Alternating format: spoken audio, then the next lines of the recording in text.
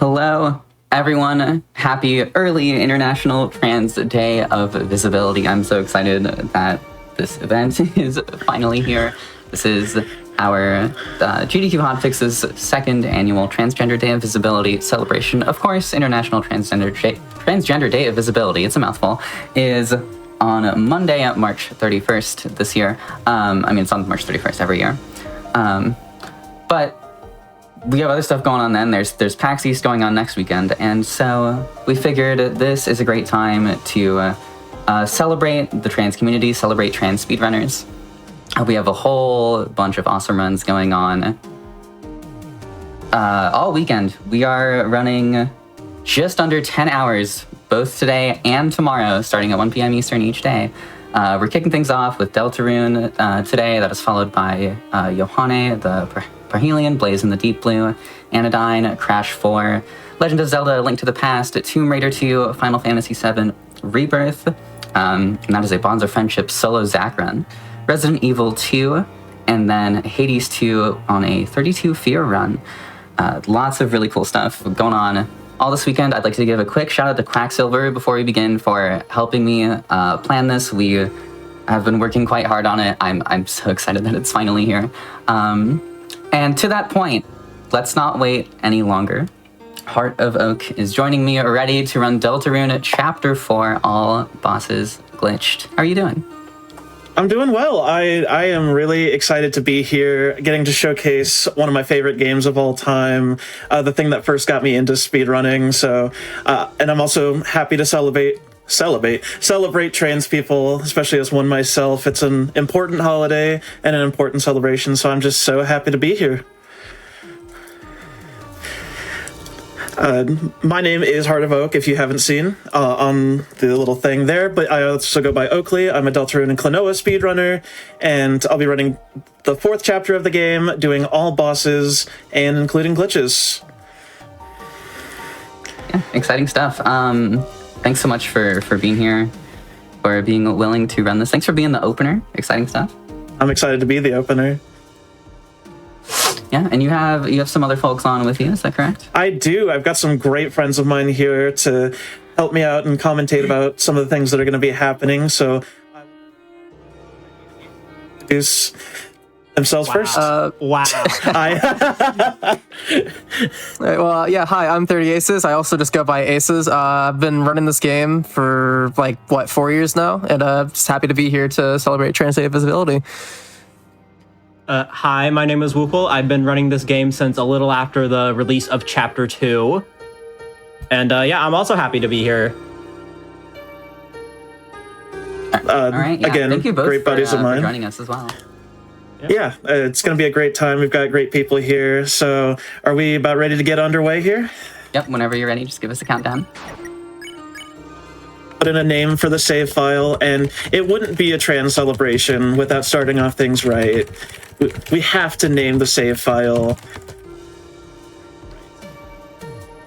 It's like in my... name it Goku, but...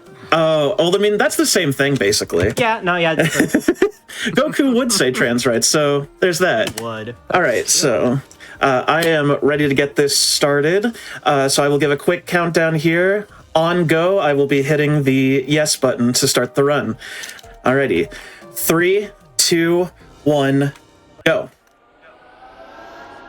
Chapter 4 of the game. This is the latest chapter that is currently released, and it involves us trying to stop the night as they keep creating dark fountains in the church area of Hometown. Is the all bosses variant, which basically means it's any percent, but it also includes the secret boss fight that gives you a shadow crystal. His name is Gerson, and he's awesome and old. Glitches because there's some fun ones in this chapter. And for a quick clarification, because this does trip up a lot of people, no, Mike does not count for the all bosses category.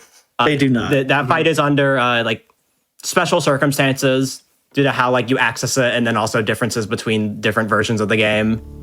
So it is not required for this category. Yeah, there's a whole Hometown segment at the start of this chapter, but what if we just skipped it?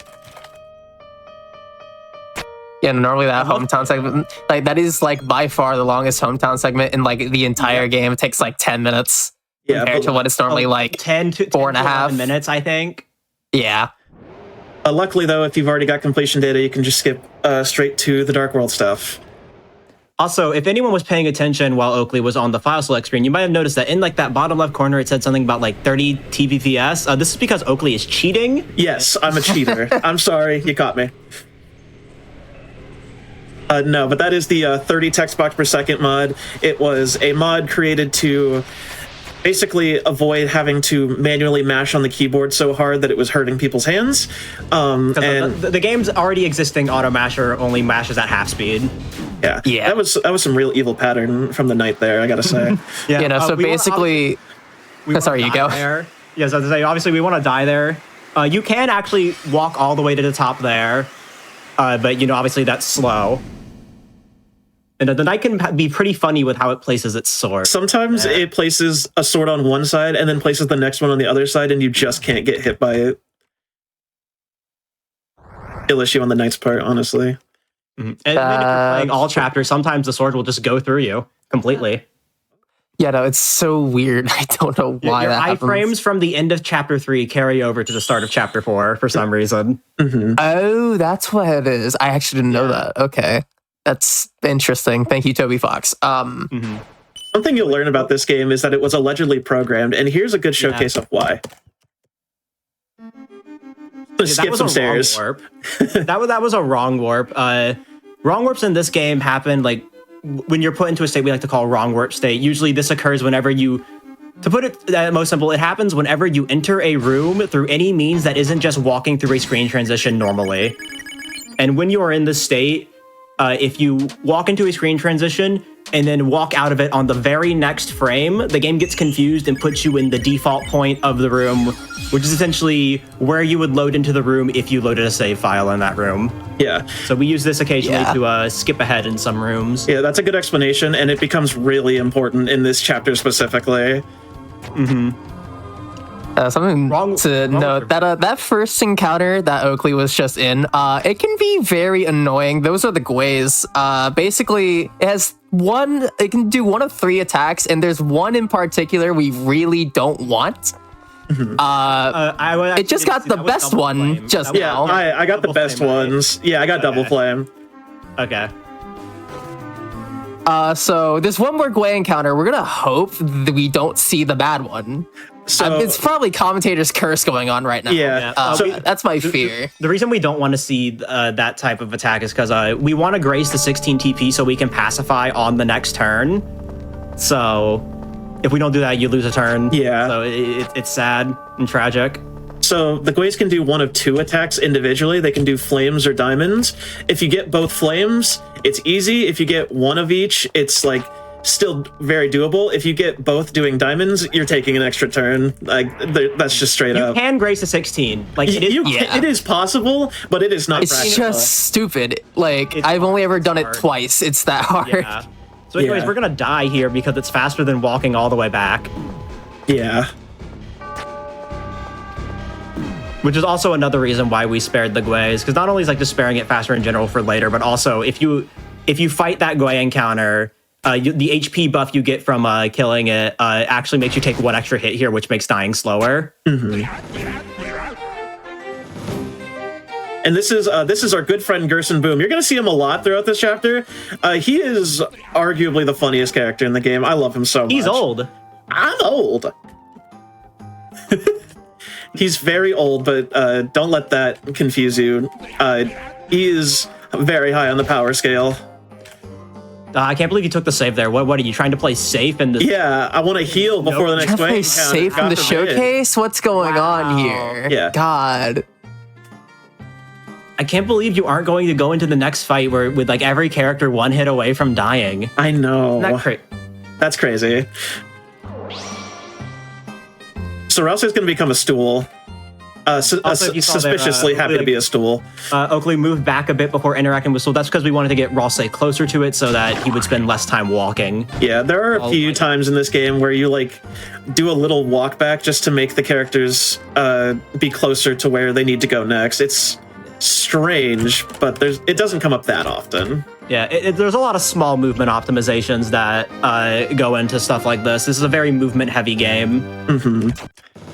Especially because with how running works in this game, it takes a second to get up to full speed, and then if you bump on something, you have to build that speed back up. So we want to avoid bumping as much as possible. Oh, we want to avoid walls like the plague. Yes. Walls are not our friend. Which can be hard in some rooms where you have very narrow passageways. I should also mention, for these pianos, you're supposed to like go get the code for them, but I'm cheating and I just know what they are. Yeah. Yeah, just already know what they are. There's whole like puzzles in like the rooms with the pianos that you're supposed to go and grab the codes, but you also can just know the codes ahead of time. Okay. Flames and diamonds, good. That's good. Okay. And easy grace to 20. Easy. I'm surprised I managed to get both quick ways. Thankfully, we don't have to suffer through an extra turn. Yes. The Gways are a major reset point early on. Yes. Especially if you're going for like world record times. Oh, definitely if you're going for world record times. I mean, it's kind of required. So we're going to avoid reading because we are RPG fans. Yeah, we're Deltarune fans. We don't like reading. There is a way to actually skip that without going into that side room, but it's very hard. I don't think you can bump at all. No, you can't bump at all. It's very, very precise. Yes. Okay, so we're going to go into the next room, and we're coming up on the next boss of the run, and that's going to be Jackenstein. Jackenstein, he's such a sweet, lovable big guy. His fight is kind of interesting. You don't get TP normally. You have to collect little treasure pellets inside his attacks to get TP, and we're going to be looking to do that without taking as many hits, because it can get kind of dicey. This fight is definitely like the single biggest wall for getting into speedrunning Chapter 4. Yes, it is. Like there's no way around it. You have to like play it the hard way. You can't take it slow because like doing it like the normal way loses actual minutes. Correct. And doing it fast is obviously really hard and punishing. It's very punishing, yeah. And sometimes Chris just gets targeted 3 times and dies. Because okay, I do have Scaredy Cat. Good. I just wanted to check. Yeah. If you have entered this fight before, you will have an act called Scaredy Cat afterwards. This increases your soul speed greatly, as well as like shortening a bunch of other things, as you can see right here. It also lowers your defense, which means getting hit is very punishing. Chris will die in 3 hits. Now, obviously, you have other party members to soak up said damage, but the game can be a little quirky sometimes and target Chris 3 times in a row. Yeah, it's not fun at all. This fight can feel random. Especially like when you're starting out, especially at like that mid-level where like you're good at the attacks, but you're still like getting hit pretty often. It is very much like you can in fact like practice this fight a ton and get consistent at it, but it is a long process to get there. And the fact that it happens so early in the run as well makes it just a huge wall, which makes this is definitely the hardest chapter to speedrun. Yes, I would agree with that. Yeah.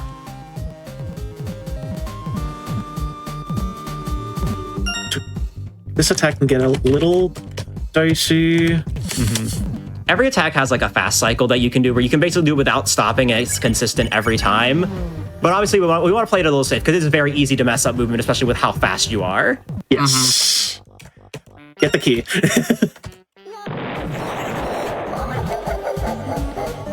Get that. Okay, that's fine. Okay. I'll take that hit there. It wasn't Chris. It's actually very good. That is all that matters, as long health. as it's not Chris. Yeah, because if Chris dies, you can't do the Scaredy Cat or the Unleash actions to actually progress the fight. Unleash is what actually progresses the fight, and Scaredy Cat makes it faster. So if Chris goes down, it's actually just over. Yeah. Okay, I respect doing this attack a slower way. Yeah, this is my problem attack in the fight. I know the fast cycle for this attack. I learned it, and like, yeah. You know what? Just for fun, let's just take a second. Oh. I didn't actually know. I didn't actually know that would happen with you still have Scaredy Cat. Your tutu. I got my tutu back, guys. It's important. We need that. It's really important to have.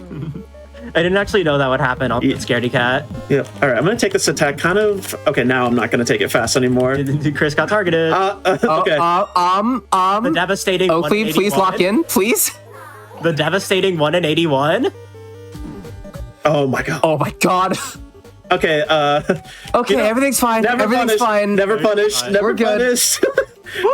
That was a bit silly. I was silly maxing a little too hard there, but we survived nonetheless.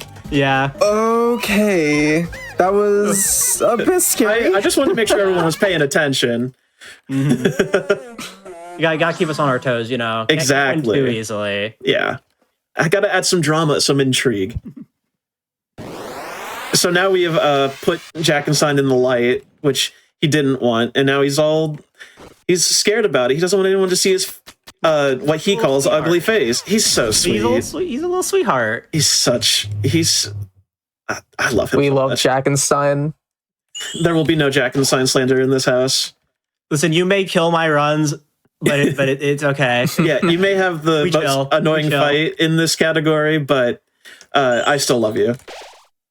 Mm-hmm.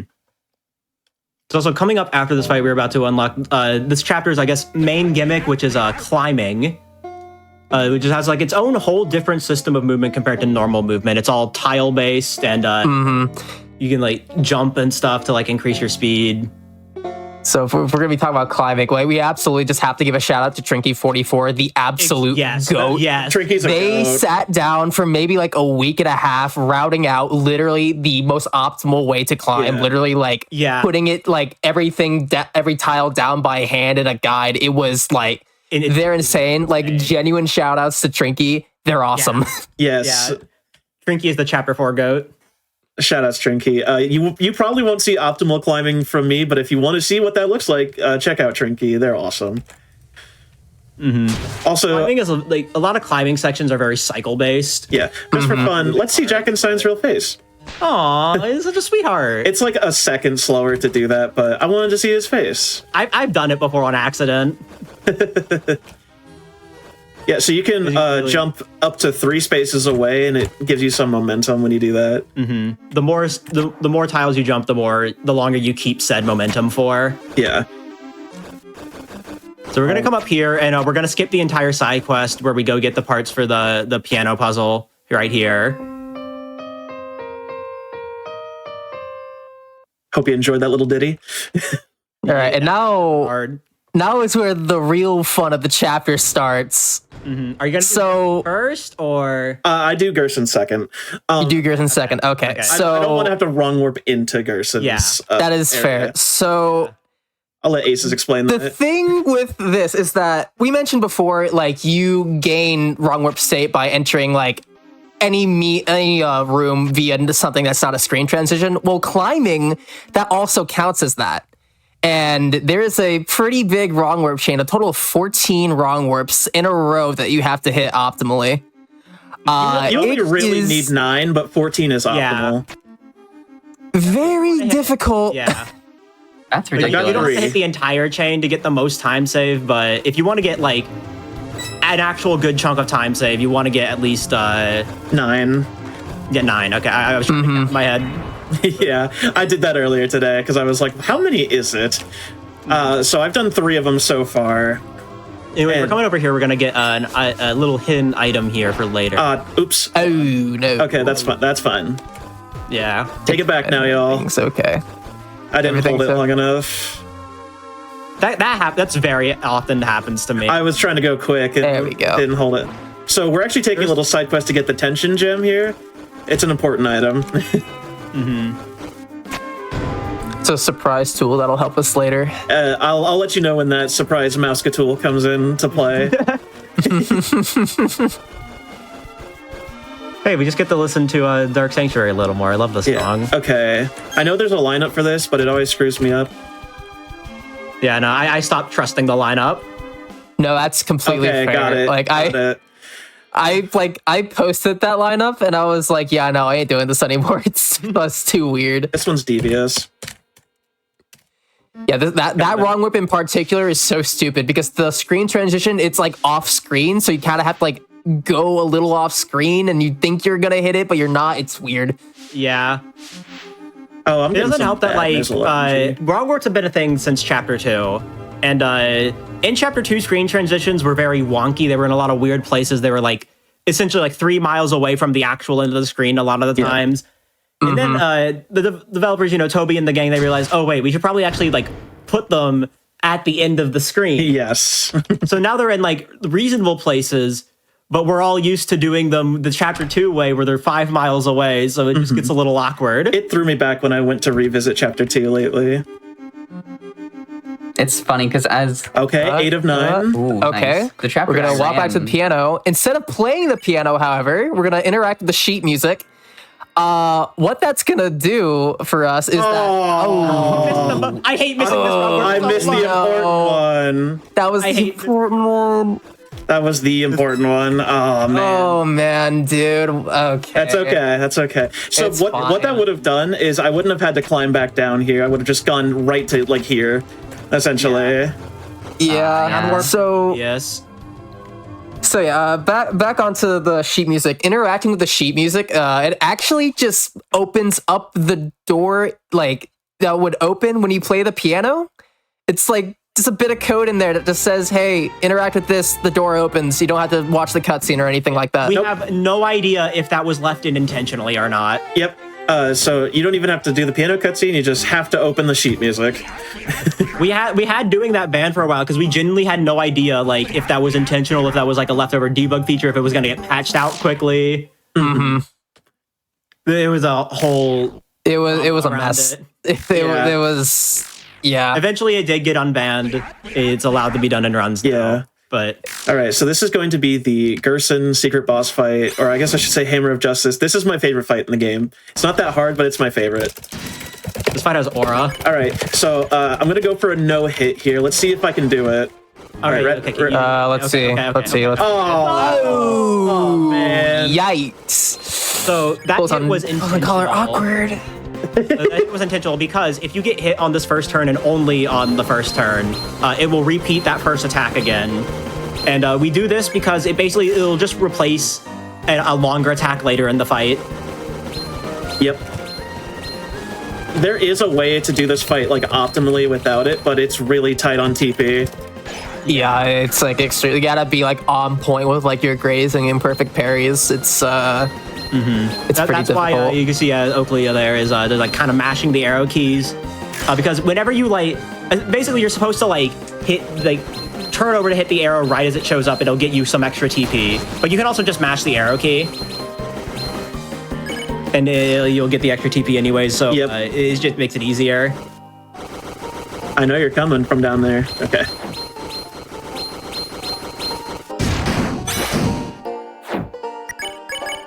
All right, now for the hard attack. I hate this attack. This one is Oh god, I hate funny. this attack. Everything's okay. Everything's good. You're good. That was not Okay, bad. that was good. This attack can really mess 41. up. Ending on 41 there is actually pretty decent. Yeah, this is my favorite attack. It feels so fun to no-hit this attack. And then I just don't no-hit it. Yeah. I love this attack because I either do it perfectly or I get hit 500 times. There's Yeah. no in between. Like that. And I'm gonna remember to do a root buster in there. I haven't forgotten I about was that. have to say, like, yeah, you have to do it. Sometimes I've been so far ahead on TP in this fight that like I've actually gotten confused. Right? I have too. Because the strat we're doing, which is a 15 turn, is not at all tight on TP. It's so free. It's really easy. It's literally just doing the correct actions. Yeah. So that means like when you're at a point where like your grazing is pretty good, it means you can go into attacks with way more TP than you would think, and you just get confused. Probably don't need to be like mashing here, but it's fun. Aura. It's for aura. It's aura points. That's true. That's the end of the fight here. I just gotta say the hitboxes on those attacks where he's smashing his hammer down, they're very deceptive. Yes, they are. They used to basically not exist at first, but then they got patched and now they have actual hitboxes and they're very deceptive. Also, you might notice I have low HP, but the amount of damage Gerson does to you per hit goes down depending on how much HP you have, so I'm actually not in too much danger here. Yeah. It's part of the reason why this fight ends up being a lot easier than the other secret bosses. You can make a lot of mistakes.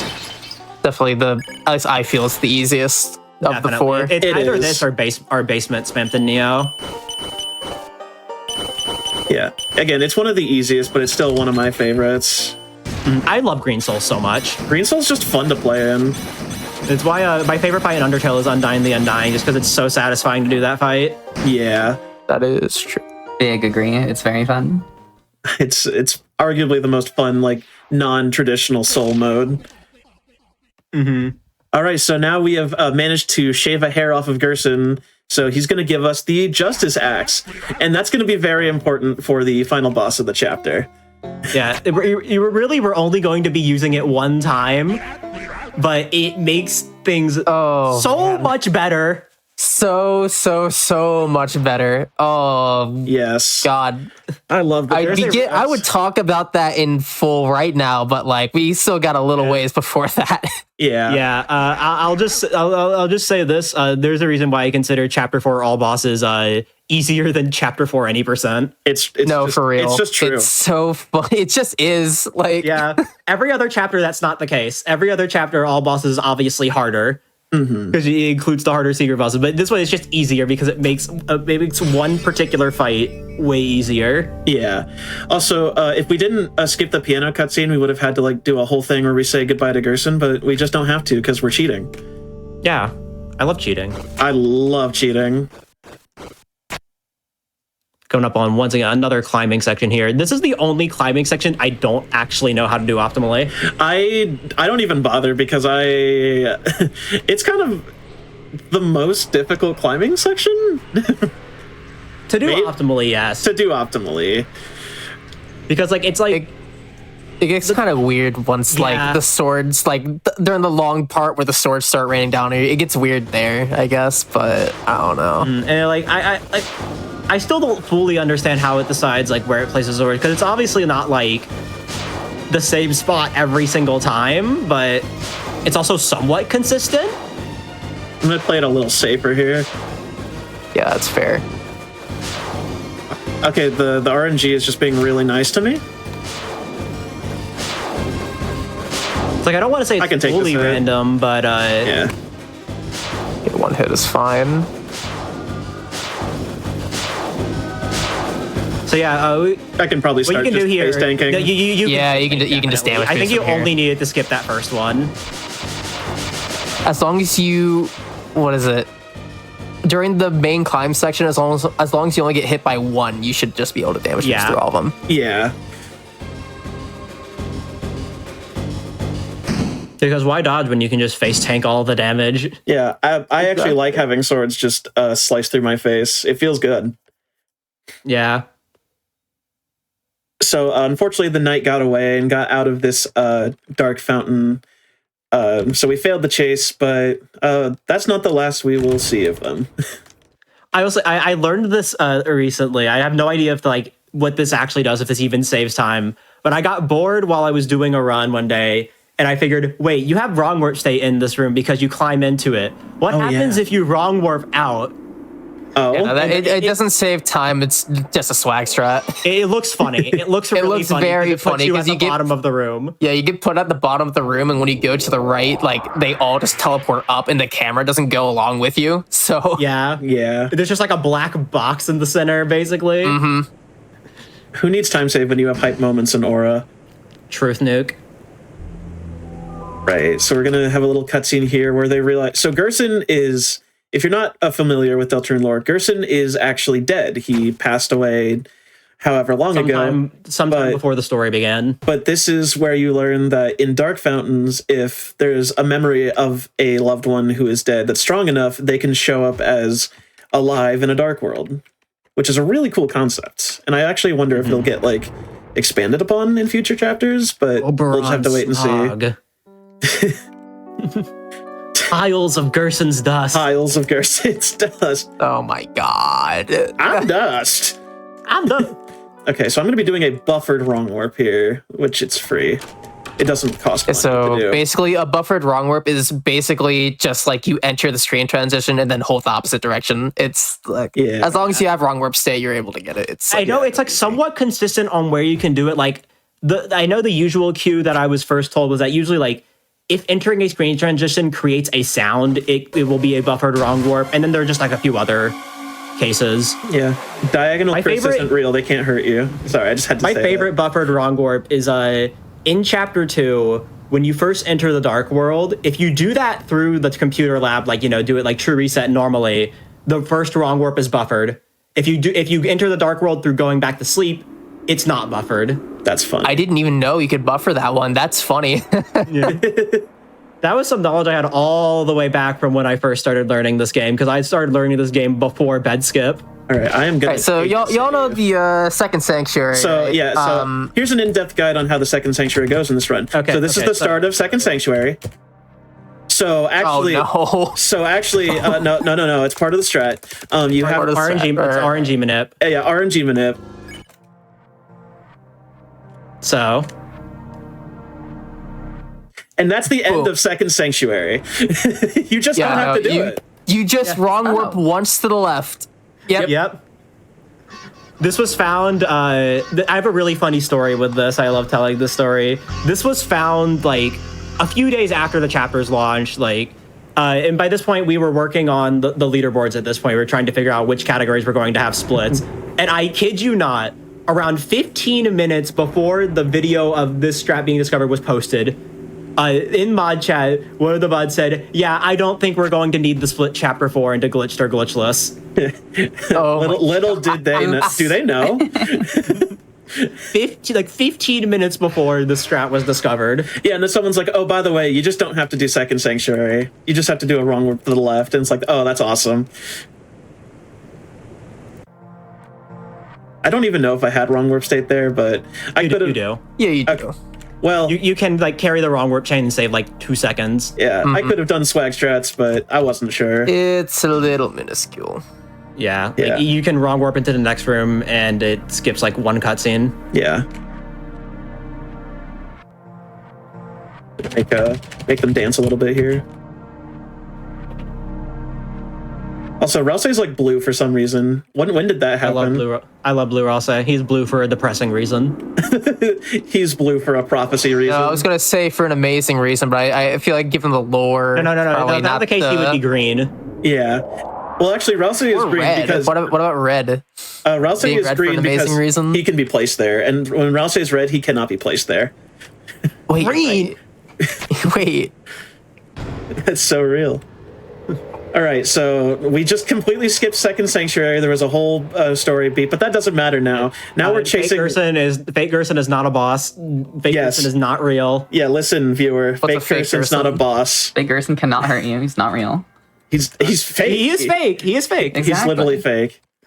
All right, so luckily I have wrong warp state back, and I can do a little something here that saves about 5-ish seconds. I think. I don't know. I never counted. Sounds about right. Yep. So we can just advance into this room. It's gonna delay the start of the music actually, but now it plays like normal. Yeah. This room looks a lot harder than it is, but we're gonna avoid every Deltarune fan's worst nightmare, and that's reading. I love the clip of me missing this. Oh, that got dicey. That was really close. That had me scared. I didn't think I was. Whatever. We avoided the reading. That's all I care about. I love missing that encounter skip because it's a jump scare every single time, and it just looks like you're screaming at a book. Well, yeah, you're a Delta. All right, funny encounter skip here. You just walk past him. Yeah. Just walk up a bit. Oh, hey, I don't get the fall animation because I missed, you missed the wrong warp. Yeah. For some reason, if you, if Oakley had gotten that wrong warp in second sanctuary first try, then for some reason it would have played a cutscene of everyone kneeling down in this room. Yeah, I have no idea why that happens. Yeah. It just does. This game was programmed. All right, just do a little navigating on the piano here. I am going to take a healing item. Yep, I'll take a Star Elixir. You say you could only afford one either way. Yeah, I just wanted to make sure I couldn't afford to. Usually I would not take a healing item, but this for this T-Dub celebration, we're going to be a little safe. Better to be safe than sorry. Exactly. Yeah.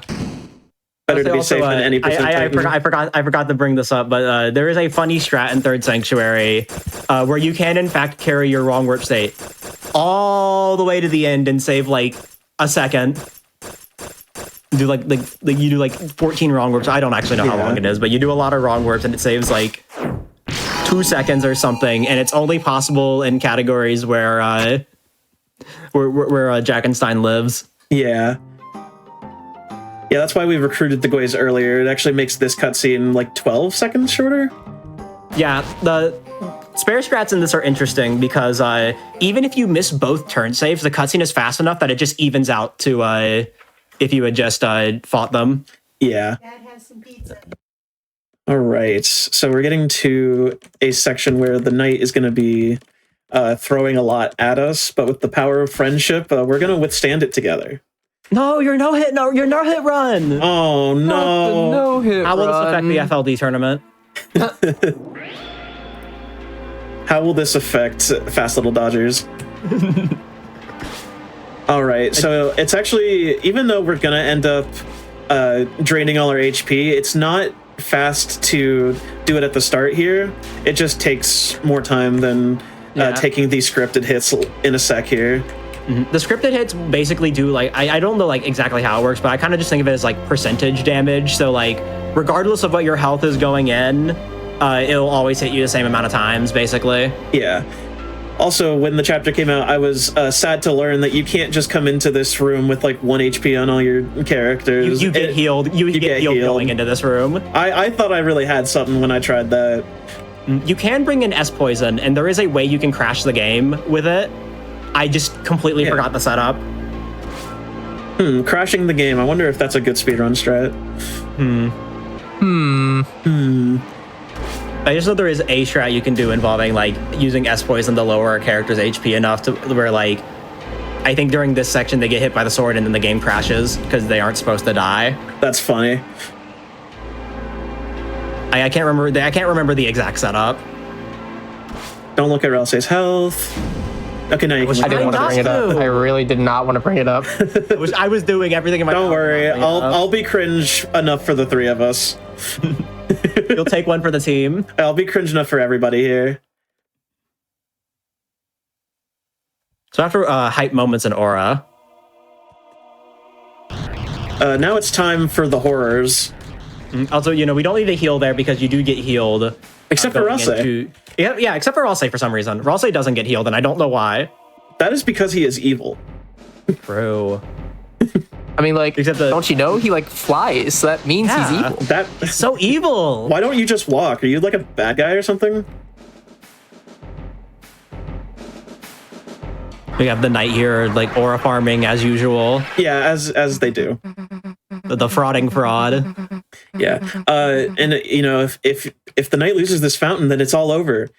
Wait, really? Yeah, but what if we just made a fountain inside a fountain?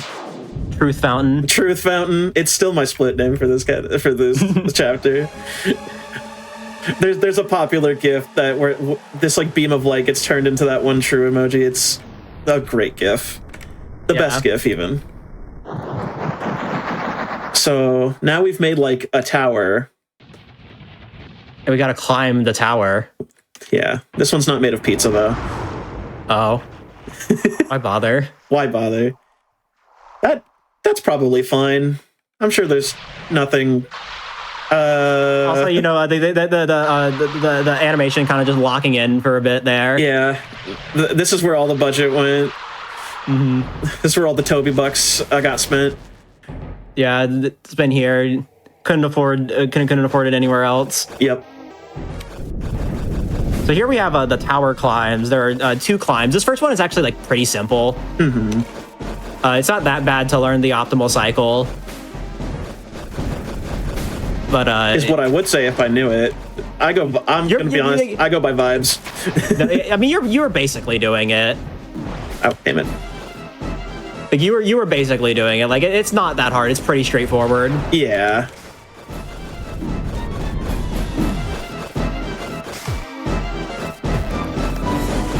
The second climb though is all bets are off there for me. I have no idea what to do there. I just vibe it out. I watched It's kind of funny. I watched our good buddy Jack do it once, and I kind of oh dang it.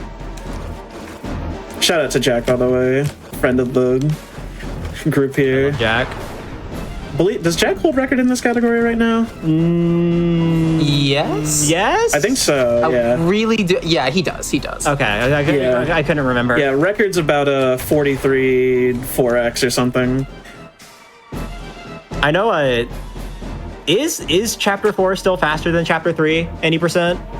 I can double check actually. Not sure. Probably is, honestly. There was a small period of time. Yeah, it is. It's like 20 seconds faster. Okay, yeah. Chapter 1 is faster than chapter 2 again, though, right? Yes, it is. Okay. There was a period where it wasn't. By like milliseconds. Yeah. So, remember that secret mouse tool we picked up earlier? Yes. Well, this is the surprise. This is the surprise. This is That'll the help us surprise. So now we just got our TP bar all the way up to like 54, and we only need 64 TP to banish these Titan spawns. Yeah, and this is why Ralsei not getting healed doesn't matter, because it's actually optimal for Ralsei to die here just for less menuing. Yeah. I could have, but like it's frames. Yeah. And now for the second climb. Yep, this one is the harder of the two. Man, if I had a nickel for every indie game I played where the final boss of one of its incomplete versions involves climbing up a large structure, I would have 2 nickels. Which isn't a lot. Kind of weird that it happened. I can't even say that like it's the exact same anymore because Ultra Kill just got an update. So Earth Mover's no longer the final boss. Oh man. Okay, I gotta do a couple.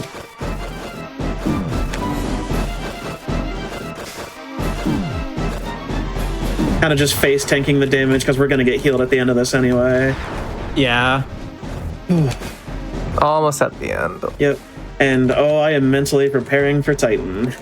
Mm-hmm. So I guess we can go ahead and get into it now because there's just only scenes left. Titan is the final boss of this category, and Titan is hard, especially when you want to do it fast. Yeah. Especially in any percent. It's like an absurd amount of crits you have to hit for the optimal end. Yes. Yeah.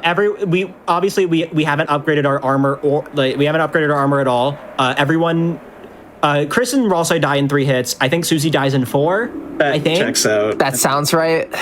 Obviously, and it is also the same case as Jack and Stein, where if Chris goes down, it's over. Mm-hmm. Shake it out. Gotta get ready. You know, this is why we were saying earlier that like all bosses is just kind of easier compared to any percent because this fight is Did you equip brutal. the axe? I wasn't paying attention. I did. After Gerson. I did it after Okay, Gerson. I was not paying attention 20 minutes ago when you did that. Would have been really funny if I didn't. Nice. Basically, the only equipment change between all bosses at any percent is the addition of Justice Axe. The Justice Axe gives you so much more crit leniency that it turns one of the most frustrating fights into one of my favorite fights. Yeah, no, any percent Titan, it's like such a insane wall especially at the end of the run, like, especially at like a top level play, like you need to be on point with your crits because you need to hit like over 25 to be optimal. See if I can get the turn skip here.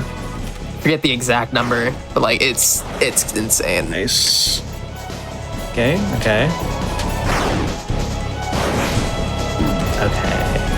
Oh man. Okay. Oh, 2 off. Yeah, That's fine. That's okay.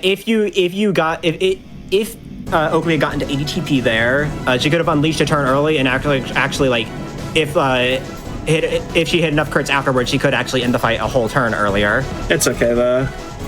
Yeah, it's not a big deal. So yeah, with the shield down, once you use Unleash, you do like way more damage. Oh yeah. These are the most important turns of the fight. To the point, on any percent, if you miss a crit on any of those turns, then you lose 500 years. Yep. You were just already losing a turn. Mm-hmm. 4 out of 5 ain't bad. Like if you talk to like any Chapter 4 runner, they'll tell you that any percent Titan sucks. Yes. It's like even the people who are good at any percent Titan. So much. Like even the people who are good at Titan hate any percent Titan.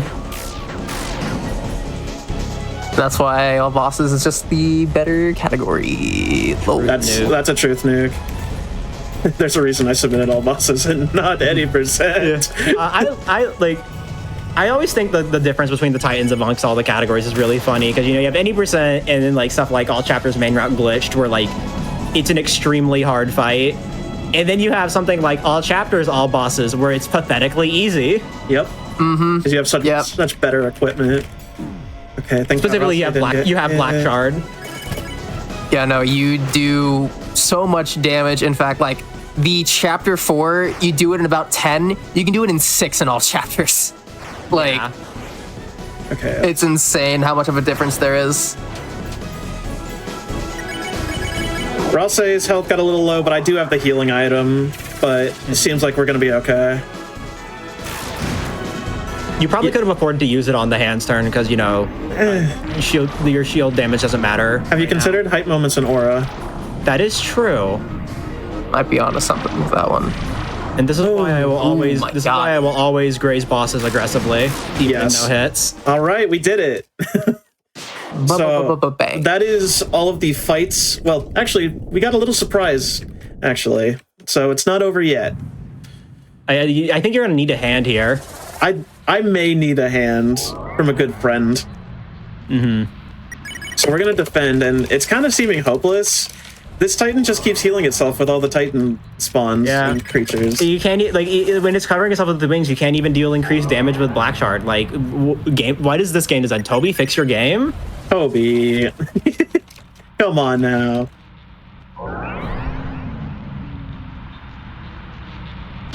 What the? I'm old. I need a hat. Curse and boom. All right. Get dunked on.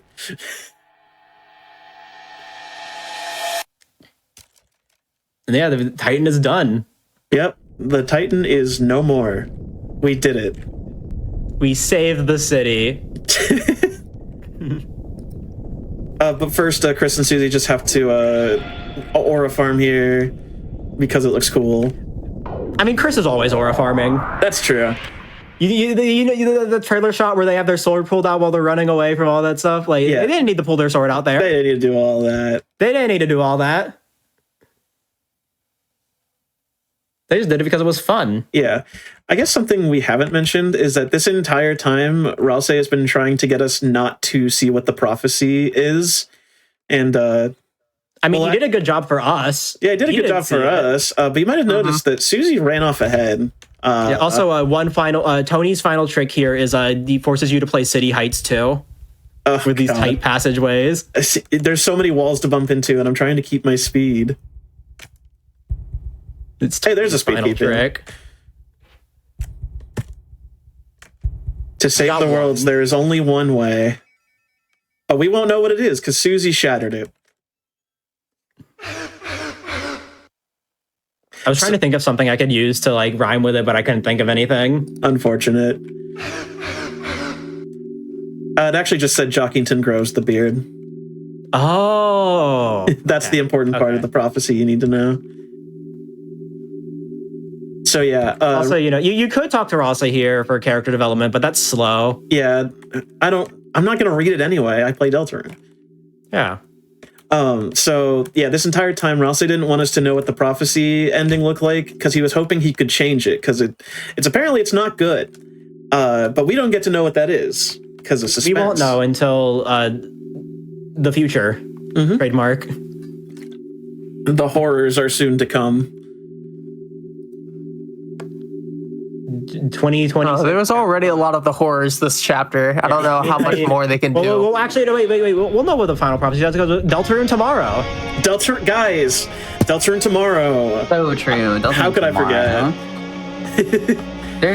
I still can't get over because I just wanted to bring it up because I just remembered it. The Deltarune Trend Day of Visibility run from last year was 2 days before 3 and 4 were revealed. Oh, yeah. It's a sign. It's a sign. Guys, check Toby's Twitter account in the next couple days. Guys, you're gonna want to see this. June 20th. Oh crap! I broke my NDA. June 19th, actually. Toy Story 5. Toy Story 5. And Digital Circus finale. Toy Story 5, Chapter 5. It's all connected. It's all. Listen, Toby did tweet about Toy Story 5. Yeah, he was so excited to work on it. He's so excited. Brand inside of me. All right, we're going to be going back home, and I sure hope that it's just my mom home. I have some unfortunate news for you. Uh-oh. What's that? Oh, sad. Ariel? Chariel? I was gonna say Tenna, but I forgot the TV. Yo, where's Tenna?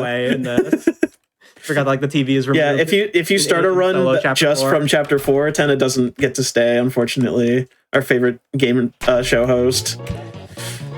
All right, time is coming up here, and it's going to be when we do the transition to go upstairs here. So in a few seconds. And we're going to walk, and time. GG. Jeez, buddy. All things considered, not a bad run. I'm pretty happy with that. It's like, yeah, I'll admit I gave a little leeway because as you may have seen, things like Titan, things like Jackenstein. A lot of things can go wrong. A lot of things can go wrong, but they tended to go my way today. So I'm excited about totally that. Understand it, but you nailed it. Yeah, awesome. I appreciate having the opportunity to showcase my favorite game in front of such a great crowd and for a good celebration as well. I love trans people. So true. Yes. Any shout-outs from the three of you? Gotcha. As you've known, I've been Heart of Oak. I speedrun Deltarune. I want to shout out the Fast Little Boys, which is the Discord server for Deltarune speedrunning. A lot of great people there, strat finders, and just great community. I've met a lot of wonderful people through there, so all those guys are awesome. I love you guys. And I want to shout out these two as well, Aces and Woofle, for being here today. I couldn't have done it without you guys, and thank you for being here to help explain what's going on while I had to focus and just giving good vibes. Shout outs to trans people also. If you're trans, I'm pointing at you. You're awesome. You are lovely. So that's that's what I have to say. And I guess I'll also let my good friends and commentators here shout out anything that they want to. I want to give out a super big shout out to Ners, another Deltarune runner. He made the mod that we were using for 30 text blocks per second. Yes. And he's done so much for this game. Mm-hmm. So shout out Ners. Shout out Ners. Specifically. And obviously, Ners is awesome. Trinky. Yes. Shout out Ners, shout out Trinky. I don't think I have anyone or anything I want to shout out. I just want to say trans rights. Trans rights. Trans rights. Thank you, all three of you, for being here. That was an absolute blast. I don't know if I remember this correctly. I think Deltarune was the closer of one of our days last year for the Trans Day Visibility celebration. So it's fun that it was the opener this time. Mm-hmm. And what a great opener! You knocked it out of the park. That was awesome. I appreciate it, and I want to thank you, Helix, and I want to thank Rail and anyone in the kind of behind the scenes tech for putting this on again and for having us and just being wonderful hosts. Yeah, thank you. And I'll pass that thanks on to Quacksilver as well. Yes, and Quack. Yep. We are going to get set up for our next run, Yohane, in the Parhelion. But before we do that, I want to quickly mention that if you haven't heard, Summer Games Done Quick 2026 run submissions, volunteer applications, registration, all that just opened yesterday. That will be live in Minneapolis, Minnesota from July 5th to 11th. Accepted volunteers and runners will receive an event badge. You can apply by March 31st if you are interested in camera ops, tech, donations, activities, or one of the other volunteer positions. You can visit gdq.gg/volunteer/apply to learn more. And as I mentioned, run submissions are open right now as well. So don't let that pass you by. If you haven't heard, now you know. SGDQ, submissions, volunteer applications, registration, all that just opened. So maybe head on over, take a look at that while we're getting set up for our next game, and we'll be right back as the Trans Day of Visibility celebration continues in just a few minutes. Thank you all for sticking around through the break. I'm Helix. You are watching the International Transgender Day of Visibility celebration on GDQ Hotfix. We just had an incredible Deltarune Chapter 4 All Bosses Glitched run, and we will continue our momentum here with Yohane, the Parhelion Blaze, and the Deep Blue by Leah Kazano, and I am not going to hold us up. Let's just get right into it. Leah, how are you doing? Oh yeah, I'm doing pretty well. Pretty excited to show this game off. It's been GDQ a few times, including as recently as last week as part of the Fatales event by Karaoke. But yeah, we're showing it off again because you can't get enough of this game, and every run's different, pretty much. This game has a really long title, so we tend to call this game John for short. But yeah, this is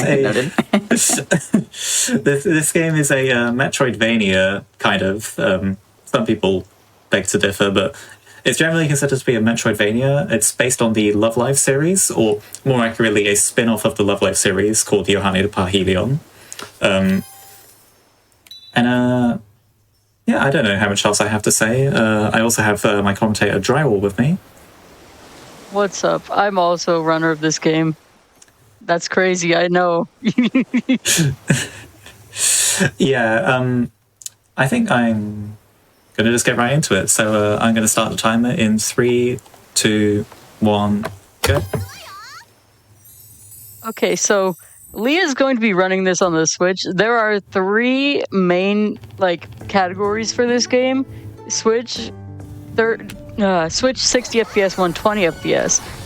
I believe Switch and 60 FPS have the same physics. 120 FPS does not. Also, it's tied to frame rate for some reason. So most people can't run that unless they actually have a monitor that can do 120 FPS. But starting out here, you're going to see Leah doing some slide chains. Would you like to explain that? Oh yeah, sure. So normally a slide will last about 2/3 of a second. But if you press the button in about a rhythm of once every half second, you can chain slides instead rather than having to constantly start and stop them. This is way, way faster and will save us several minutes over the course of the run. It's going to be our main forward movement for 90% of the game. It's true. Now, starting here, you're going to see Leah's going to be taking a lot of damage. You're going to see this in the early game a lot. Damage boosts are very helpful. And speaking of damage, every damage roll in the game is random. It can do a little bit of damage. It can do a lot of damage.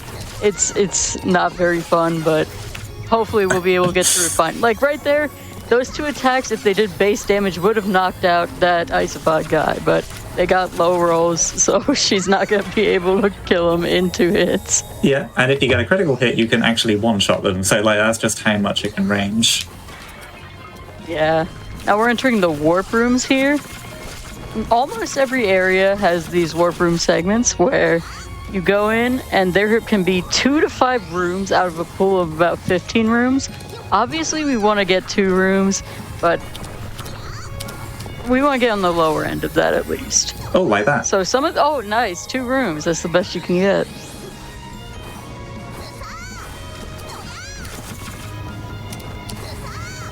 So now Leah's just going to be heading to the boss. We're going to be seeing how we attack for the first maybe third, a little bit more than a third of the game, where you alternate attacks between your weapon and your buddy Lilac, who you start out the game with. That's our wolf buddy. So basically, this is just how we're going to be doing this boss. Damage boost and hit him a bunch. Yeah, each attack has a cooldown, so by alternating them, we basically skip the cooldown each time, so we can pretty much attack, more quickly. Yeah, the cooldown in the air is also shorter than on the ground, so that's why you'll usually see us jumping to attack. Yeah. Not sure why that is.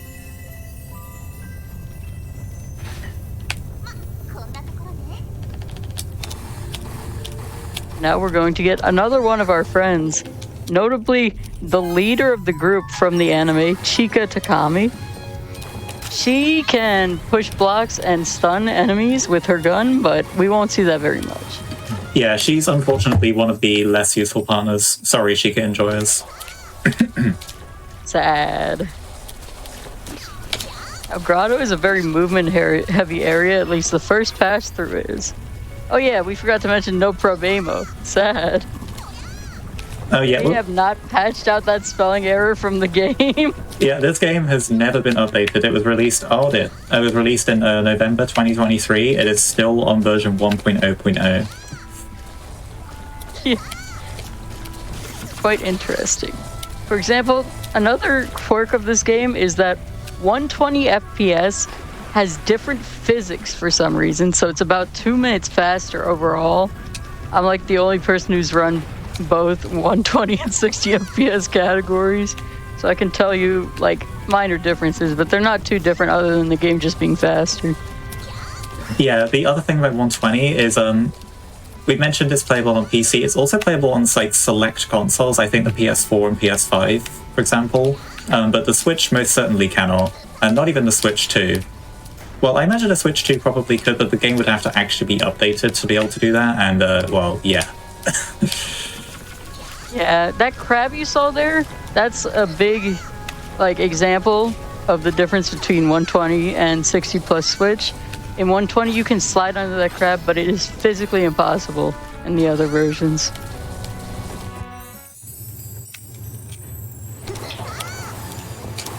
Oh yeah, I've never mentioned about the slide chains. They're actually kind of tight.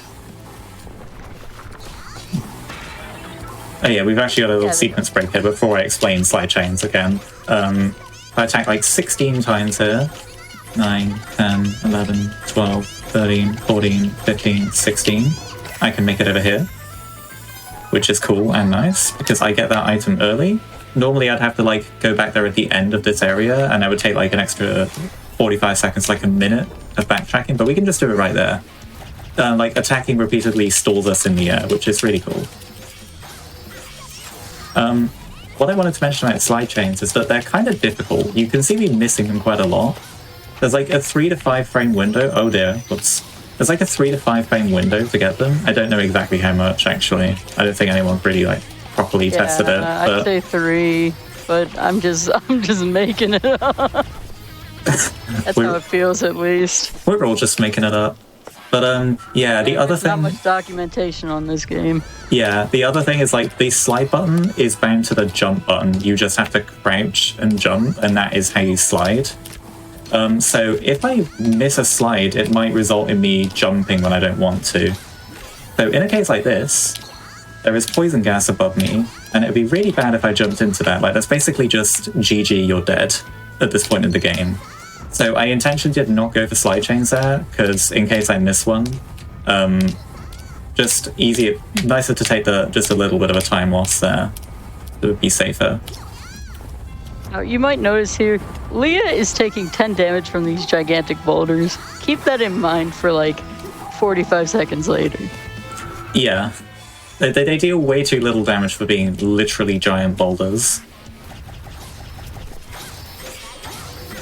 Now we fight this guy again. We'll have to fight him once again as well, but it's pretty much most of the same here. Oh, the wrong way again. Ugh. It's fine. We all go the wrong way sometimes. I'm playing this on a Switch Pro controller, which has no joystick notches. I'm used to playing this game on a GameCube controller on PC. The reason I'm not actually... Ooh, that's kind of rare in this fight.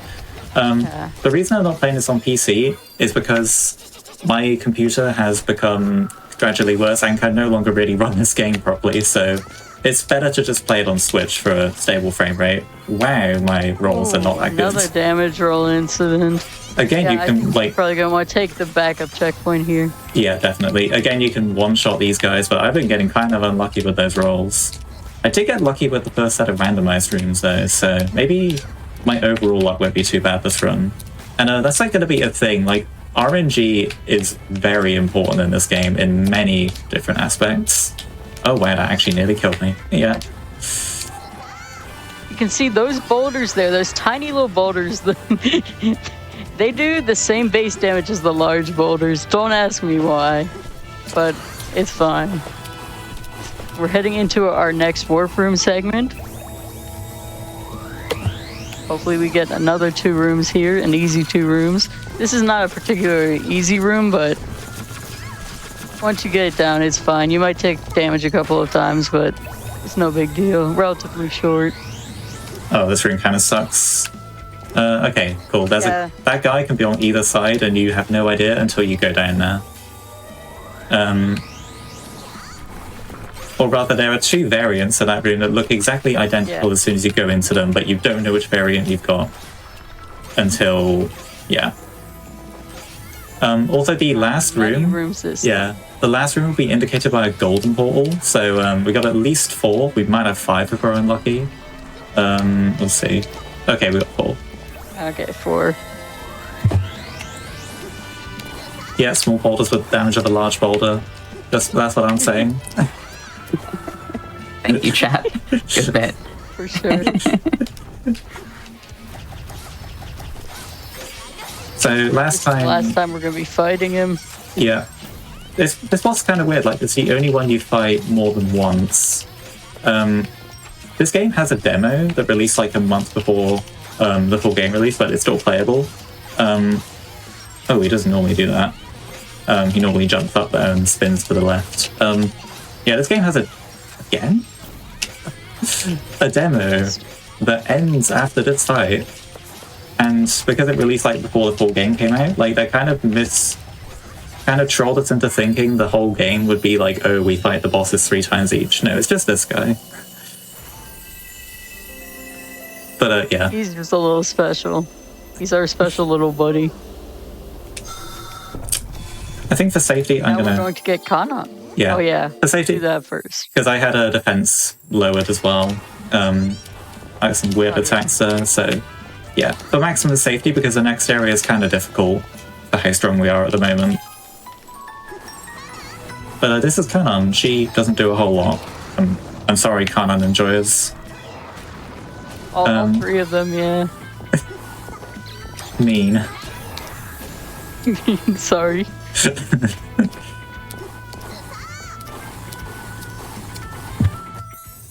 Yeah, she does break some platforms, and she does damage to some enemies, but I don't think...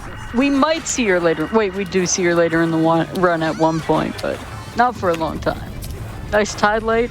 We're going to need 5 of those to make the weapon we're going to be using for the rest of the game. We don't need all 5 of them yet, but we'll need all 5 of them soon. Yeah, generally in like within the next about 10 minutes, if we don't want to have to farm, we're going to need those Tide Lights. I would like to break that pot, but that's fine. I bet that pot had a Tide Light in it. Yeah. Every time you every time you hit a save point, like that. All of the items in the area and enemies respawn, so she would have been able to break it twice if she hit it the first time.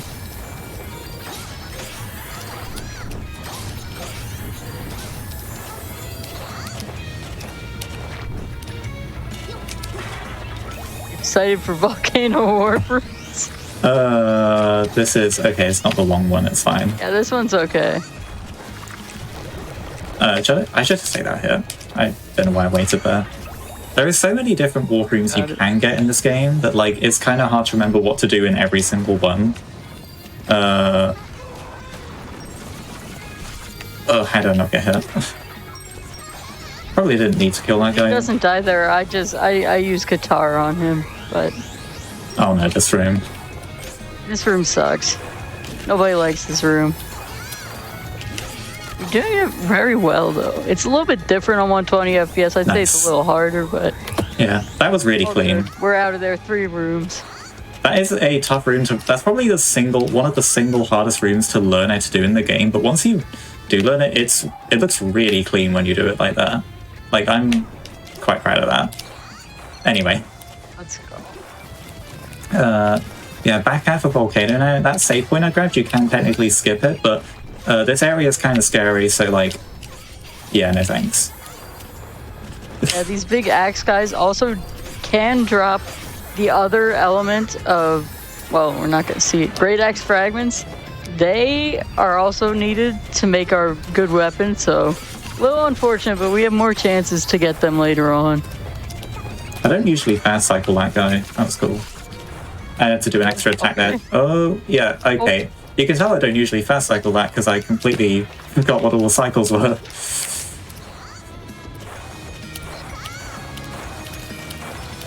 And jump here to lure him high, because that guy hits like a truck.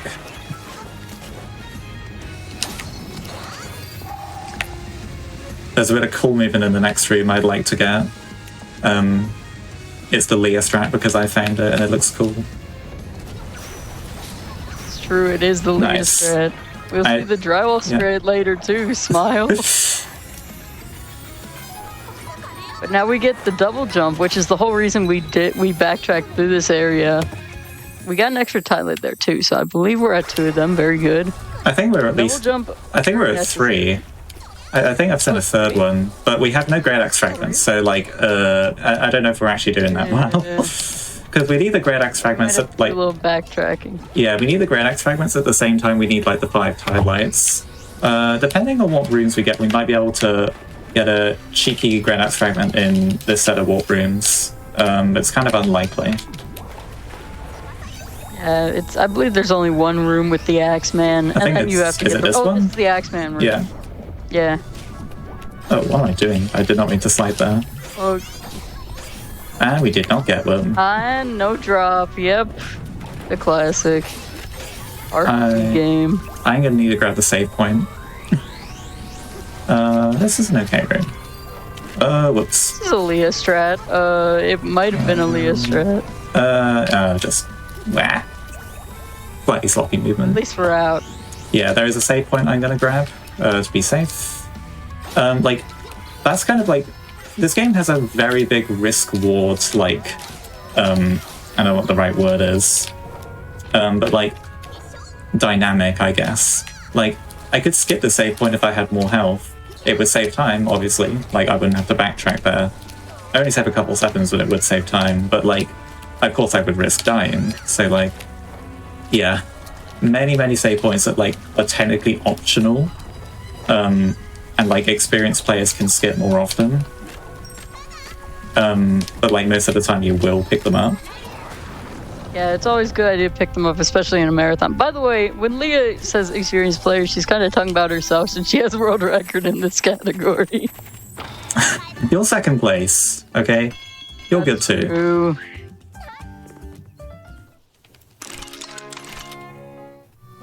You are simply both experienced players. It's true. Yeah, we're going to buy some potions here. You grab them anyway in like regular runs too, right? Yeah, I always... The only person who goes potionless for no reason. Yeah, I always like to grab 2 offense talismans. Everyone does that. And I also like to get at least 2... I can't think more crafting. Wow. At least 2... Drink's okay. Like health potions as well, depending on how much money I have. Technically, you'd only ever need about like 1 health potion in the run, maybe even 0. But like, I tend to only need 1 health potion, but I just have a spare as backup in case something goes wrong. Yeah, for sure. This is like a bit sloppy. It's fine as a save point after this boss. Ugh, missing a lot of hits there. Yeah, not a big fan of this boss, to be honest, especially this attack. The variant of this attack it does in earlier phases, like when it's white and pink, are very slow. It's much faster while he's purple, but it's fine. We're out of here. Yeah, this is also the last boss we're going to be doing with just our Katara and Lilaps. So, yeah, we're going to get Much nicer weapons for the other ones. Including one right here. No problemo. Which is Spanish for no problemo. It's true. Now Daya, though, this is our new buddy. She's actually really good, and we're going to be using her a lot in this run. Her attack is very fast, her base attack at least. Well, both of them, but her attack we have right now is very fast. It does, you can do up to 3 slices in succession where she stays in place, but usually 1 slice is good enough to just break pots or stuff. Because we want to get items and we want to get money. Jump over that crab, you can slide under it in 120 FPS. But yeah, if you see her go out of her way for like a second to break an object, once again, almost everything in this game is random. Oh no, you're gonna get double hit here. Just roll. Okay. He's not supposed to move back like that. He's supposed to move out the way. I don't know why he did that. Yeah, that's kind of sketchy. Alright, axe guys that are in our path. There's one, finally. We need 2 more still. Like that. There's still one more axe guy that is definitely on our path that we won't have to go out of our way for. Much later on. He just drops. He just drops one, surely. So yeah, we just pray that he drops one, and if he doesn't, we'll have to farm.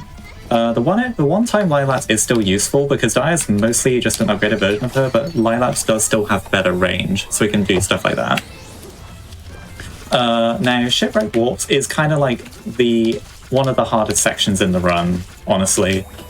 Like, this can be stupidly difficult depending on what rooms you get. Oh dear. I'm a fan of this room, as you can see right there.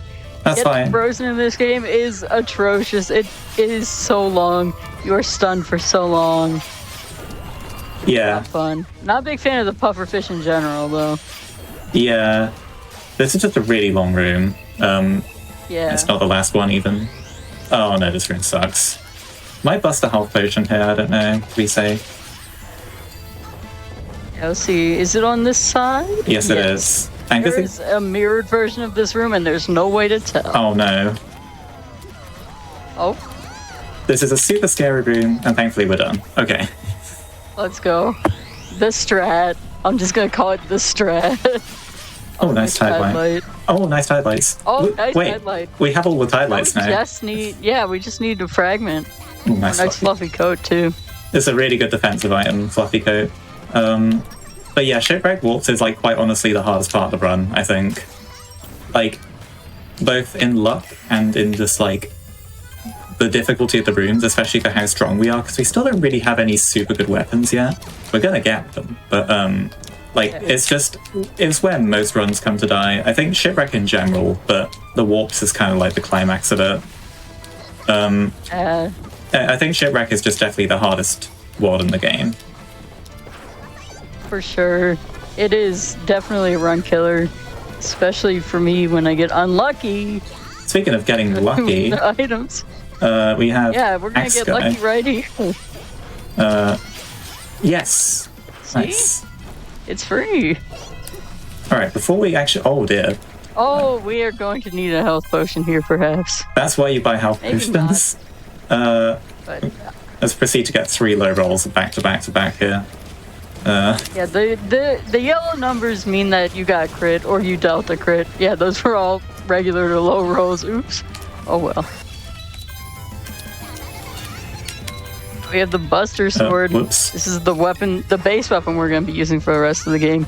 It's a big sword, as you can probably tell, and it does a lot of damage. So we're going to use it in combination with Daya here. There we are.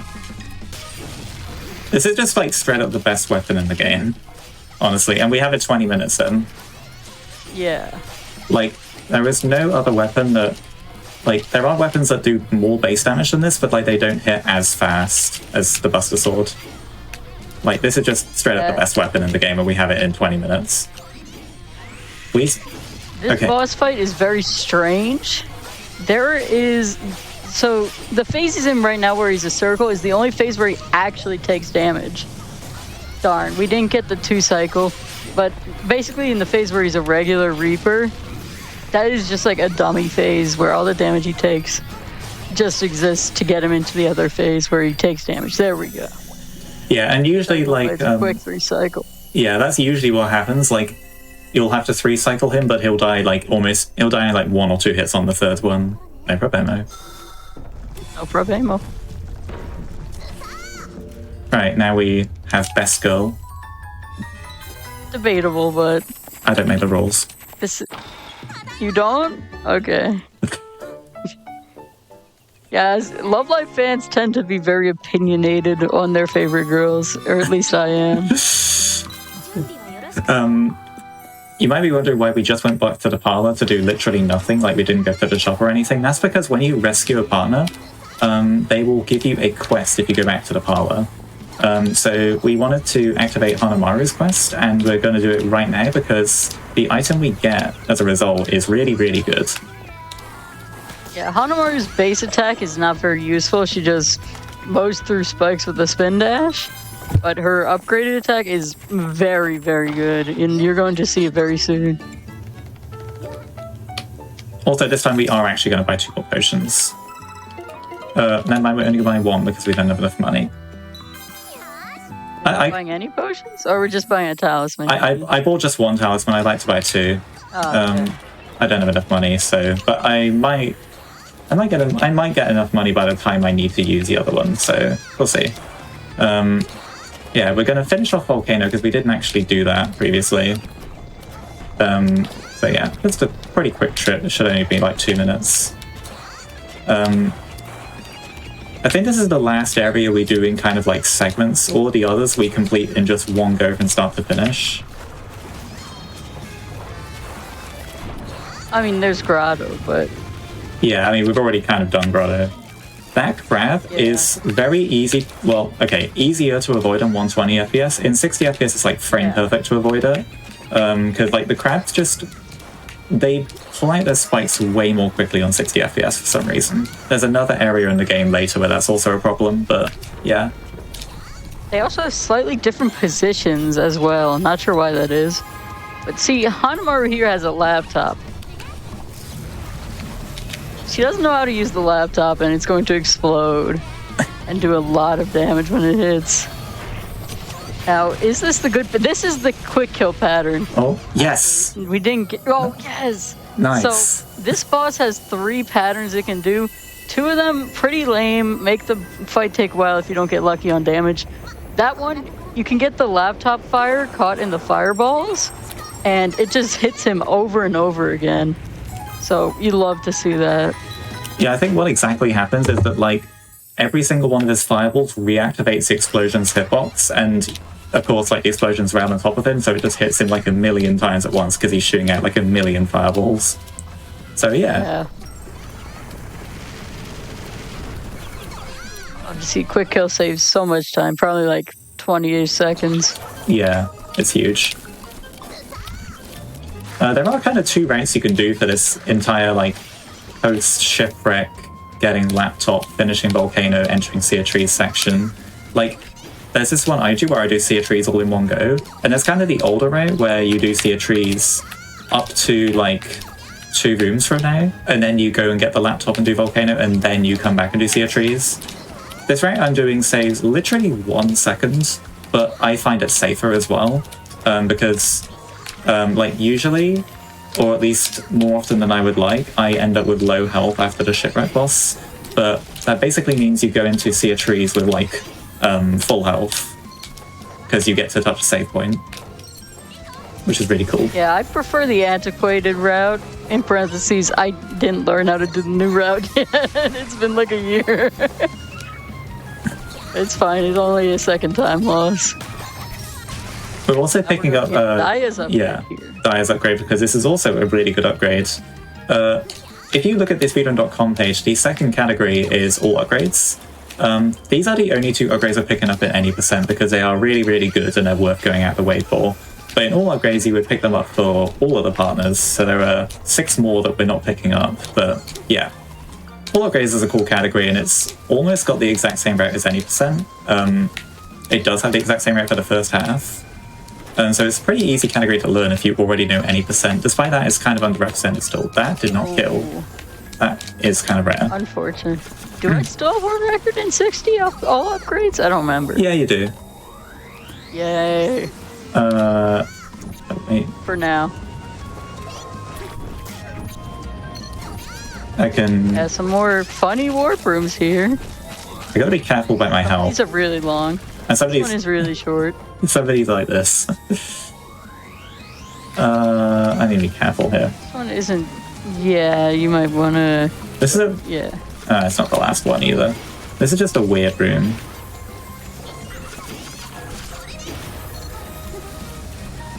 We are going to get Fan of the gray isopods. They take a lot of damage. to kill. Oh, this room sucks. This is the ultra long room. So long for no reason. Oh dear, I gotta be careful. I'm gonna die in like... safety. It's in my best... Oh, it's not even the last one. Oh. We got the movie. We got Bruce movie, yes. We got the Feature unskippable... film. We got the unskippable cutscene. This is the room that I mess up in every marathon I play in. Let's go. You did it perfectly fine. Alright, so... Now we're going back we to are actually getting like... upgrade. Yeah, which is basically... I mentioned that like the Buster Sword is the best weapon in the game. That's the best weapon that like we have in our weapon slot, but like this is actually like the best attacking option in the game. So Laptop does deal a lot more damage, but this right here is very spammable, which is really nice. So you can see it right about now. And it is exactly what it looks like. Like a super strong attack. Cooldown. Yeah, and it uses As soon as she's off the screen, you can fire another bike. Yeah, like super spammable, and it hits really hard, and it doesn't stop at anything. So you can attack enemies through walls and stuff. I bought an offense talisman as well while I was there because this boss benefits greatly from an offense talisman. Yeah, this is a boss with a lot of HP. And as you can see now, I think this might be the first time you see it, our HP is draining as we do attacks because we are out of DP, the green bar below the HP meter, and once you're out, you can do special attacks, but they drain from your HP bar instead of your magic. Yeah, however, it will take you down to 1 HP, but it will never kill you, which is, I just think, one of my favorite things about this game, honestly. Like, yeah. It allows for, like, you can be as, like, overconfident as you want, just wail on enemies as much as you want, use as many attacks as you please. As long as you don't take any damage, you can do it as much as you please, which is really cool. Yeah, it's very fun. And now, as you see, we have Yo. She shoots us out of her cannon. It can be very fast in situations with long rooms. Like this. Yeah, it can skip some warp rooms entirely. Very fun. Oh, really good rooms. Oh, 2 rooms and they're short? Yum emoji. Yeah, I kind of forgot how to do that room for a sec. You can't really climb up from the left too easily, so yeah, but still really fast.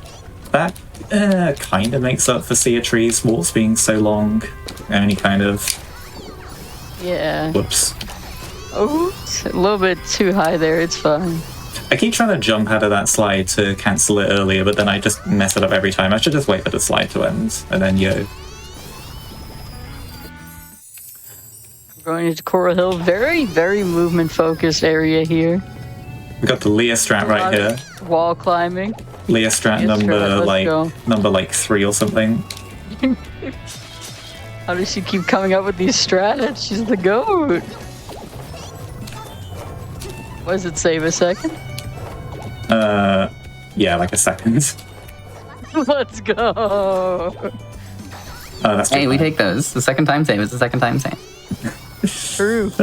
I just did like a little cheeky cannon shot there to skip some runes. There is a setup for it, but if you like try and YOLO it with no setup, no walking or anything, it's like pretty much frame perfect. But yeah, nice consistent setup with a visual cue in the background, which is cool. This I have crab. no idea why I used to YOLO that. Whoops, I used my double jump. That's fine. But yeah, this is a pretty fun area. Very movement heavy. Which is like, it's kind of like the last movement heavy area, I think. I'd say. Like the rest, a lot of it is yoing in the remainder of the game. Speaking of which, this is already like one of the last worlds in the game. We're already like coming towards the end. This is a game that will take you like between like 6 and 8 hours to complete casually, but like in speedrunning it's like super quick, which is cool. Yeah. Alright, this guy is like the biggest pushover in the game. Literally, most of his attacks you can dodge by literally crouching in place. There's only like 3 you actually have to react to. So plenty of fights, like I just don't have to do anything at all other than crouch in place. Oh, this is the hard one. Yeah, this one is not very fun. Ooh. We might still kill him in far time. enough away from it. Yeah, got him. Nice. Yeah, that's like the scariest attack, but even then it's not that bad. Yeah, you just have to bait the tornado to the side, otherwise it'll like trap you in it or something. Yeah. I don't remember. I'm not gonna lie, I've not had that attack in like the past 10 runs. I almost forgot how to do it. Wow. This area coming up kind of sucks. There is 1 or 2 damage rolls. No! That's what I was talking about. 1 or 2 damage rolls that get you, that don't kill the gold cannons, and you're there on 1 HP, and it sucks. Right, this is the lame part. I would have liked to say this for the end of the run. So I lost all my health. I didn't die. I just... how do I explain it? Like... Okay, every time I'm told to compare this to a Zelda fairy, despite the fact that I've never played a Zelda game and I don't know what they do, but basically, you have infinite DP, you regain all of your health as well, and every hit you do is a critical hit, which is the most important part. So yeah. So you can imagine I would have liked... Would have saved it for the boss rush at the end, yeah. Yeah, but then I didn't lose. I got really unlucky with the damage roll and lost it right there, so rip. Yeah, very unfortunate. Yeah. And the only way you can get another musical score is if you specifically die to a boss, which is really silly and too slow for us to do, unfortunately. It saves That's actually not true. I gotten it after killing a ton of enemies in a casual playthrough without dying to a boss. Oh. Just like you have to kill an absurd amount of enemies. Yeah, it's like you're basically not going to get another one in a run. Yeah. So like, yeah. That would have saved a lot of time for us at the end, maybe like 30 to 40 seconds or something, but oh well. We could do without it. Not the end of the world. It's better than dying there since we don't have a checkpoint anywhere nearby. Oh, this room kind of sucks. Yeah, not a big fan.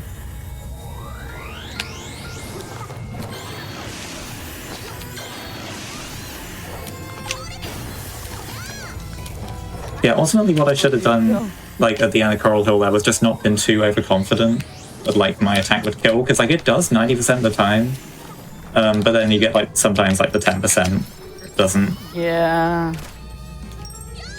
Not too bad rooms there.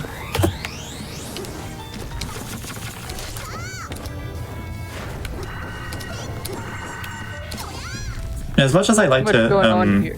like there's a save point at the end of this area right before the boss that I'd love to skip, but I might actually not skip at this run. Yeah, if you have no score, you might as well not skip it in a marathon. Yeah, like because I skipped the very first save point in this area because I like had just had a full regen from the score. Like normally you can skip normally you take the very first save point because you'll end up at like no HP from the boss. But yeah, I'm gonna be safe. I do even like to skip this one in marathons a lot of the time, but like I'm just gonna take it to be safe. Yeah, I do know this Madman Joey Freefall was trying to learn how to do. Was trying to learn how to do Crystalline Grotto without the heal, so like doing the entire thing on 1 HP. I don't know why he tried to do that. It loses it saves 3 seconds. Yeah, that's kind of like the lengths we can go for some time save sometimes. This boss is fairly simple, to be honest. We kind of kill it before we get to the hard attacks. 2 rounds of bite plus thing there. Oh dear, okay. I think if I hadn't healed that... Yeah, it would have. Oh dear, okay. I think if I hadn't healed that... Here, cool. That's our last regular boss of this area. Oh, like the game. Uh-oh. You're here for me. Yeah, we hear you. You seem to be okay. Yeah. Oh dear, okay. I think if I hadn't healed that... For like 3 seconds. Well, in the meantime, I would like to tell you all about what's coming up on GDQ next weekend, which will be PAX East, March 26th through 29th. So that's starting this upcoming Thursday. That's closer than you think it is. It's sneaking up on me, actually. I will be there as well. You can visit east.paxsite.com to find out more about the show, or use !PAX in Twitch chat for more info. That is starting at 10 a.m. Eastern. If you are at PAX East, be sure to check out the speedrun stage. But if you're watching from home, it will be available on the GDQ Twitch channel and, of course, on our YouTube channel after everything is done as well, once it gets uploaded. And we should be good to go now. Looks like shout out to our tech team for resolving these tech issues. So let's get back into this run. Yeah, okay, I'll restart the timer in 3, 2, 1, and go. Whoops, that's what I was doing. There. That's what I'm doing.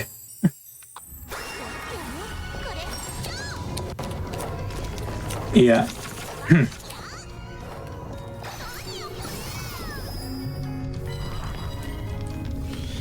Yeah, you missed her, but we just got Mari. We won't be seeing her, but we did get her, trust me.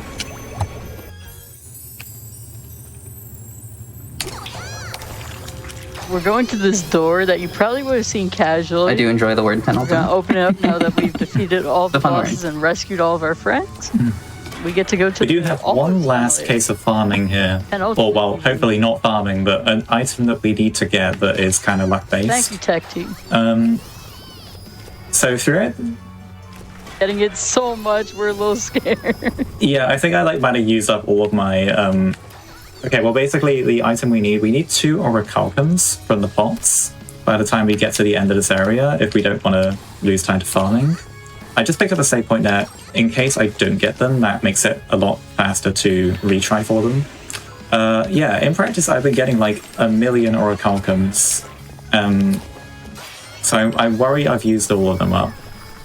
I think I've seen a lot of money. I think we're out of orichalcums. We out of orichalcums. We out of tide lights. We usually out of tide lights, but like we had all the RNG going to tide lights this run. There are plenty more pots we can still break, so it's not over yet. Yeah, she did get that save point, so just in case we don't get it, we can warp back and start farming. Oh, there's one. Oh, there's one, nice. We need to wait in this room anyway for those ice things to go away, because if we touch them, we will freeze. Oh, actually, no, we won't freeze because we got Fluffy Coat, but it will still kind of slow us down, so we don't really want to do that.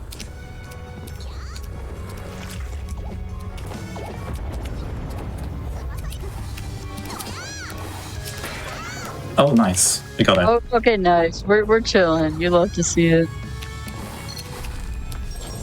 Oh, nice. Sliding under that ice jet before it activates. That's pretty tight. A little bit less tight on 120, but that's how you know. Now, Leah does some cool strats in this last room that I still need to learn how to do. They're not too hard. Load that guy in by going a bit further to the left there, and then use Diabite to kill him. And then pretty much just a lot of yo here. Make sure we grab this platform so we get a double jump here. Then we can double jump, use Karnan to break this. If we touch that black gas, we will get the Solitude's debuff, which prevents us from using any partners, and that is really bad. We don't want that. It is so bad. Oh, nice. Chop the strat. Gets chopped. This new strat in this warp room, you can just yo right there, skip everything. This room isn't too bad. You just gotta activate 2 switches.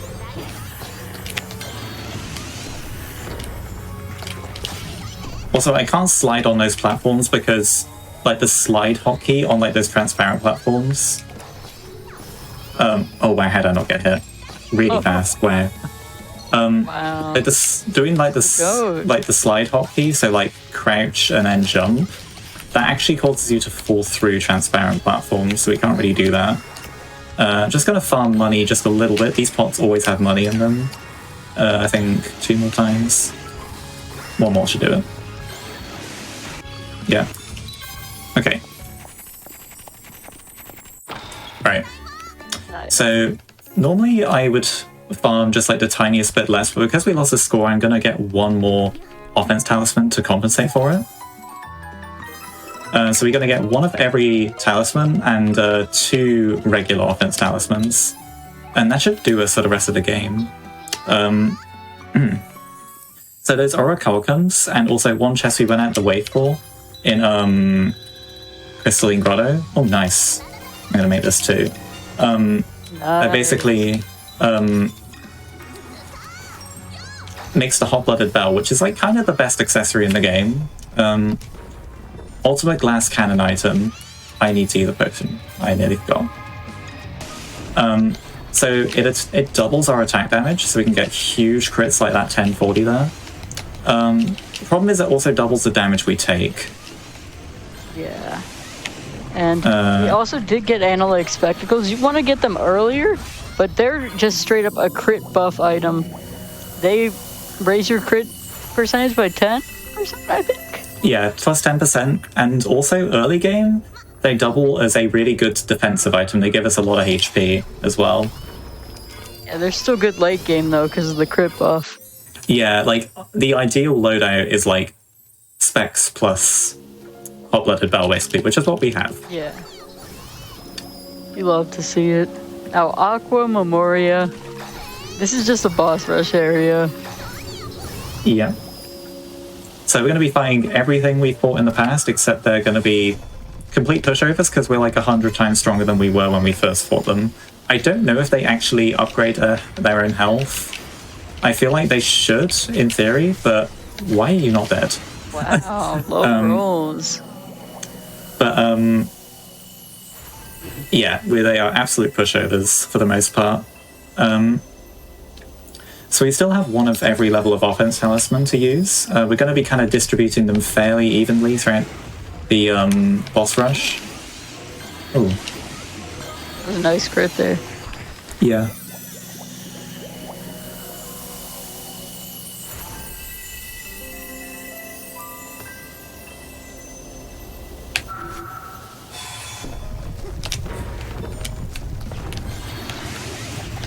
Hey, it's this guy again. We fight this guy 4 times, in fact. Oh, true. That's how you know. And I've got to do the rest of this on 1 HP.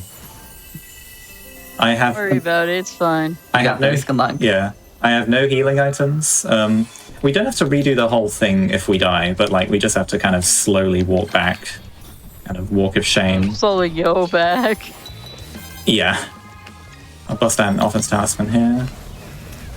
But yeah, I cannot take a single hit from here.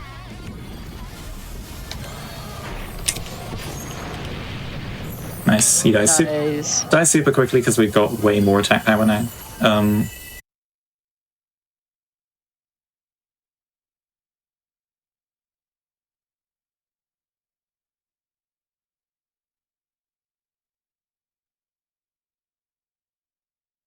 Everything good?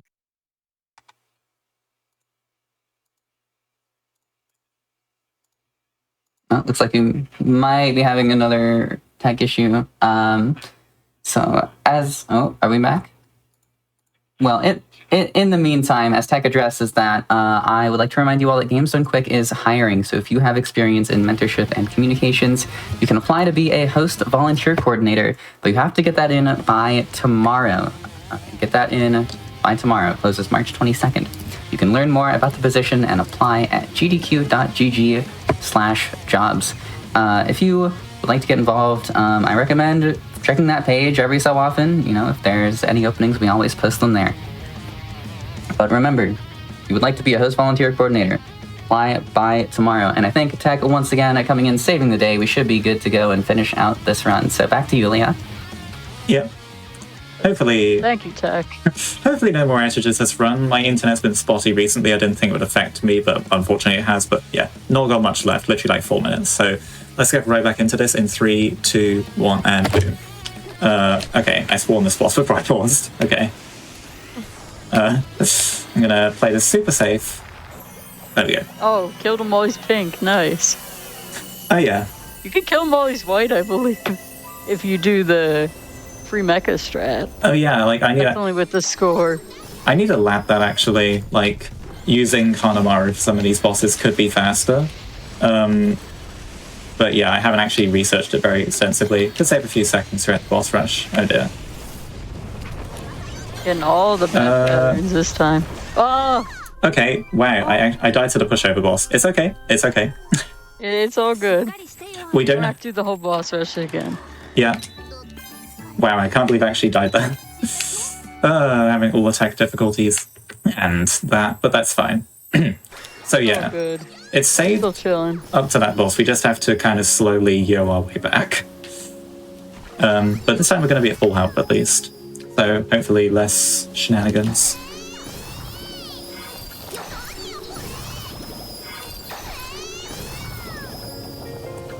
Go, Leah, go. Oh no, I need to switch to Dire. Okay. You do not want to immediately yo into the boss. That's a really bad thing to do. Do not do that.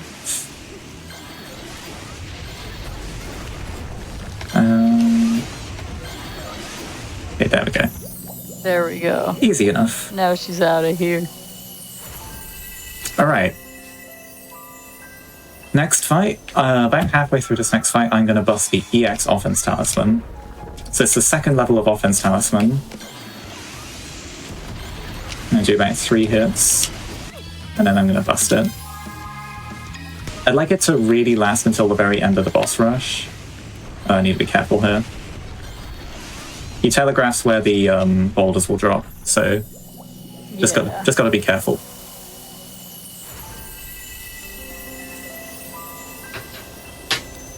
Okay, so we got Fortune Teller, and then we have a refight with Cthulhu, who is the scariest boss in this whole thing, honestly. And that's kind of the entire reason I'm using the EX Talisman later. Oh, nice, 1280 crit. It's crit, yeah.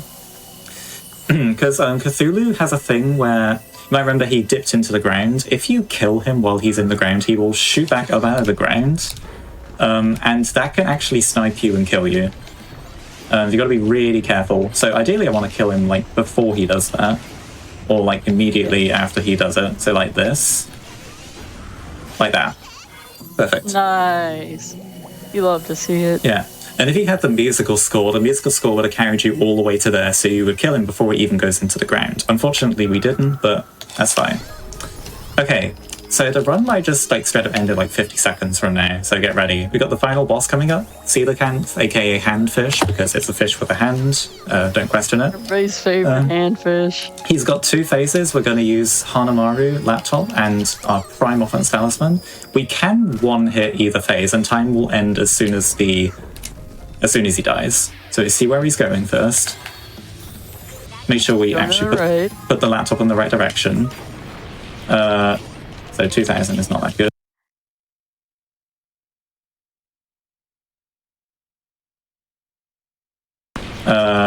So 2000 is not that good. Not the greatest. We're going to be seeing his super here. Maybe? Yeah. But it's very telegraphed. No? Yeah.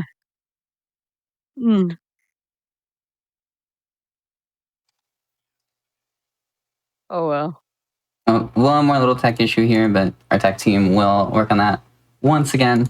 It happens. But hey, if you want to get more involved with the GDQ community, make sure to join the official Games Done Quick Discord and add the Hotfix role. If you're here, I hope you like Hotfix. Highly recommend if you have not watched Hotfix before. That's our programming that runs regularly during the week, so please check it out if you haven't.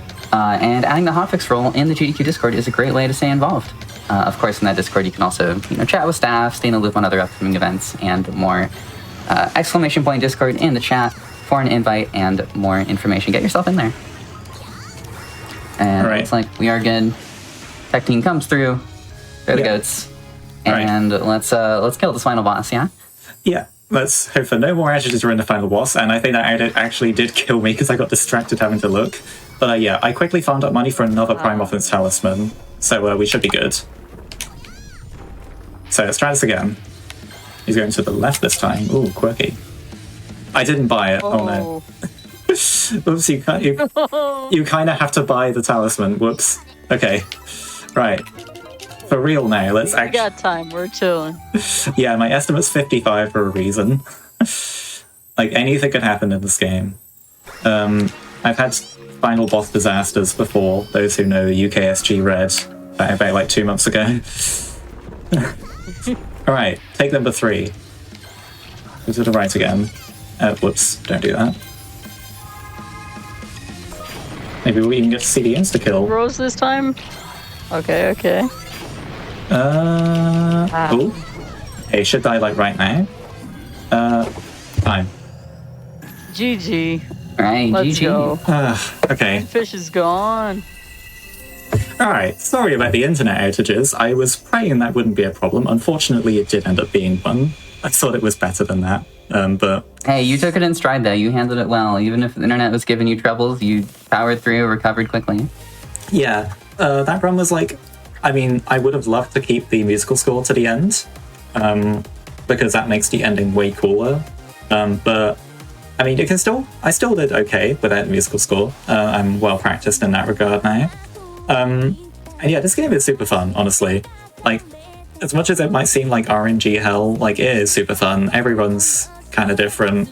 And it's not the hardest game to learn, I'd say. There's even a free demo. That it tries about the first 10 minutes of this run.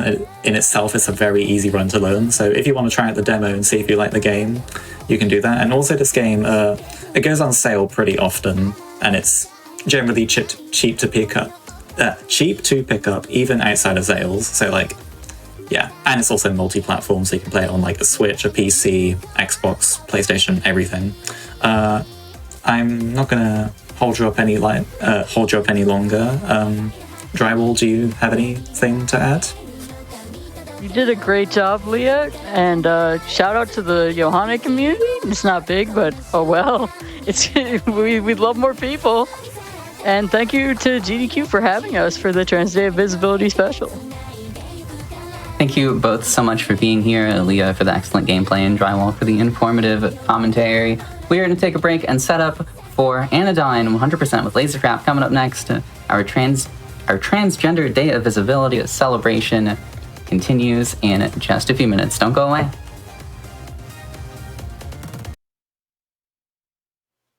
Welcome back, GDQ viewers, to our Transgender Day of Visibility celebration. I am Helix. We are about to get into our third run here, which is Anodyne 100% by Laser Trap. Let's just get into it. I won't stall us anymore. How you doing, Laser Trap? Oh, I'm doing good. Happy Trans Day of Visibility, everyone. It's so good to be here. I'm Laser Trap. I press buttons and go fast. Anodyne is a wonderful game, and I also have another wonderful runner with me, if you'd like to introduce yourself.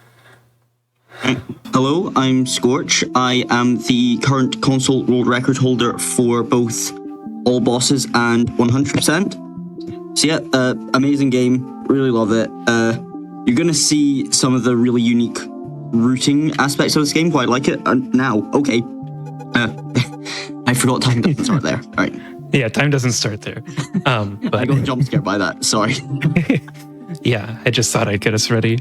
Yeah. This game, let me sell you on this game real quick. It's like, it plays a lot like the Game Boy Link's Awakening, as you'll see it has very pixelated graphics, with some weirdness and themes that you might see in like a Earthbound or something. It's all very loosely tied together with a very vague story. So we're going to have some fun breaking it open even further than that. I guess I'll get started then. So time will start in 3, 2, 1, go. All right, best of luck. All right, immediately as soon as I counted down, I noticed my OBS dropping frames, so hopefully that'll stabilize.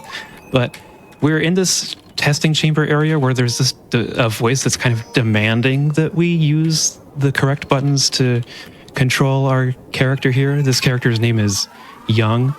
It's an interesting way of doing a tutorial, and like, this is how you move around, but it's like, you will do this. You don't have any other choice. And this is a sage. He's not going to be a huge part of the 100% run. And now we're going to street. And immediately I'm going to go to the menu and return to the entrance to put me one screen up. There's a lot of fast menuing that hopefully I'll be all right at in this.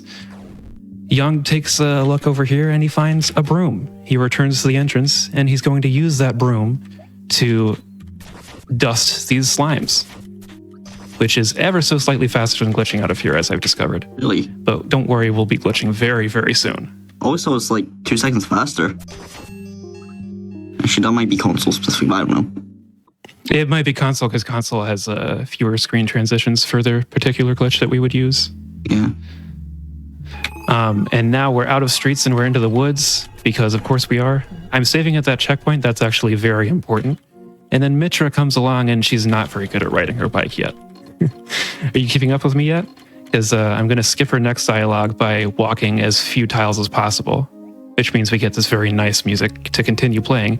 And then I'm going to walk through these trees by going back and forth on the screen a few times. So now I'm out of bounds, and in a moment I'm going to be even further out of bounds. Don't worry, everything's just fine. Right? Everything's fine. Yeah. Oh good, I'm out of the woods. Okay, there we go. So this is like the central area of the game, just called Fields. And this would be a good time to explain Wiggles if you want to go ahead, Scorch. Right, so Wiggles are, as you can already see, really broken. Because basically, I forget the exact technical way it works. But basically, when you go through a screen transition repeatedly, you can still move in a direction you're holding, for in this case, forwards or backwards. You can still move in those directions. So you can just wiggle yourself out of bounds just gradually by doing that. And also, we've gotten our first card of the run. There are 32 of them that we need in this run, if I remember correctly. 32? How many did we lose? I'm forgetting. I'm getting 37 in this run. Oh yes, 37. Don't worry about it. I've not. And I just walked through the void. I just walked through the void, and now we're at a very late game area, but that's the power of glitches. So I'm going to get another card. And then I'm going to go out of bounds again. And before we get to the next part of the run, we should probably tell you about parallel universes, because we're going to utilize one here as soon as I get through one more tile of these trees. So parallel universes are technically, they're always active when you see the screen doing things like this. The devs of this game are really cool. They found Wiggles very soon before launch and decided to keep it in. So to mess with people, they made the screen do this when they go like beyond the bounds of the original map. And right now I'm using a parallel universe which has a few deloaded objects.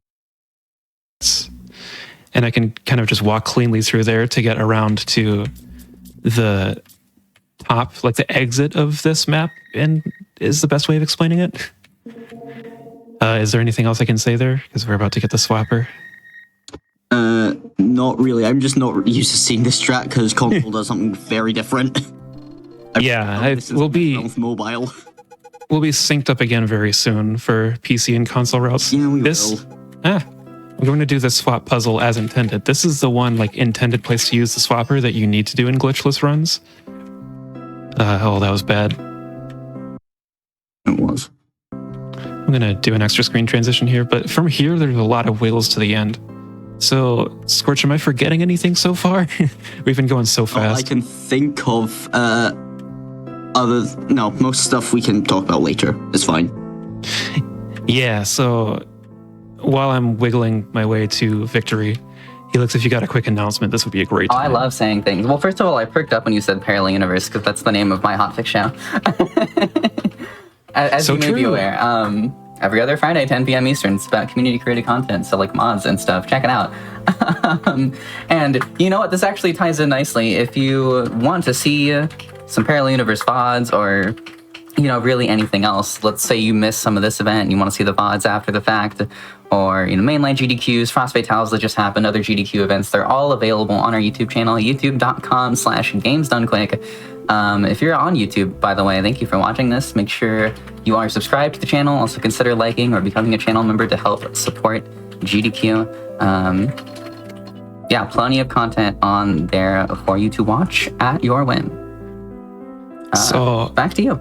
yeah, I just talked to the final boss, Swim ending. Oh, and they're like, hey, you're going to drown if you don't learn how to swim. So they teach us how to swim, suggest we go get a sandwich. The sage says we performed adequately.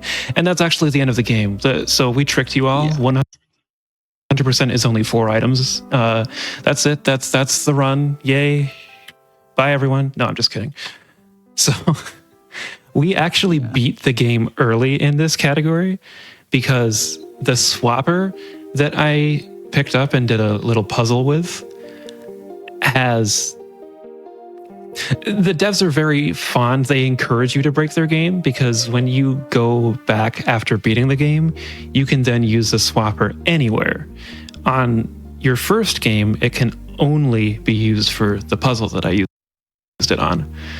But we're going to go back in and pick up everything that we missed by totally rearranging the beautiful design that Melos and Marina made for us.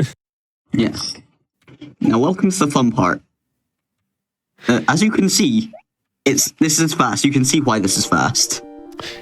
Yup. Already.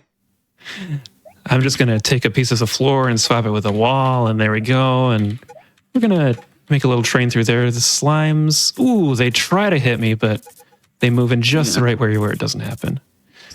So 100%, we're picking up 37 cards. We're picking up 10 cicadas, which add 1 piece of health, and also all 4 broom upgrades. At this point as well, I am exiting to the title so that I can return to the last checkpoint I saved at, which was way back at the beginning of the run.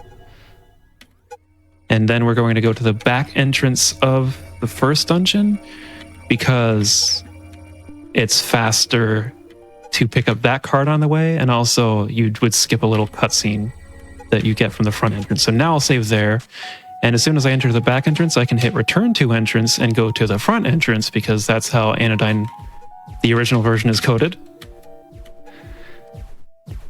I'm not complaining. It's good code. Yeah, the remaster unfortunately doesn't do that anymore. Oh wait, we know what to blame for that then.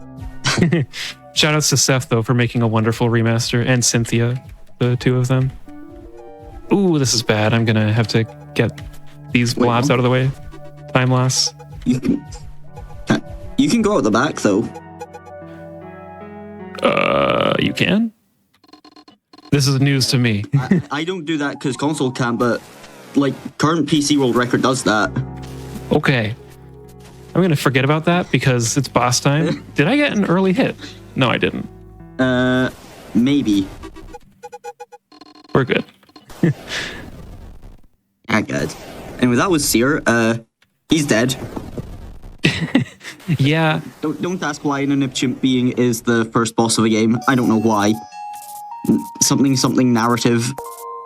It's not as free as I made it seem. I actually just happened to be in a good spot for that. 100% it's a little bit easier because you enter from the top of the room, which is not intended. Yeah. But usually if you have enough health, you just tank a few hits and bam. All right, there's one more card to get in this dungeon, and then I'm going to return to the title again. Like that. I apologize for God. anyone who is who thinks this run is moving a little bit too fast, but I don't intend on slowing down anytime soon. You are in fact speedrunning. No, really. So I think this was a challenge run. this is the suburb, which is actually a really like disturbing area when you play it as intended, because for an unexplained reason, your broom becomes a knife and you go to try to talk to these innocent people and you end up stabbing them. It's actually a little upsetting. But we fortunately don't have to deal with any knife nonsense in this run because we're just flopping things all over the place. So there's another cicada. And we get to my favorite piece of routing in the entire game pretty soon. So we're going to the back door in this house. Come through here, swap through this wall. Swap that box out the way, swap through that chest, go through this wall. That hits the loading zone, and we are right out beside the dungeon we need to go into. Getting dungeon. I love that. The house warp it's peak. House warp is one of the cleanest pieces of routing in this game. It's 2 peak. Okay. That's not what I usually do, but that's pretty easily. That's pretty easy. That's just not what I usually do. We're good. We're fine. The card I'm about to get is usually the furthest out of the way. But with the swapper, I can just bam. Yep. All right. Do you want to talk about the little one tile movements that I'm trying to do as well? Because they're pretty finicky. Those pieces of movement are kind of known as one trains. Basically, it's not mashing per se, but you kind of just like time a swap input like right as you start walking forwards, and then just like swap it again in front of you, and you're in between 2 tiles essentially, and then you can walk forward. Anyway, this is Watcher. This is one of the RNG bosses of the game. What is this pattern? This is good. This is really good. Oh, one cycle. Looks like nothing happened, but that's the best possible pattern if I remember correctly. Oh yeah. Yeah. That's what we like to see. And also, it's actually really good that I didn't take damage there, because it takes about half a second for a cicada to refill your health. Oops. When you have missing health. There's also like a wrong warp you can get there when going between the room with the gate before you get into Watcher. That just warps you around to where his card is. I want to mention that because it's a cool thing. It's not consistent at all, but it's like it's there. With the little key door text, the text warping is a funky thing that doesn't get utilized, and I wish it did. Yeah, because it's inconsistent. Yeah. I love it, but I also hate it. It's like, if it happens, I'll take it. All right. Man. So we're back in fields for the time being, just cleaning up what's here. I love just snatching tiles from the void and swapping them with stuff that you can see on screen. Anyway, time for the most annoying piece of movement in the game. Because sometimes that just doesn't work for me. I do take damage here. You do, under normal circumstances, get a jump ability fairly early in this game, but with this route, it's about halfway through the run already, and I don't have jump still. It's coming soon, though. We're fine. Yep. And now I'm just going out of bounds because I don't have the 3 keys from the first 3 dungeons, so I'm going to get to the windmill this way instead. Also, shoutouts to the windmill music. We still don't hear the whole beautiful song, but we hear more than we do in any other category here. This is like the midpoint of the game where, if you notice the statues that we... Like, there was a statue at the end of the first dungeon, as you see it moving now. They all move, and they unlock 3 new, like, big areas in the game. That's how you would ordinarily get to the suburb and into the apartment dungeon that I just did. But nothing is really done in order in this game. So now I climb back down the windmill, and I will get a chest that is locked until the windmill is active. And that's the entire reason we come here. Yep. Where am I going now? I'm going to forest, right? It's Yeah. way too early. Okay. You go Right. to forest. Another really nice movement string I love. I did a little sloppy there, but yeah, we go. But it works. Yeah. A little sloppiness is Hello? a treat. I guess you can't do that. You can't. This is a dangerous section because you can easily get soft lock, so I will be taking this checkpoint just to be safe. Because at this part of the run, you have to do one trains for some of your movement. And when you do one trains, although it is faster, if you go a little bit too fast, you will get stuck and have to. Yeah. Yeah. Yep. So only one card in the forest, and then we go to the cliffs, a very nice part of the game. The music is so chill. Thank you to Melos for a very atmospheric and fun soundtrack. Yep. Anyway, it is time for the rock card. Shout out Karmic Carrion. This is his favorite card. I have to do this every time I do a marathon run of this game. Yeah, shoutouts Karmic. Anyway. Yep. Just one of the happiest humans alive, and also great runner of this game. The entire reason I'm here, technically. Anyway, here's Mitra. Oh yeah, we're finally getting the jump. She gives us boots with springs because we can't figure out how to lift off the ground without that. Oh, you're going for this variation. Yeah. And now in the This is back the risky entrance. version. Yep. Oh, I didn't get my jump out in time, but still, I fine. still don't do that in runs, just to give you an idea how risky that is. But here is the wall. This boss can soft lock you. This game has a thing with soft locking. But this one, it's not Just actually your fault. Yeah. I mean, it's kind of a skill issue if you know about it and just hit it the wrong time. But yeah. It's annoying. But anyway, this boss isn't that hard other than soft lock. You can down fall off and use the wall. iframes. Yeah. You beat him by brushing his teeth. I didn't think about it like that. Anyway, going to take out that wall, get this lovely health upgrade, and get the thing that replaces our main weapon for the entirety of the game because it's that good.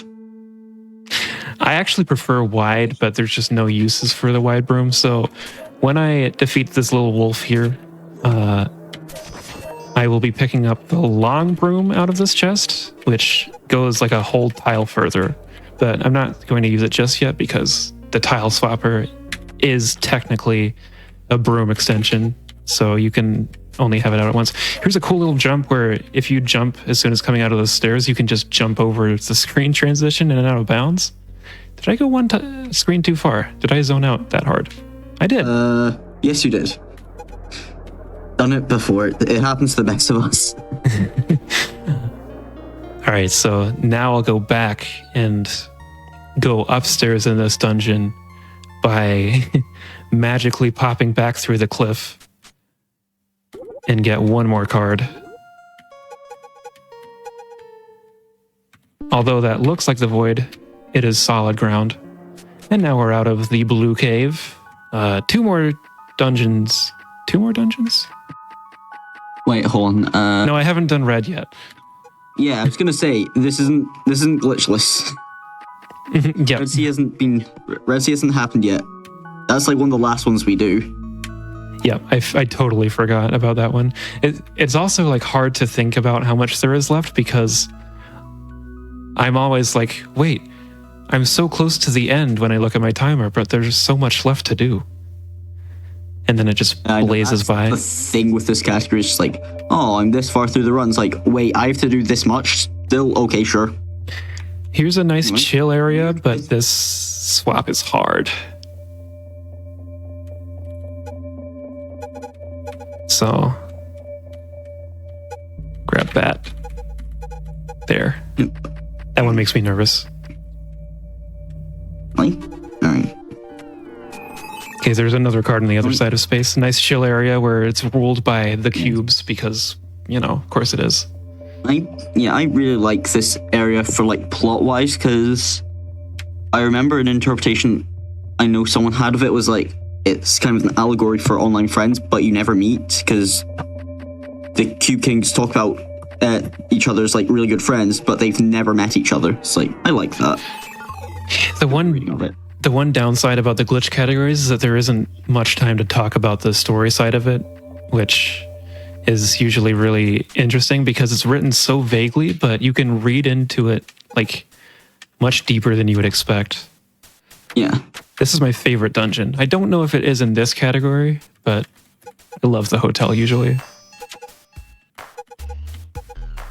Yeah, hotel's a good choice. All right. Was one of my favorites casually. Anyway, through Good will we music go too. again. True. Unfortunately, I won't give it a chance to really get going in this run. Because of how much save and quit we do. Yeah, so I choose to save and quit just so I can go back to the last checkpoint. Oh, hush, text box. Sometimes it can be really costly to, like, if your muscle memory makes you return to entrance in a dungeon when you, or like save and quit when you need to return to entrance, because that can be a huge setback if you haven't saved for a long time. Yeah. Anyway, Right. we're going to go talk to the manager. Quite literally, this boss's manager. Do not question why it's an eye. This basement's pretty know the flooded plot too. reference for this. No, this is just the pool of the hotel. What are you talking about? I don't know. Have you seen the rest of the basement? And then he's going to grow legs, and hopefully this will go the way I want it to. Ah, Interesting. he's really evading me.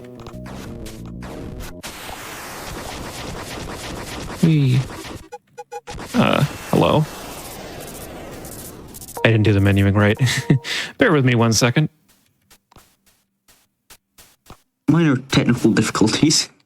Yeah, we found some interesting menu bugs in this game if the game's not quite prepared for you to menu. And then we're going to go back to that checkpoint by the elevator one more time so that we can And go back through to the Nexus, the area with all the portals.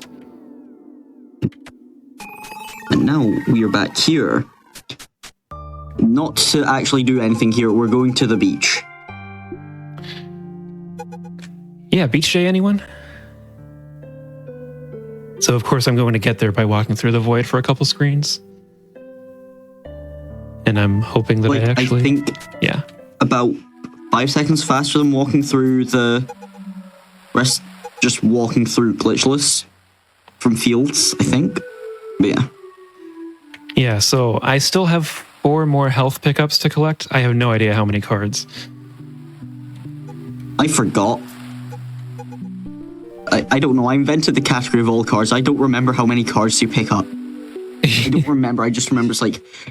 I just remember, oh, this is where this one is, this is where this one is. I don't count them. Yeah, I don't even know which card is which, to be honest with you. I'm just like, oh yeah, that one's the rock card. And that one is the... Yeah, I know I don't like the numbering system. I just call them by what's on them. The menu is different because I had to change brooms, but that's okay. Yeah. So also shout outs to John the Fisherman, who actually, we save the fisherman in this Reference? category. Because usually we would accidentally push him into the whirlpool before going down into the Red Sea. The game doesn't actually tell you why the sea is red, but it is heavily implied to be blood, unfortunately. I mean, the entire thing of like pushing John into the whirlpool, Right. that's just meant to be a joke on like the attack button's the interact button. Anyway, time to get the useless upgrade. No, it's good, I swear. I just don't use it. I hate it. It's useless. I actually use Widen 100% glitchless. Oh yeah, you do. I forgot. A category which I can't say I've run any time recently. Let's see. Time for everyone's favorite room in the game. Oh yeah, this is a post-game content room with that guy, so you won't see that in your normal experience. But we get to see him in this category. Yeah, that is intended. Ah, that's bad. There. We totally break open the routing of this dungeon, which usually has 3 entrances. Also important to jump there so I don't get pulled back by the current. Except for this one, there's boss text that makes it more complicated, so I'm going to somehow avoid getting pushed back. How do I do that? Okay, that's nice. This is a rogue. He's actually a very dangerous boss because he's got a lot of different things he can do. Like, as you can see, he's throwing up those little disco balls and he's got his tentacles which can hit you. If you're really unlucky, he can start doing a tidal wave, which can really, really mess you up. But also he's dead.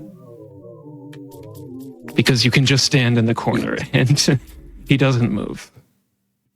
Yeah. And this is the laggiest boss death animation in the entire game. It's like, just to give you an idea, so I switched from Switch to Xbox recently. It saved 30 seconds on the death animation alone. Oh, I don't need that. Whoops. Whoop, you already got that. Yep. Anyway, welcome to 1985. Yep, the 8-bit cell. Nestland. A nightmare for casual players. Fairly boring in a glitchless speedrun because you just follow the yellow brick road, I guess. Follow the yellow brick walls. But for glitch runs, I like it. It's kind of a break. It's like you can kind of switch your mind off and hear enough. Yeah. Another quit out to title. And we are now going to go through a wall. And through a portal that just happens to be there. That is a post-game area, by the way, so... And you're not meant to be able to use swap to get through there. That goes to a post-game exclusive card, so yeah. Alright, and we're about to head into the last dungeon, and that time will end when I get the final item. Like, I don't actually have to go back and beat the game again. And that unfortunately does skip the last 2 bosses, which I think would be fun to have in them. In this run. I also haven't been counting, so where am I? Okay, I'm 1 screen too early. Alright, circus time. I forgot you can go through the back of that. I'm too used to having to adapt to my strats. There are some really quirky differences between PC and console that no one really knows why they happen. It was almost cool, but it wasn't. Seth might know, but yeah. Shoutouts to Seth. Seth, like, whenever we have something we don't understand, she looks into it. And also she worked on the remaster to fix any bugs that might... be too stupid. Yeah, like anything that might affect your casual experience. But she kept in wiggles and stuff. In fact, that's the only thing that she kept in, and any other bugs were like, well, I guess there's a new thing. And also, let's not forget that Cynthia also worked on the remake. It's kind of unfortunate there is only one person who actually runs remake. But still. Oh.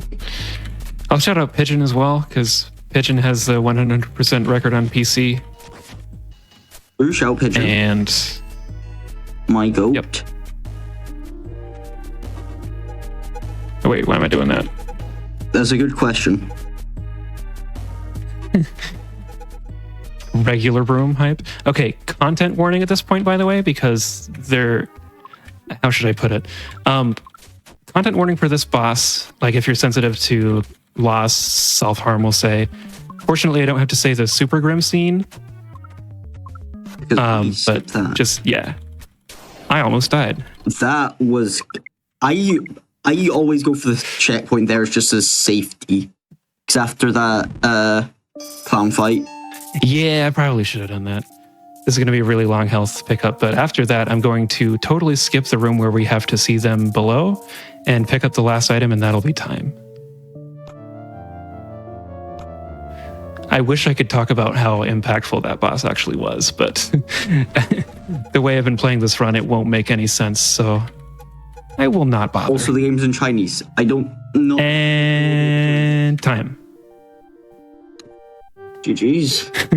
That was crazy. That commentary didn't go like this, so fast paced, and I wish that I could have made it flow a little bit more and explain like, oh yeah, we're here. But that was a whole lot of fun. That's just the nature of glitched runs for this game. It's tough when a run is so fast paced. Do we know if that was sub 30? That felt like it should have been a sub 30 run. It was 29:25. Sweet. That's 30 seconds behind my PB. Ooh, pretty close. Well done. nice.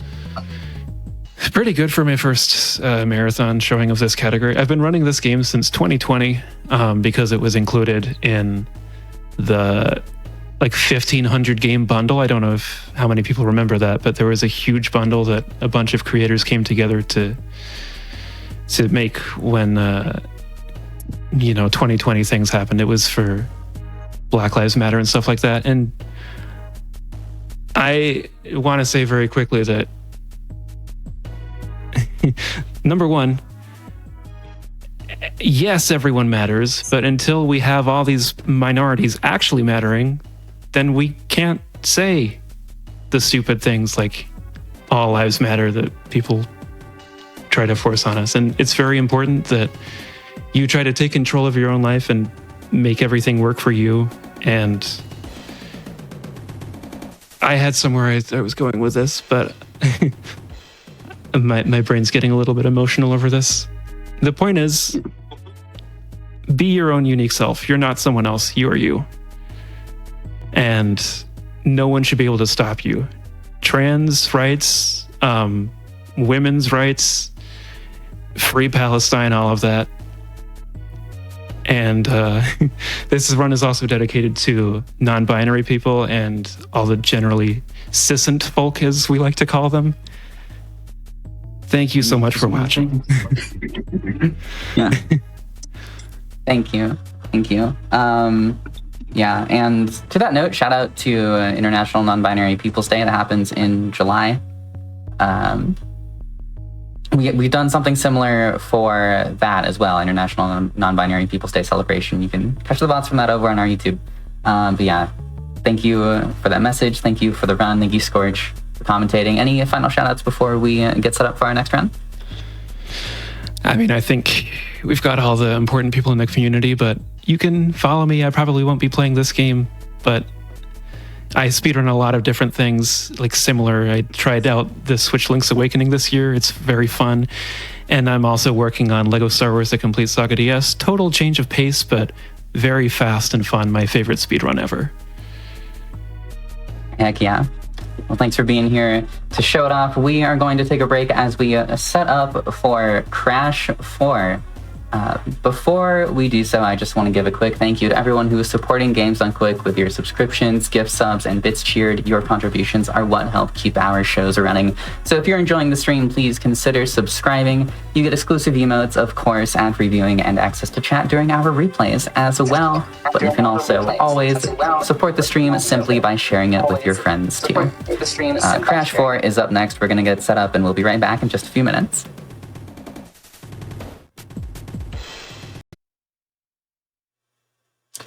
Hello again, GDQ viewers. You're watching our Transgender Day of Visibility celebration. I am Helix. International Transgender Day of Visibility is March 31st. We are celebrating it a little bit early with a weekend full of incredible transgender speedrunners. And our festivities continue with Kylie QB here to run Crash Bandicoot 4. It's about time, and I say it's about time we get into it. So take it away, Kylie. All right. Welcome, everybody. My name is Kylie. This is Crash Bandicoot 4. It's about time. I have run a variation of this game on GDQ Hotfix before, but this is the vanilla version of Crash 4, and it is a brand new category that we made, I think, this month. This is any percent, no out of bounds. And with me on commentary, I have Crispy Tacos, who actually currently has the record in this category. Hi, everybody. Yes, Tacos here. I will be providing the commentary and a bit more insight as to what the no out of bounds category entails. So basically what we've done with this particular category is we've basically banned a lot of skips that just completely break the game, just for the sake of having a more digestible way for people to start getting into the any percent category. Yep. We can explain it more when I start the run, just because the beginning's just a lot of movement. So I'll count down from 3, and then on go we can start. All Go right. for it. 3, 2, 1, go. Yeah, so basically, since the beginning of this game's release over 5 years ago, which is scary for me to say, it does not feel like it's been that long. And I died immediately. That is the worst hole skip in the entire game, so I'm just going to not do it this time. Yeah, this level is notorious for its difficulty in going very, very fast because of the amount of hole skips that you have to do and catching cycles. Yeah, so since the beginning, this game has had a lot of skips. So first, it initially started like, okay, there's like 3 levels that have like an out of bounds skip. That's fine. Fast forward 5.5 years, out of the game's 29 levels, I think 11 of them have an out of bounds skip. So it's more than 33% of the run. Yeah, about like 11 or 12, depending on what. A couple if you're people playing in the on community console. were just thinking maybe we should introduce like a restricted 90% category, and the mods were just like, yeah, no, that makes sense. So we came up with any percent no out of bounds because most of the skips in the game are related to going out of bounds. And the way we defined out of bounds was anything that lets you bypass an invisible wall that's supposed to keep you in an area of the level. Anything that lets you bypass a death plane that's supposed to keep you in a level. Anything that lets you go too high up or too far below. Oh my god, that is a huge lag spike. This level is also really laggy, so it'll be fine. Yeah, anything that goes too high up or too far below a level's just like general area of play, which only happens with one of the 4 quantum masks in the game. And then there's one specific level in the final hub where we had to be really specific with how we define out of bounds in just one part of the level. But basically, common sense, if it looks like it's out of bounds, it's probably out of bounds kind of thing. Yeah, and we'll explain a little bit more as we progress through the game to which parts of the levels have those particular skips, and we'll point out where those skips will be actually avoiding. Yeah, so a lot of the movement in this game, or basically all the movement in this game, is going to be like me chaining slide spins. There's basically no cooldown between like initiating a spin and initiating another slide. So in this game, you can kind of really just not necessarily mash it, but you can like press it really rapidly, and that's basically the fastest form of movement. The opening of this level is really cycle heavy with these ropes. I did not get the good cycle, which is not uncommon. The first like three to 5 levels in this game are pretty reset heavy because there's just a lot going on in them, which is kind of just a running trend with a lot of Crash Bandicoot games. Yeah, and these were the cycles that we were mentioning earlier. So, like, if your timing isn't quite up to speed, you can really, really miss a lot of them, and it could just lead to your doom. Yeah, something I tried to do at the beginning with that first rope is that I was, like, standing in a specific spot and not going right up to the rope waiting for it, just because the spot in the level where the second rope cycle starts is right before where I stopped, but I kind of got messed up in the movement, so it didn't matter anyway. But you can manipulate the ropes so that they all line up really well, but it's pretty difficult to do.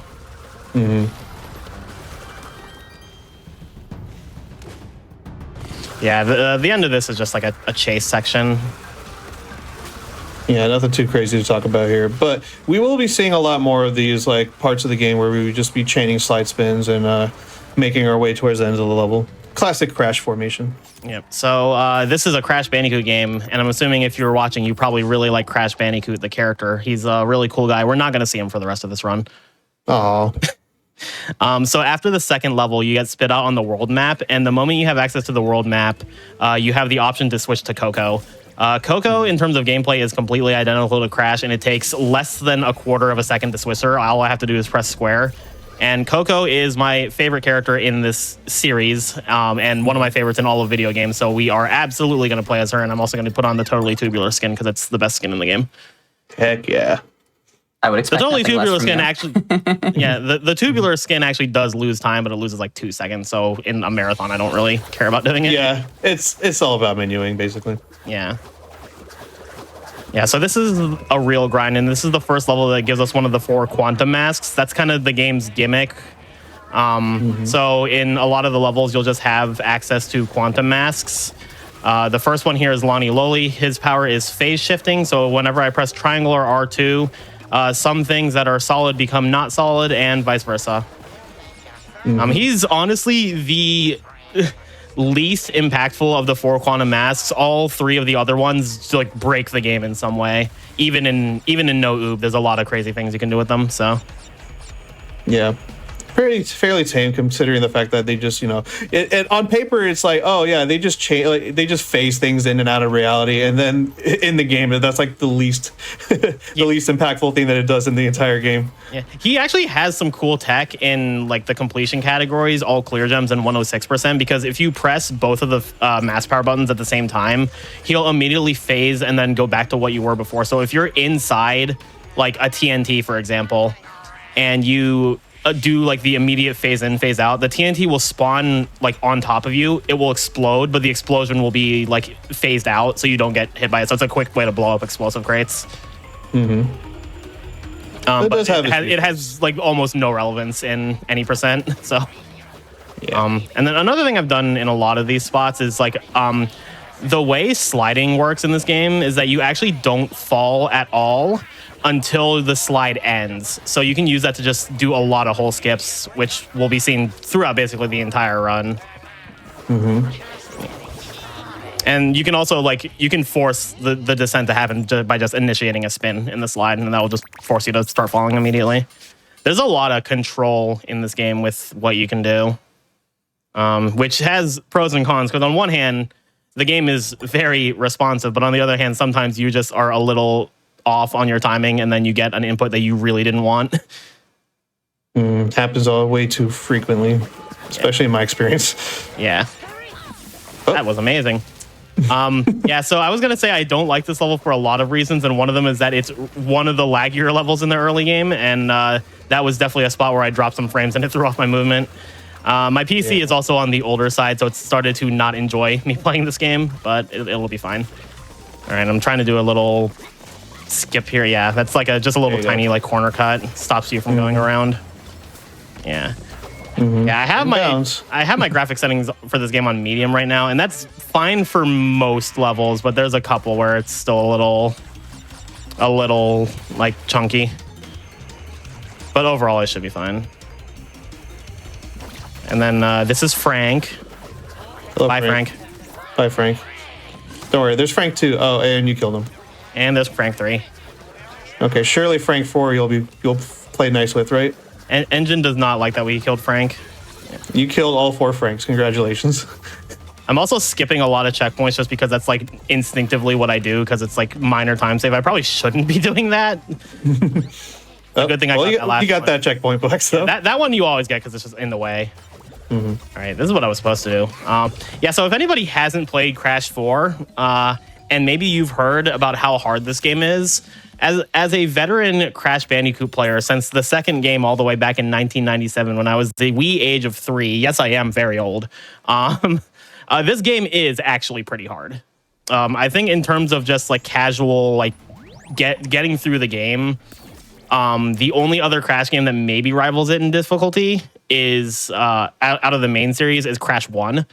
In terms of 100% completion, it is absolutely the hardest game in the series outside of Crash Bash.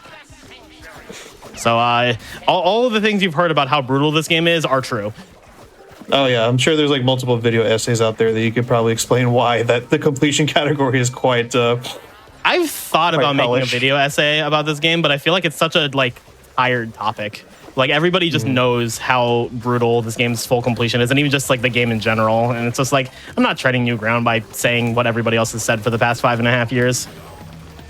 Maybe we just gotta give them a reminder. Yeah, so this is Hit the Road, and this is the first level that has an out of bounds that we're not allowed to do in this category. in regular any percent, what I would have done there is I would have jumped on that checkpoint we passed and used it to go out of bounds and just skip this entire middle section of the level. It's a really cool skip, but it's also like probably the most common reset point in all of like early game any percent, just because you only have one shot at it. The nice thing though about a lot of like basically all but one of the levels where we're not able to do the out of bounds tricks is that the movement you do instead is still really cool. They absolutely nailed the movement in this game and the level design. So most of the levels, like the things you're cutting out is still really neat movement that you wouldn't see otherwise in any percent. And then there's one level where it's like an auto scroller, but Yeah, like as you saw earlier with that elevator section, where instead of waiting for the elevator to rise up, we actually just used the Lonnie Loli mask to ascend our way up by facing the platforms and actually giving ourselves boosted height by using the body slam button. And because of that, we were able to skip that entire elevator section. And that was like tech that was innovated before we found all these crazy skips, like in the Crash Board's early life cycle. So it was pretty nice because it wasn't a day one or even a month one skip. Like it had been, someone had figured out how to do it with triple spin, but we didn't have a setup for it. And then I think 3 or 4 months down the line, a consistent setup before it was found. So it's like, it's not one of the earliest skips, but it's like old enough that it's not quite in the same league as like some of the later skips that got found in like the past 2 or 3 years. And now it has a home in this category, which I find fantastic. Yeah. Yeah, so this is just another chase section that'll be leading up into the first boss fight of the game, which is against Engine, which is a little strange because Engine's usually one of the later bosses in Crash games where you fight them. They definitely mix it up here. This fight is really cool, but it actually does contain a skip that is not out of bounds. And it's, so we do it in this category. It's a very difficult, intricate skip, so I'm going to try and explain it so that you all can follow along too and learn how to do it. Once you get it down, it's like, it's a pretty useful one, but it is pretty tough. So we'll see how it goes. Yeah, best of luck. Thanks. All right, so this is an homage to another Activision series, Guitar Hero. All right, so we have to do the first part of this phase here. We have to destroy his amplifier to destroy the firewall that's stopping us from going forward. All right, here we go. Let's see if I can get all of these steps down for this really complicated skip. All right. So step 1, you slide spin. And that is all the steps. It is so easy. You did it. Yeah. All you do is you slide spin into him. Yeah, so for some reason, the game treats slide spinning at a certain angle into Engine as 2 hits, and it just basically skips an entire section where you would have to continue hitting those minions into the speakers. And it saves about a good chunk of time. I want to say it's like close to a minute. It might even be more. This is a really long fight. Yeah. Like, this fight is so long that if I ever actually mess that skip up, I just start the fight over. Which is funny. But yeah, you're not supposed to be able to like stand on the rims of the drums like that, is my guess, because like they probably thought, okay, well, you're going to be bouncing, so you can only spin. So they didn't account for the fact that you can hit him on a second time while he's backing up. That actually is a good theory behind it, yeah. Yeah, there actually is an even faster version of that I think saves an additional 20 seconds, but it involves going around that firewall at the beginning of the run, and it was hotly debated, but we decided that, at least for now, we're considering that out of bounds. Because it's easier to say it's out of bounds and then change our minds later than to say it's in bounds and then change our minds later and then ban a bunch of runs that did it. So, but also with that version of the skip, my bit doesn't work because that setup's actually quite a bit harder. So yeah, I like the bit of playing it up like it's really difficult and then it's actually just like a one-step trick. Yep. So this is one of my favorite hubs, if not my favorite. It's like a pirate hub. Yep. And this first level, the first 2 levels aren't like anything too special. The third level has a really cool trick in it. And it is also another level with a skip that is not out of bounds, so we still do it. So, yeah, that's the other cool thing about no out of bounds, is that it's not strictly a glitchless category. It does remove a good chunk of the skips that are like a bit overwhelming when you first learn the game, but it still has like several other skips that are very cool. Yeah, because a lot of the skips that we do in the regular any percent category, like if you fail them, then it's just like automatically run over and you have to reset. And I feel like it's a bit discouraging, especially considering most of them are like very early on in the run too. They're all very early and very late. Like some of the, like there's one skip in the second to last hub that for the life of me I have not figured out how to do, and like I've even had Tacos try to help me in person at a GDQ and I just can't figure it out. But the skip saves like 30 seconds or something. So yeah, it's nice. It's a category that puts much more emphasis on like the movement and is a much more like, for lack of a better term, like chill and relaxing category than any percent sometimes feels. So it's a nice middle ground.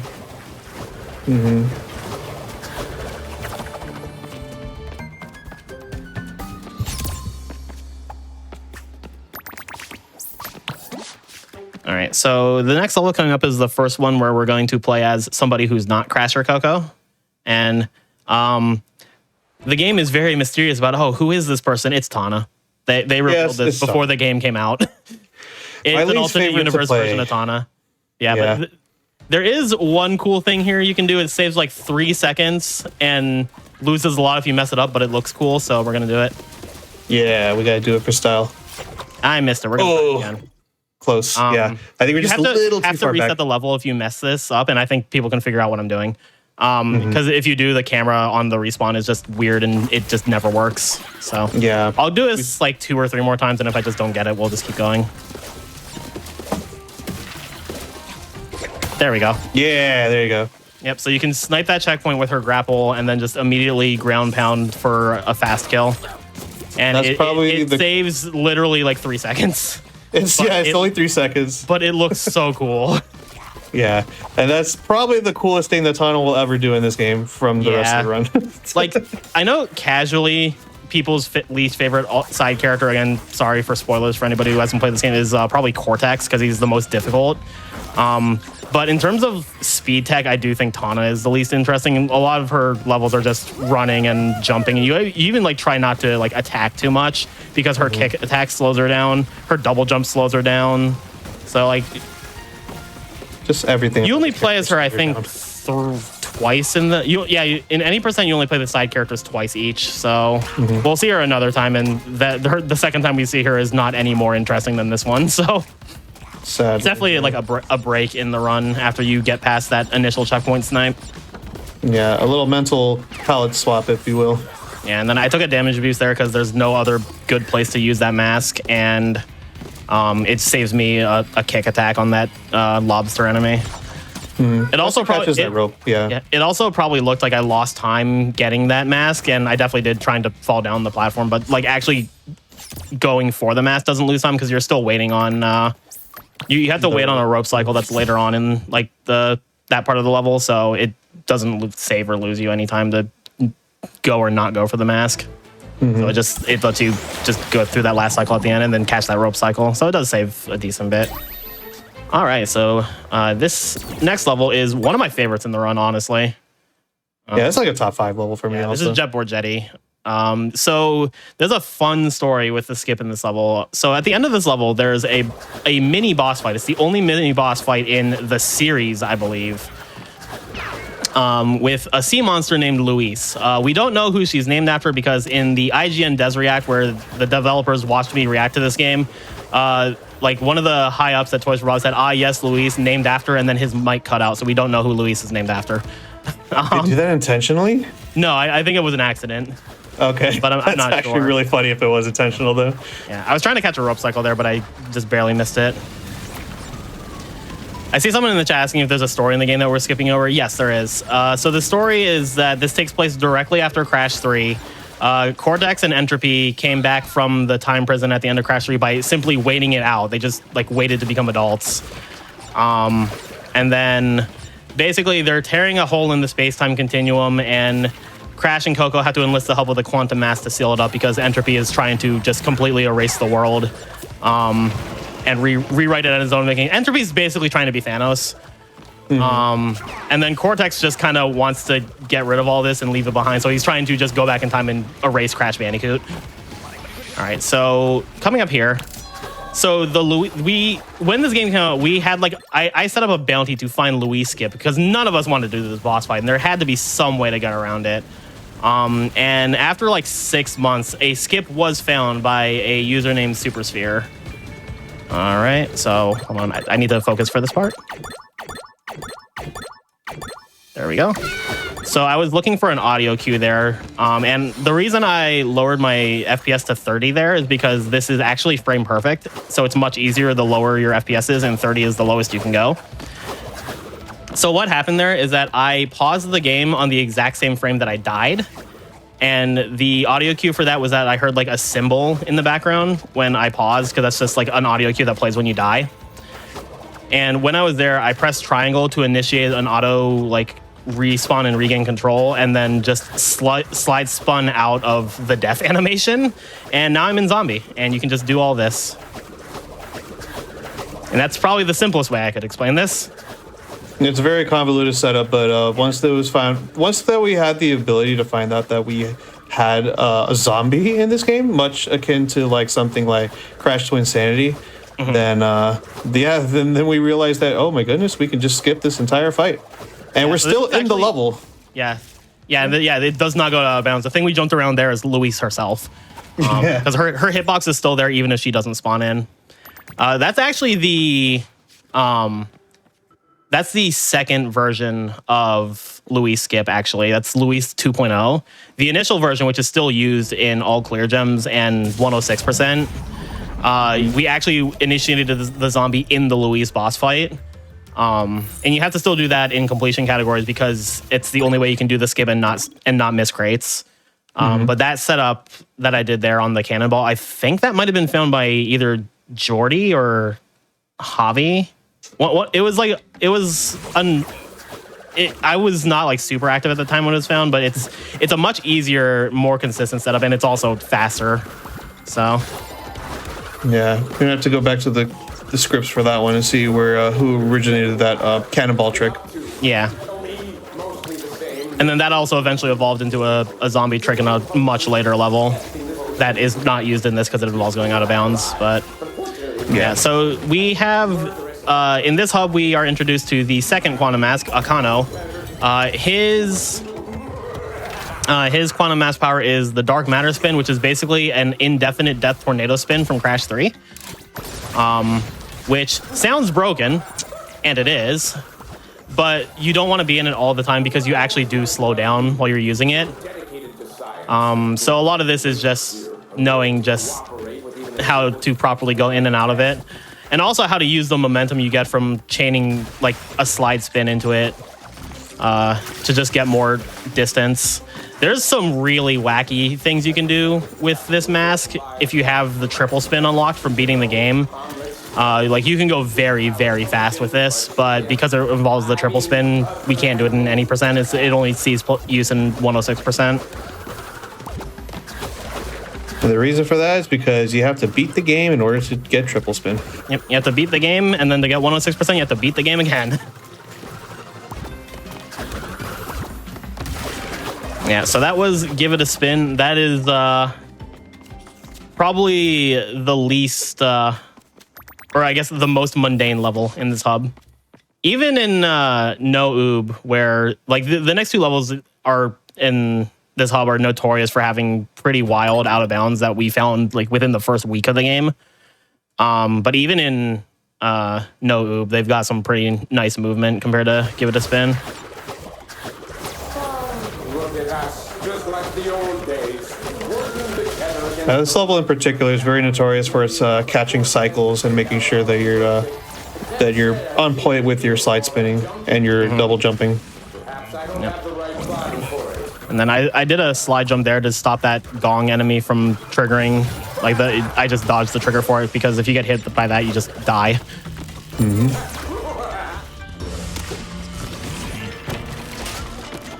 And here's the little corner cut. I don't know what I got stuck on there. I think they actually, like the wind box of that actually kind of got you there.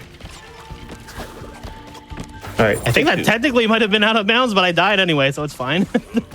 I don't know. I don't know. No. I don't know how that happened. All right. Take two. It's fine. There you go. Yeah. Nothing happened. See, it was okay. All right. Yeah, so you'll see that we're kind of making our way up as fast as we can. So that little box jump right there. There's a funny dialogue coming up. Yep. Sometimes I think you're my only friend. And then I realize, no, that's right. Okay. We skip that dialogue in any percent because the out of bounds trick we do is actually using a condo to jump around that building. So we just don't hear that line. Yeah, but it's a very rare It's occasion. one of the funniest lines in the game. Poor Brio. Yeah. A lot of dialogue we Does actually anybody in the skip. chat have hugs for Brio? Yeah, hashtag hugs for Brio.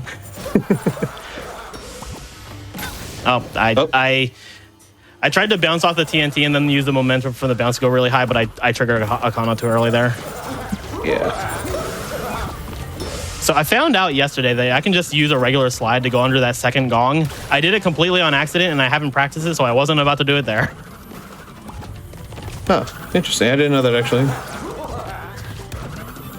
And then, yep, so that was dragging on. Went about as well as one could hope.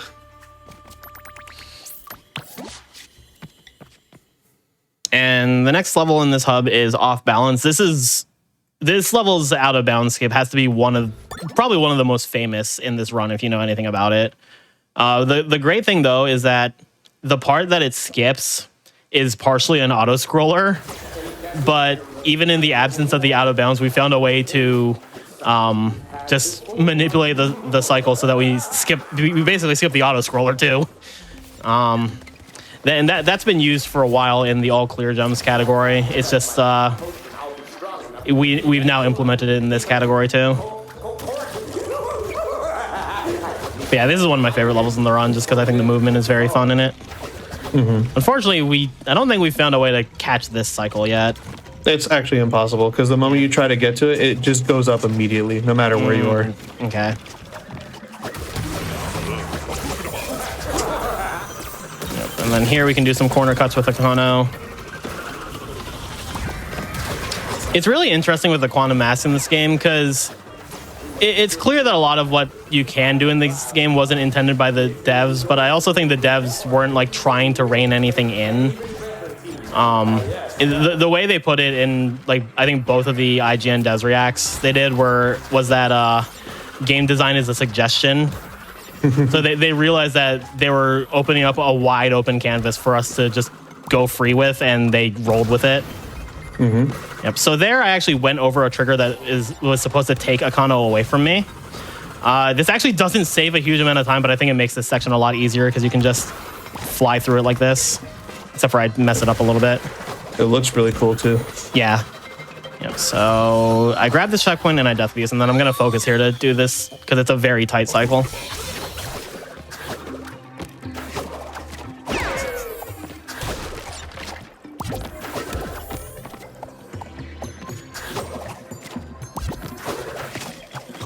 Beautiful.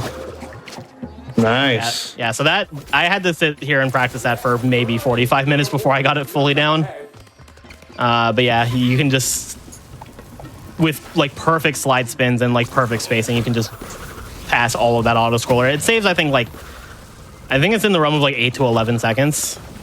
So it's not minuscule for sure. But it's definitely one of the tougher strats in the run. Thank you. Yeah, that was actually a really good strat because, like, foreign to me because I'm actually an any percent runner, so I wasn't familiar with the all clear gems routing. So seeing that happen was actually new to me. So quite impressive. Yeah, what you do in any percent is that when you get to that section before the auto scroller, you use the checkpoint to jump out of bounds, and then you just use a Kano to fly to the end of the level because it's basically a square from that point on. So you just cut out the other three sides of the square and make it a line. For science, not for face. Yeah, so here we have Embryo. He's basically your run-of-the-mill Crash 1 nostalgia bait way that you fight him. It's very, very similar to if you've played Crash 1 and made it to Brio, it's conceptually the exact same fight. They just add a Kano into it towards the end. This one has extra babatulinum. this ooze your way. Oh, why? Why don't people take me seriously? Yep. So we got him down to 1 hit point, and then just like in Crash 1, he takes a page out of Bruce Banner's book. So now he's the Hulk. He becomes the green thing. That's his superhero name. Yeah, the green thing. The green thing, yeah. Yeah, it's just here, instead of just jumping on his head like you do in Crash 1, you have to use a condo to push him off the arena. There is actually a tiny bit of tech where, for some reason, if you hit Brio towards the edge and then immediately jump out of a condo, it double hits him, so you can just knock him off very quickly like that. I don't know why it does that, but it does. I actually found that on accident. Yeah, I did too. Like that was one of the things where just very early in like the first month of any percent, because Tacos and I have been running this since the game came out. Like we were 2 of the like 6 big runners back on PS4. Yeah, that was just one of those things that I just figuring out how to do the fight fast. I just noticed it and I was like, oh, well, okay. And I've never questioned it, just accepted that it's a thing. So yeah, now Brio's doing what a true supervillain would do, and introducing inverted mode to the game. Thankfully, we don't have to do inverted mode in any percent, because inverted mode is certainly something in this game. All right, coming up next is actually one of my personal like top 5 favorite casual levels, but for speedrunning, it was a whole different beast.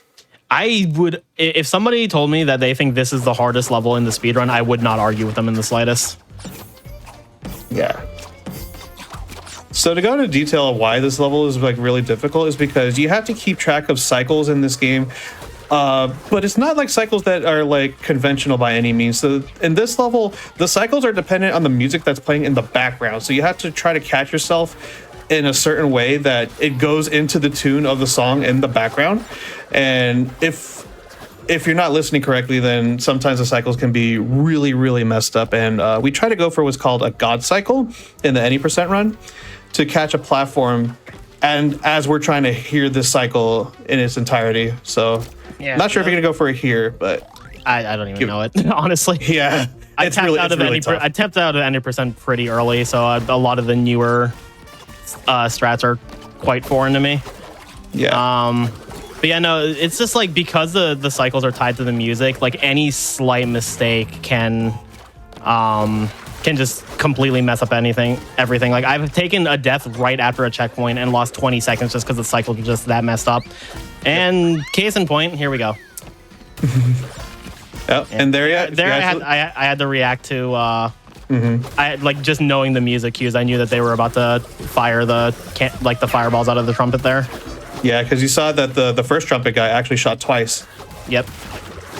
It's really evil. Yeah. It's like so conceptually cool that like they have a level where like the way it works is tied to the music, but man, is it frustrating in the speedrun. Yeah.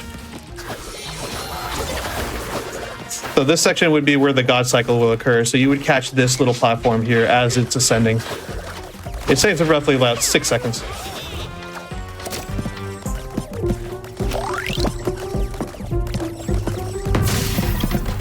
And then another very scary thing about this level is that so many of the checkpoints are so out of the way that just single deaths can be very, very punishing. Like you just have to skip a bunch of checkpoints in this because of just they're just in corners that you're just nowhere near.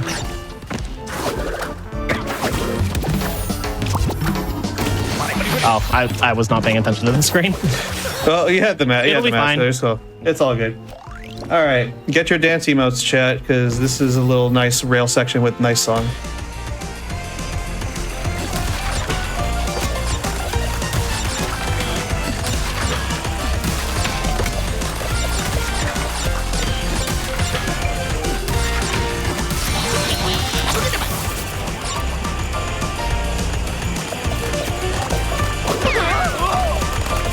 I'm gonna be safe and just get this checkpoint. Like, yeah, that's fair. if you die on this rail section, it's like over a minute, and I just don't want to mess with that.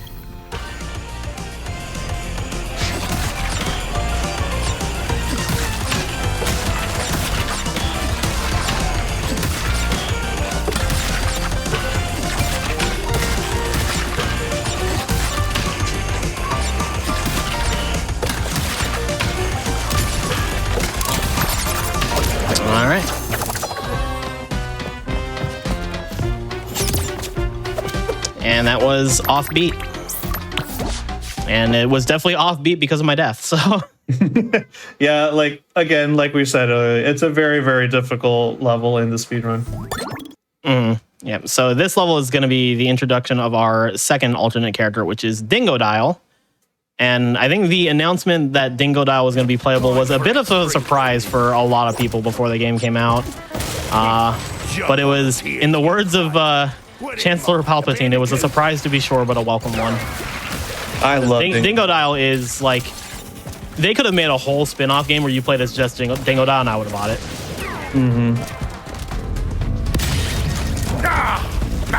Also, I apologize for Dingodile swearing. He has. This character is the single reason why the game is rated E10 and up. It'd be so funny if that was actually the reason.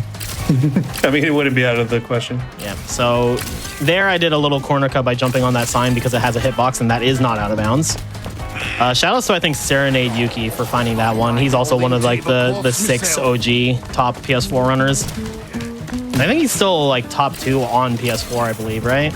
Yes, it's mine in first and Yuki barely behind in second place.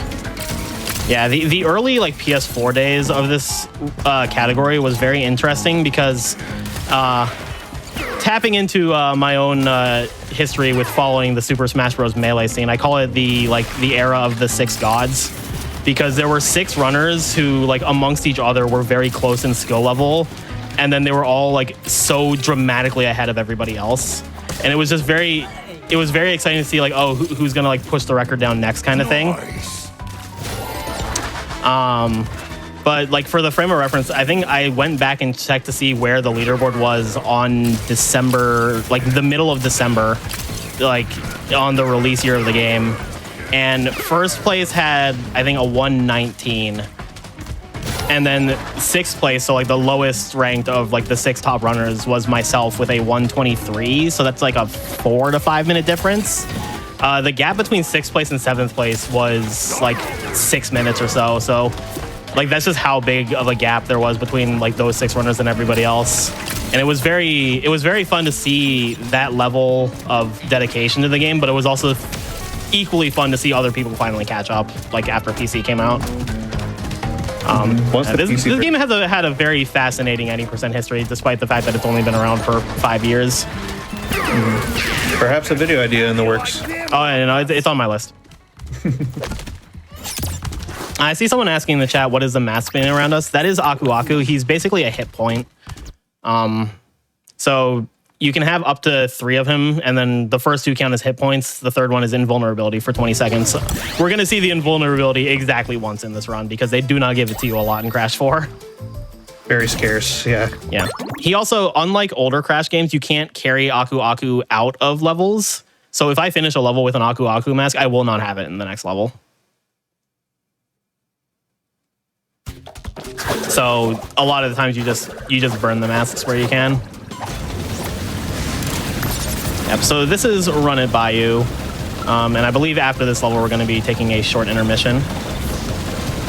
Yeah, that is correct. This game is quite long. Yeah. This is like the halfway point of the run after this, because this is the end of the 5th hub and there are 10 of them. If you are new to GDQ Hotfix, when we have longer runs, generally like 115, 120 and above, we tend to take a break partway through. It's helpful for everyone, the runners, the hosts, even our production crew to just go take a wellness break, go get some water, stretch our legs, things of that nature.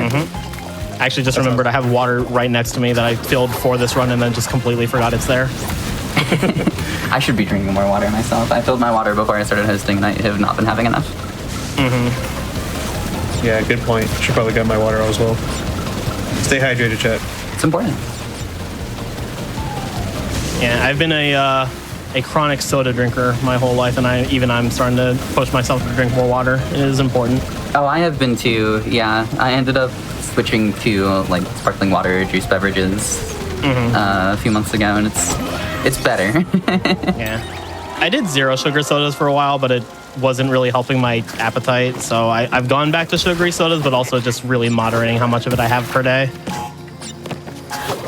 Oh yeah, So one thing that's nice about not being able to do the skip here and having to do this auto scroller is that armadillo, when he sees a wall of TNTs, he'll point at it and he'll make a random sound effect. The one that I like the most is the one he just did, where he just goes, yeah.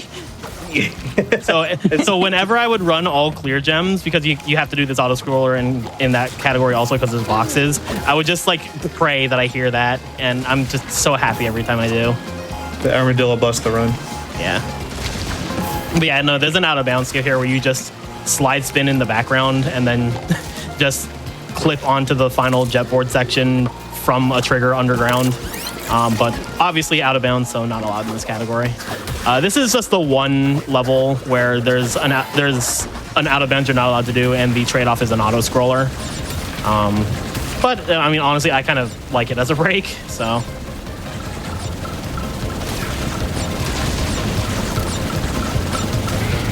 I see discussion about Dr. Pepper. I am Dr. Pepper's strongest soldier. I'm still waiting for Dr. Pepper to sponsor me. True. I was saying it in chat, but if I keep it at home, I know I will drink it too much. But when I go to I've been trying really hard to not keep 12 packs at home because I will drink it all in like 3 days. Yeah. All right, so that was the end of Run It By You. So I guess this is where we will take our intermission. I can just sit on the menu and it's fine. So. All right, yeah, we're gonna take a quick wellness break. We were talking about hydrating, so you all go get some water if you don't have any. We'll be right back to finish this run out in just a few minutes. Don't go anywhere. All right. Thanks for sticking around, everyone. We are back continuing our Transgender Day of Visibility celebration. We are in the middle of a Crash 4 no out of bounds run with Kylie. So Kylie, let's finish this out. Get us back into it. All right. So we just finished the first 5 hubs. So we'll be going on to the second half of the game, and I'll just count down again from 3, and then on go, I'll just immediately start my inputs again. All right. 3, 2, 1, go. All right. All right, so this is No Way Out. This was a demo level, so I have very long history with this one. And this introduces the time-stopping mask, Kapunawa, and I'm just going to let it speak for itself.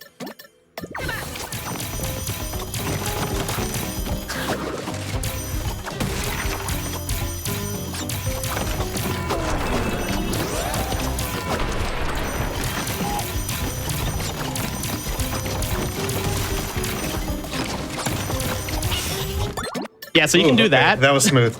Yeah. Okay, good. I'm very, very glad that went as well as it did. Mm-hmm. Yeah, so that is a trick that we call, well, it has 2 names. There's the Kapunawa tech, which is certainly an accurate description, but I call it the time warp because that sounds cooler. Mm-hmm. And basically, similar to what I said with Lonnie Loli, where there's 2 mask power buttons. If you press the time slowdown and time speed up buttons at the same time, you just immediately go into the power and go back out of it. And for some reason, that warps you forward a little bit. And how much it warps you forward is dependent on your frame rate. The lower the frame rate, the further you go, and also the quicker you can just chain the time warp. So, that was the weirdest thing I've ever seen. That forced me into a body slam. Yeah, so basically with 30 FPS, you can just blaze through levels with the time mask. I don't do it everywhere just because there's some spots where it's really difficult for minimal gain, but in places where there's long stretches of just slowing stuff down, it can save a decent bit of time to just do that.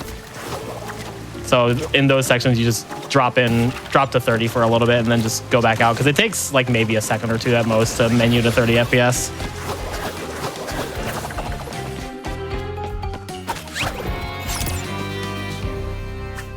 And we'll see that a couple more times, including in the next level.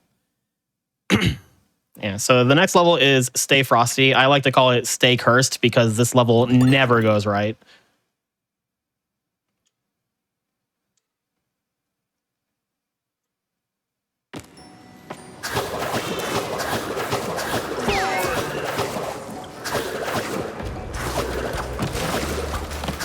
And here I'm just trying to delay these slides as much as I can just to clear the holes.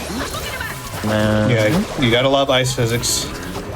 Yeah, that and just the thing that the devs call coyote time, where you can for like a couple frames after falling off an edge, you can still act as if you were on the ground. All right, so here's another, gonna drop to, I know what I'm doing. Options, video, 30, there we go.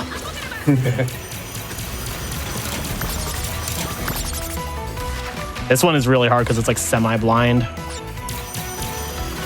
I was gonna say the camera is having trouble keeping up with you. Yeah, it goes so fast that sometimes like the camera just cannot keep up with you. So like you have to be very particular about how you do it. And if you go too fast there, you can actually deload the level. So yeah, you could also cause the doors to not open because you missed the triggers for them. Also, I changed a monitor. I'm not sure if anybody noticed. They'll probably see it. Oh, well, I died, so we get to see it again. Yeah, I swear that death was an accident. yeah, truly. No, the chat has to see the very important message. Yeah, so like one of the monitors in some of these levels is literally just an MP4 file in the game's file, so you can just change it. So I changed it to say trans rights, because trans rights. Yes, exactly. Trans rights. And this last, I don't bother doing the time warp here because it like saves very little time. And then you can see here where I'm doing little tiny time warps there, but because I'm well above 30 FPS, it just put me forward a very, very small amount. So, all right, and that's the last we'll see of the time warp for a little bit, but we'll see it a couple times in the end game. It's not the last time we're going to see the time mask. It's just that the sections where you can use the time mask, it doesn't save enough to be really worth it, I feel. Yeah, there's not much practicality for this level. This is mainly just a lot of platforming. Yeah.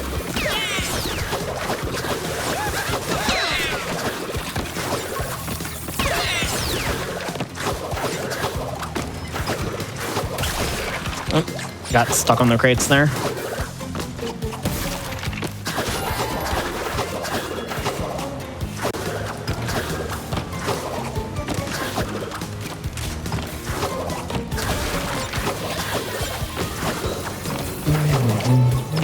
Underrated song in this. Yeah, this is a really good one. I really like this song. So there's a really tiny cycle skip you can get here that I'm going to try and do. If I can actually get up there. All right. Oh, no, my timing's off because yeah. So you can... You went around, yeah. Yeah, so you can stop those at a specific point where you can just jump onto the platforms from the crate, but I didn't get it, so...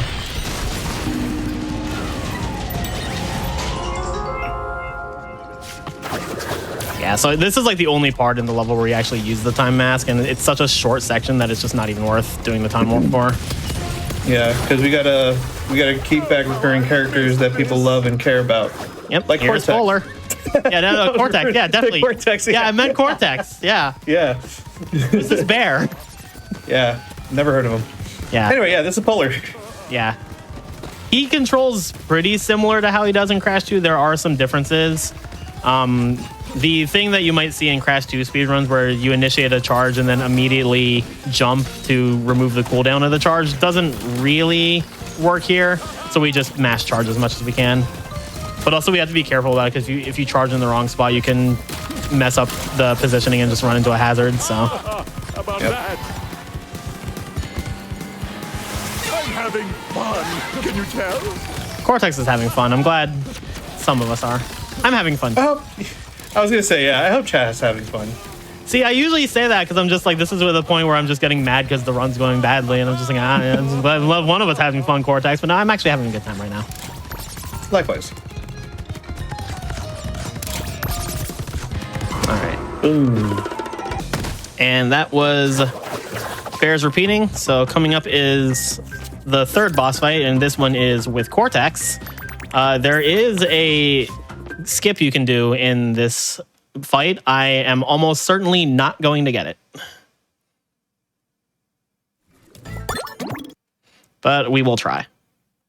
Yep, best of luck. I've made a few upgrades to my blimp. And then whether or not I get it, I'll let Tacos explain it because he knows it better than I do. Rain of giant deadly missiles.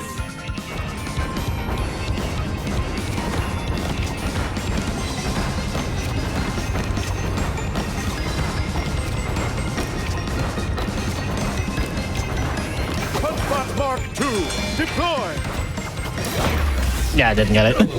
Yeah, a little close. Yeah, so if you aim your trajectory of the punch bots closer to the center of Cortex, it won't count as a hit because the robot will just phase through him. But in the game, it actually takes a life off. And if you death abuse, the robot will spawn in. Let's see if you can try here. No. Yeah, I didn't get it. But yeah, so yeah, you have to hit it at the very like right or left sides depending on where they spawn. I still don't know exactly like the intricacies of it into getting it consistently because the robots spawn either the left or the right, and it could also spawn in the map in the centers or in the very far left or rights. So that's also like RNG factors that you have to contribute. So it saves 20 seconds if you get both punch bots duplicated, but it's also just very time consuming into trying to figure out if you have the angles right or not. So yeah, it's a very volatile, very volatile like technique to use. I just do it and pray. Like yeah, exactly. Yeah. I think not my current PB, but the one before it. I think I had one punch bot. I don't remember. Yeah, no, I never bank on actually getting it. Yeah, even one punch bot saves like at least 10 seconds, so it is worth at least trying to go for. Yeah. Also, Cortex mentioned the Wrath of Cortex there. I don't know what he's talking about. He said the twalk. Yeah, the twalk of Cortex. Yeah, never heard that game. Yeah. Also, the walking I was doing there in the fight, I swear that wasn't for swag. That actually is just, in my opinion, the easiest way to do that fight without slowing it down. All right, so we are now going back to the time of the dinosaurs, because you can't have a time travel game without that. So you're not supposed to be able to jump past these vines, but you can by just doing that. Although I think I did it wrong, so I'm gonna have to win on these ones. Yeah, I did a double jump when I wasn't supposed to, so it's fine. I'll just play it safe. Gotta love those cycles. Yeah. Speaking of the Wrath of Cortex, I see Wrath of Cortex 106% world record holder Mick Hooper in chat. Hi, Hooper. Hey. That was good, Hooper.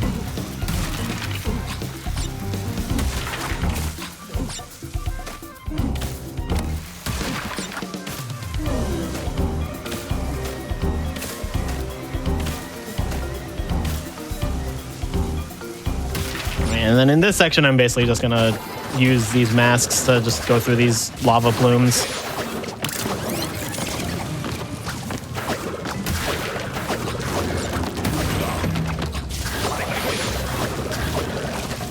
Had a little lag spike there, so I just waited out to see what was going on there. I'm gonna wait this out too, just because I don't have a mask.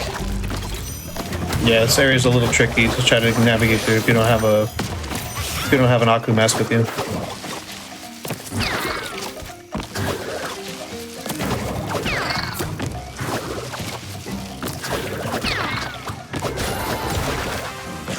And then last part of this level is just another rail section, so. Yeah. Probably the least interesting level out of the hub in my opinion. Yeah, because the next level is going to be the fourth playable character, which is Cortex. And Cortex casually is not super well liked, again, because his gameplay is pretty different and a lot more precise and pretty difficult to get a feel for. But in the speedrun, at least in any percent, I think he's really cool. Yeah, my opinion on him has changed multiple times in the course of speedrunning this, and my current opinion on him now is that he's not Tana. Very true.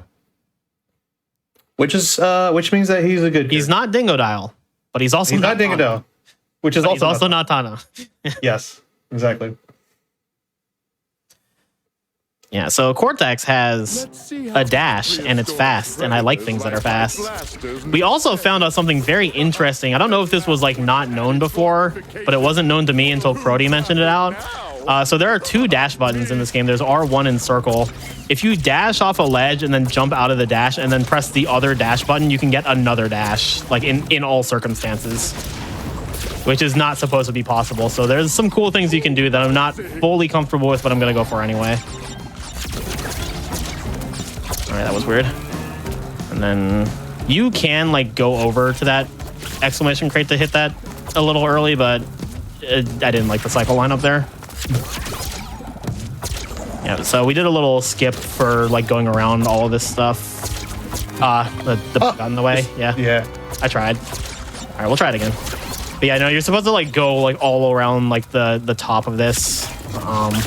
Yeah, around. You can just do this, and it's way faster. So. Yeah, it's just having to navigate through that entire right section. Yeah. All right, there we go. So that's the double dash I was talking about. Shout out to Mario Kart Double Dash. Yeah. I was gonna say. Yep. Definitely one of my favorite Mario Karts. Yeah. We kept calling it Double Dash inherently because of Mario Kart Double Dash, and they were just like, I know you're going to mention it at some point. Yeah. On second thought, no volcano lair. I can feel my nostril. Didn't take any damage there. That was nice. Yeah, I don't know how that happened. Okay, we're going to try that again. This last section is like, I'm bad at it for some reason. Haven't seen much. I swear I pressed R1. I swear I pressed R1. You did a dash close to the ledge and it just drops it drops all your inputs if you just fall off it. It's really weird. So anyway, Cortex is not Dingodile, but he's not fun. Exactly. Still has his faults though. So yeah, we get to hear more of this song, and I actually think this is one of the most slept on songs in the game. Like there's one part that like plays like really late into the song that we just never hear in any percent, and it sounds so cool. So you should give this song a listen if you ever have a chance. Honestly, this game's soundtrack I think is pretty slept on. Yeah. If you like marimbas and xylophones, this is the category. It's got a very different like sounding feel to it than the PS1 Crash games, and even compared to like Wrath of Cortex or Twin Sanity. But I still think it's a very cool soundtrack. Yeah. Yep. So this was the other demo level, Dino Dash, and this one is very cool. This is just a lot of really clean movement.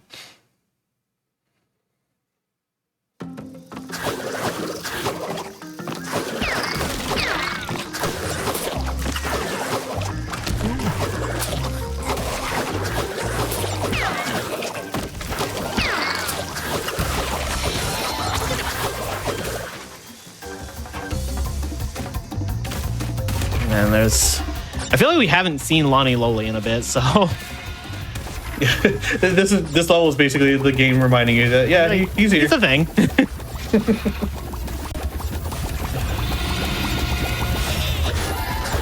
Yep, so here's another chase section. It can't be a Crash Bandicoot time travel game without a dinosaur chasing you. Right. This one is also real life accurate because it has more sounds akin to a bird than like the roaring of the Triceratops in Crash 3. So the devs did their homework.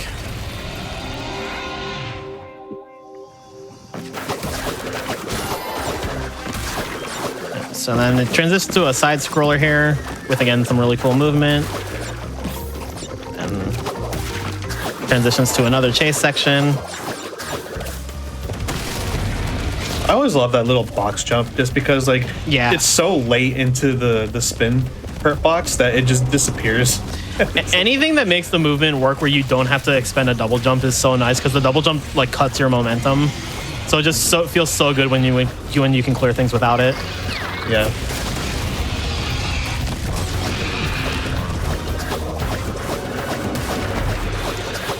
All right, and then this is probably my favorite side scrolling section.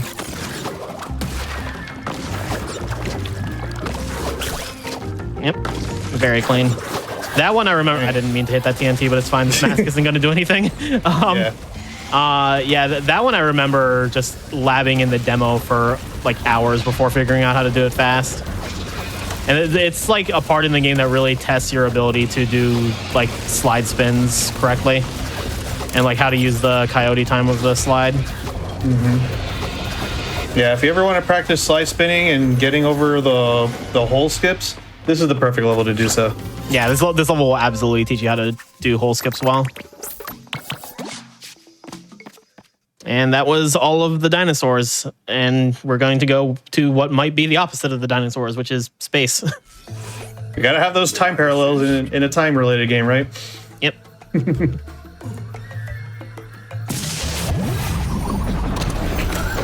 Yeah, so the first level in this next hub is Out for Launch.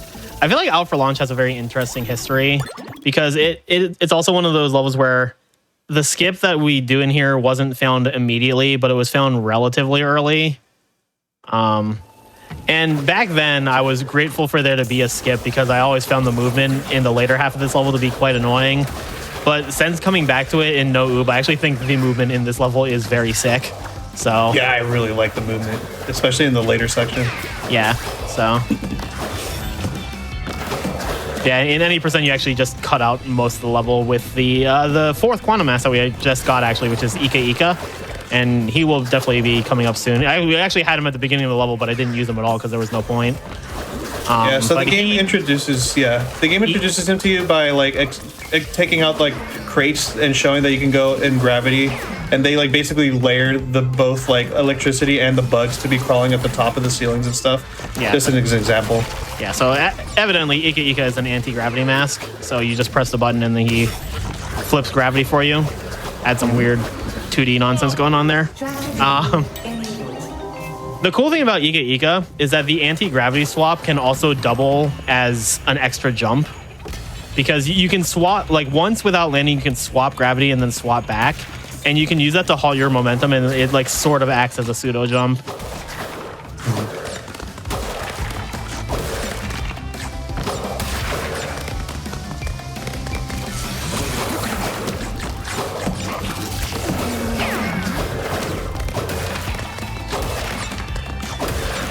So like here, I'm gonna do that. So you can do just that to just extend yourself way farther than you're supposed to, and it saves time having to grab onto those wall cling walls, which I think are also introduced in this level. No, they were in off balance. Yeah, they're very brief and off balance, but they become a lot more prominent starting in this hub. All right, now this section. Good luck. Yeah, this is the section with the cool movement. Nice. Oh, that was clean, actually. Whoa, nice. All right, I gotta take note of that because the way that I did it in my no out of bounds is very, very, very different. Yeah. I think that one, I just like randomly did it like that. I was like, wait, no, that was really good. I'm gonna keep doing that. Yeah. So fun fact with these nitros, on release, they actually bounced on the rails and they could randomly kill you. They patched that out very, very early, but they forgot to patch it out in the alternate version of this level called shipping error. And shipping error gives you no masks. So in full completion categories where you have to do shipping error, you can just randomly die to that. And if you're doing 106% where you have to do a deathless run, it's just the worst feeling in the world. Okay, so this level is stowing away. Honestly, I think this might be the one level in the run where I have the least things to talk about. It's just kind of there. Yeah, I find myself not really like lapping this level out as much to like practicing it. It just kind of comes naturally.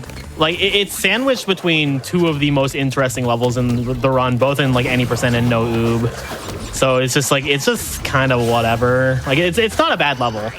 It's just like, it doesn't really stick out in the same way in terms of like strats and stuff. So it's very self-contained. You can do, again, there's two different like slide buttons in this game. There's R1 and circle. You can do a thing there where I was doing, I got a slide there despite the fact that I wasn't holding a direction.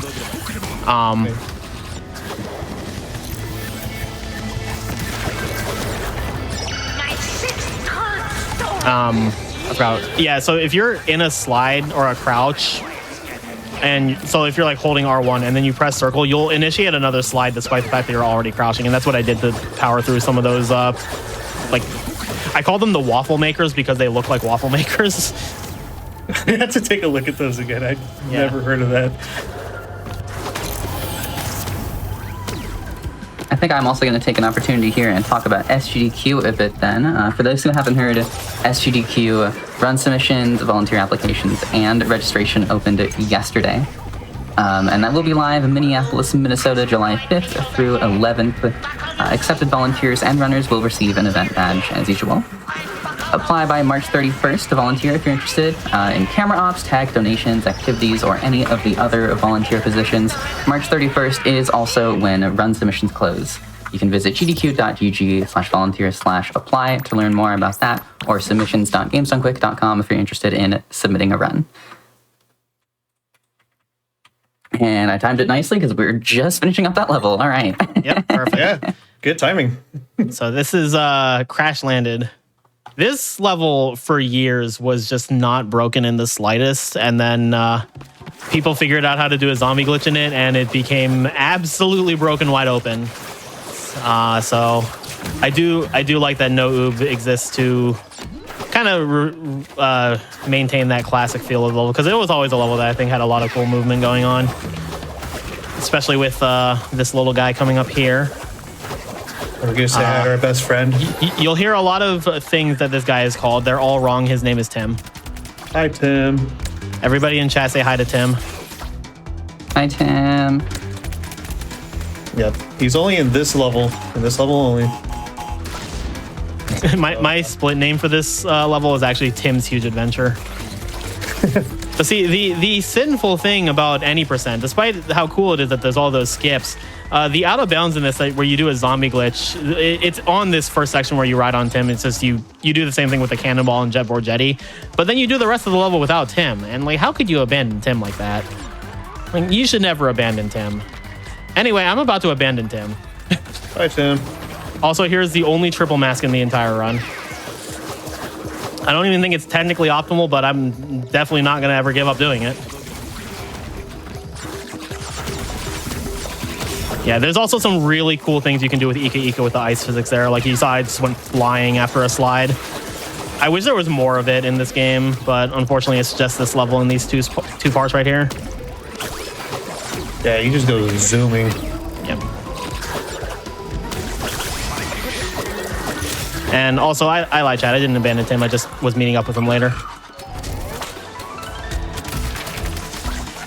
Surely you won't abandon him later, right?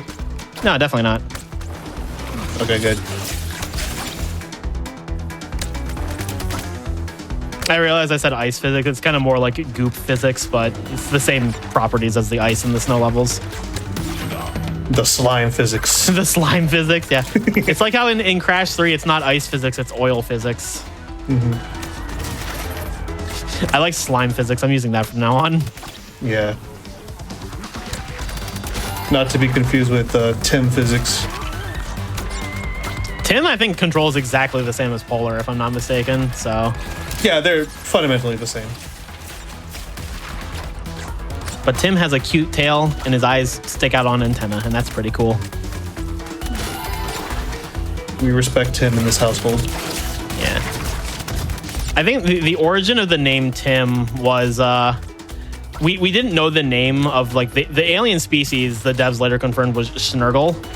And we didn't know that when the game came out, so we just didn't know what to call him. And there was a runner named Seth Rono who was just like, you know what? He looks like a Tim. I'm calling him Tim. And I rolled with that, and I like really pushed for it. And a very good friend of mine who is also a Crash community moderator, Merkaz, bless his heart, I love him. Shout out to Merkaz. He commentated an any percent run for SGDQ 2021, I believe. Mm-hmm. And they got to this level, and they were saying Tim. And Merkaz was like, no, he's not Tim. Only Kylie calls him Tim. And then the entire GDQ chat just started calling him Tim. So he is Tim. The legacy of Tim will continue for ages to come. Yeah. Also, I also lied at the beginning of the run. We also will see Crash one more time, and it is in this fight. Because I switched to Crash for a very specific reason for this. Yes! You switched to Crash for this. Okay, cool. All right. Yeah. It doesn't hit as well with Coco, I will admit. Yeah, so this is a 1 minute rail grind that just takes us to the fourth boss fight. But if we pick up all of these Bumpa berries, as the game calls them, something funny will happen. Mm-hmm. Would you say it's something monumentally stupid? Yes. But that's why I love it. Yeah.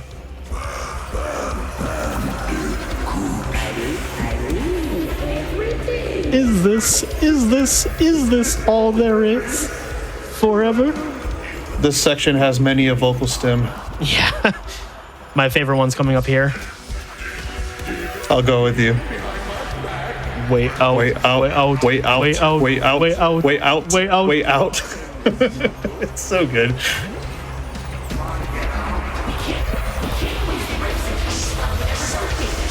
And then here's another one. Kick some. Kick some. Kick some. Entropy butt. All right, chat. Join us.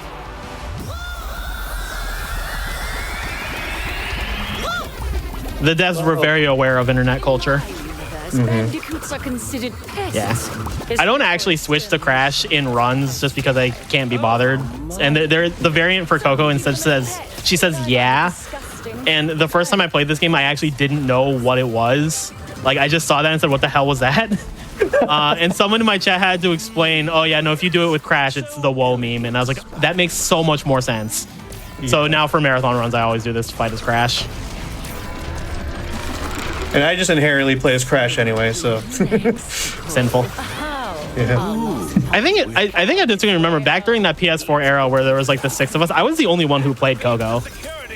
Oh yeah, that's true, actually. It was so funny. I remember I got on one of my old PBs, there was a YouTube comment that was like, why do all the top runners play as Coco? And I was like, I'm the only one of the 6 that plays Coco.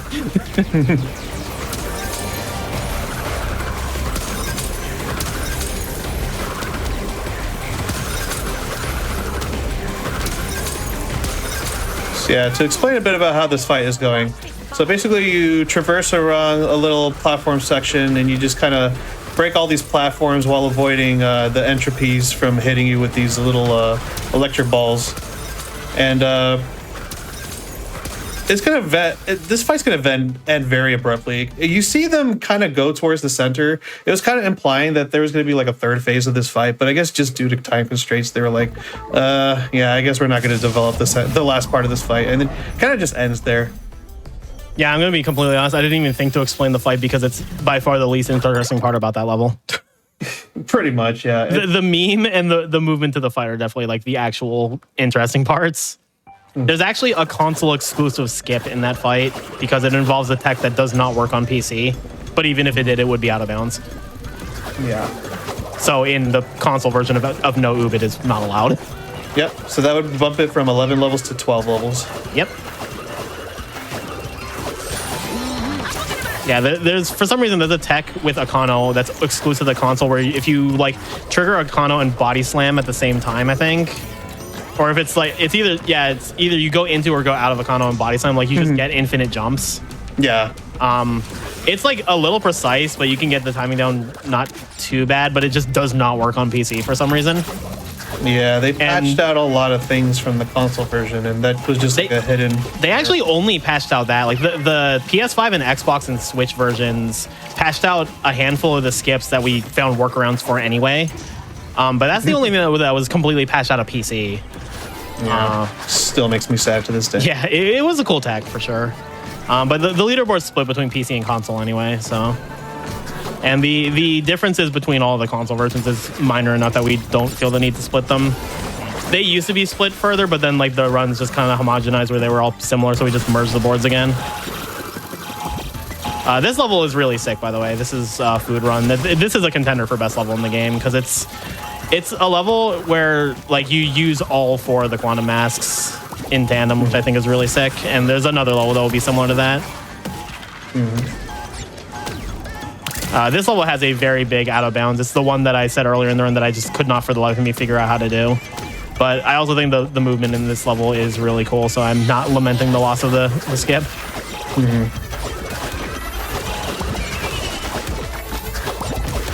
That was not what I wanted to do. Oh, dang. Yeah. Yeah, I fat-fingered a little bit there. I was gonna say, that looked really clean up until that point, too. It's really cool. How can we ruin this? A body slam. I think I mentioned this the last time I was on Hotfix with this game. Body slam and slide are... I press the buttons, I swear. Body slam and slide are on the same button, which is circle and or R1. It has been like this for the entirety of the body slam existing in Crash Bandicoot, so since Crash 2. It has never been changed. Out of every game in the Crash Bandicoot series that has like the classic platforming movement, the L1 button is never used, including in this game. And I don't know why they don't just put body slam on L1.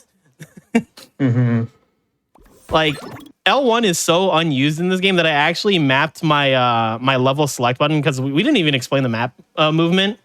Because you can just bring up the level select menu to skip actually walking on the map. So that's what I've been doing the whole run. You're supposed to press like the center touchpad button or like the select equivalent, depending on what controller you're using, to bring up the level segment. I just mapped that to be all one. I didn't know that was an option that you could do. Yeah, it's in the internal Steam settings that you have to do it. But I see. Like, if the L1 button's not being used otherwise, like, you might as well. Also, shout out to that robot on the side who's just gardening.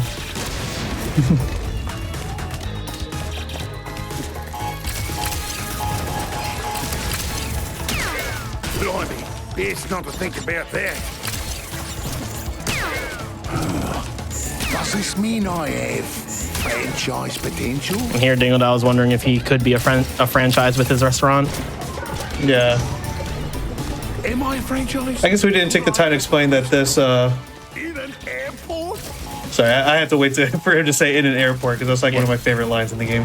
I guess we didn't take the time to explain that. Yeah, this is indeed taking place in the future, and Dingodile's seeing his name plastered everywhere. So he's like taking the opportunity to really think about franchising his restaurant. Yeah. Yeah. So this is a pretty infamous level. Like if you were to go out in the street and survey a bunch of people and say, what's your least favorite level in Crash Bandicoot 4? Most of them are probably going to say this level. This first part with Dingodile, I don't think is too bad. We love Dingodile. Yeah, Dingodile's fun. It's the other character we don't talk about. Yeah, there's a second part to this level that I'm not too hot on.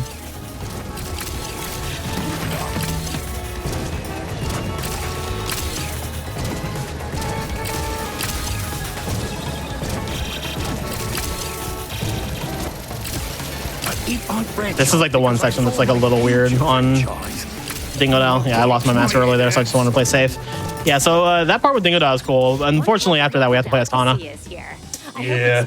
And it's not even like a dig on Tana herself. It's just most of her section is just pure auto-scroller.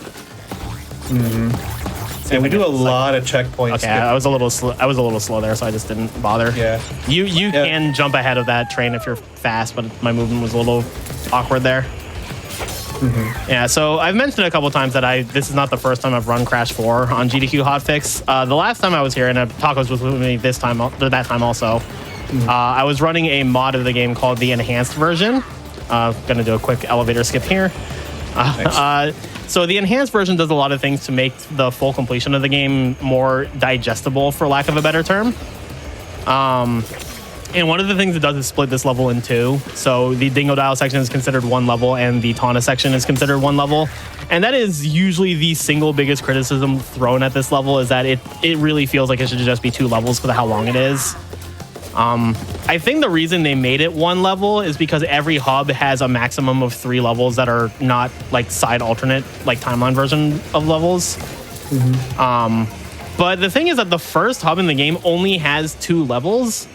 So they could have just put 4 levels in this hub and still had a perfect 30.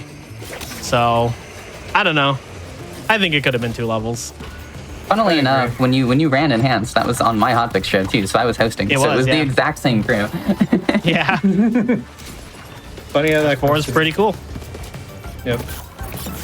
I've definitely had a long time to formulate my thoughts and feelings on this game. And at the end of the day, I do truly love this game a lot, despite things I think it could have done better. I think a lot of things it did phenomenally well regardless. So it definitely is a very fun game that I would recommend anybody give a shot.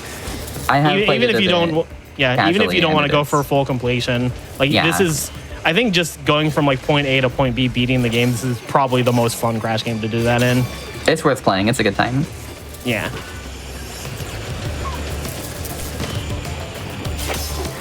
So we are coming up towards the end of things here. That's thankfully the last. I was going to say that's the last auto scroller. It's not that's the last rail section. This is the last auto scroller. Yeah. So the reason why this level is notoriously long is we do a lot of checkpoint skipping in this level, just out of the sake of just going fast. And if you die at any point and you go back to a checkpoint that you may have missed, you gotta redo the entire rail section over and over again. I guess we're just not gonna get that mask. It's fine. Yeah, you got this. Yeah, so they decided to just throw Frogger into the end of this level. Oh, nice. So see, I don't try to think of any specific movement. I just improvise that entire section. Now imagine doing that and doing it in either a time trial or in a perfect relic run where you can't die. That's a part of why that level is so brutal. It's not the worst in an any percent pass, but it's definitely rough when you're starting to go for everything. Yeah. All right, so this level I actually think is pretty neat. One, because I just like Cortex's movement, but also with that double dash tech we talked about, like the movement in this level has just become a lot cleaner, I feel. Once again, shout outs to Mario Kart Double Dash.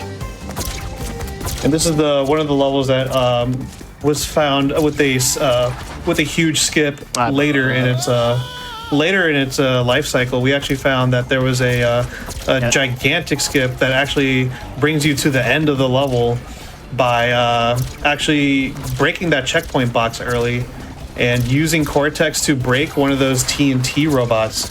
And if you jump at a precise time, you can actually land on the very top of the gate, the little tunnel that goes before the checkpoint box, and it basically warps you to the end of the level, which is crazy.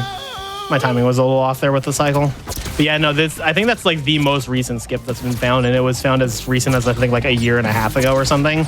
About a year ago, yeah. Yeah. I'm not even sure if the record has it in the run. The current one? No, it doesn't. Yeah, because the any percent records actually stood for a very long time at this point.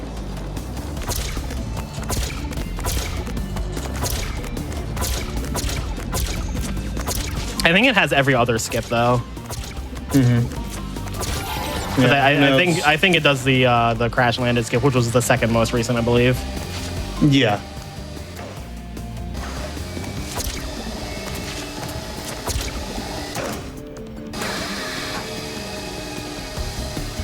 So yeah, as you can see with how these auto-scroller sections go, where you're just kind of waiting, you can see how the any percent no out of bounds has like a drastically different time scale than the regular any percent. I like to call that little side scrolling section the garbage section.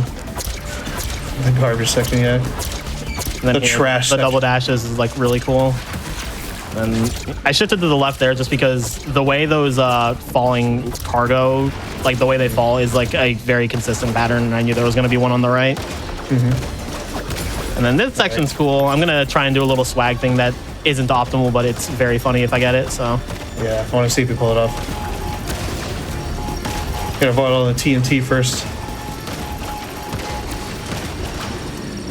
Oh, I got it. Oh, okay. there you Should go. be fine. All right. Yeet!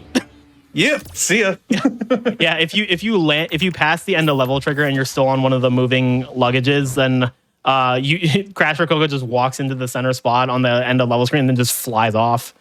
Yeah, so it loses time, but it's the funniest thing ever. So shout out to Serenade Yuki for that one. He found that on accident, and then I started trying to go for it, and it just looks really funny. Yeah.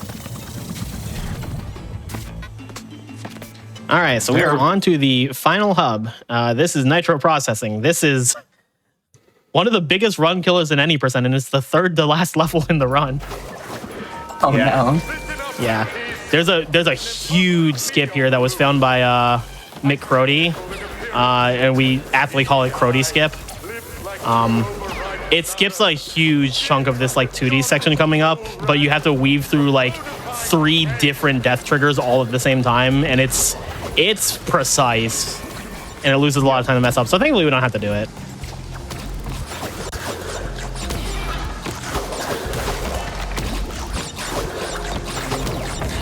So talking lore-wise, right now we're actually in the year 1996. Yep. So we're in a time period right before Crash 1 happens. What happened at the end of Cortex Island is, or at the end, no, we're in Cortex Island. What happened at the end of the last hub, the Snacks Dimension, is that Cortex has betrayed the team, decided he wants to go back in time and erase him ever creating Crash Bandicoot. So now Crash and Coco are on a mission to stop him from doing that. But also, past Cortex is very stubborn and doesn't believe that future Cortex is him from the future. He just thinks he's an imposter. So now they're fighting with each other. That's all the dialogue in the background. And yeah, you'll get to hear it. Yeah. In this category, you can actually hear it because in the out of bounds category, you'll hear all the dialogue that is going. Yeah, so we skip this whole room in any percent because you're not actually supposed to carry Ika Ika this far. The devs just forgot to put an invisible wall at the end of that 2D section to the left, so you can use that to dodge the trigger that avoids Ika Ika. falling off of you, and you can just use Ika Ika for a huge part of the level that you're not supposed to. This is the one room that we had to be very specific on how we ruled what was and wasn't out of bounds.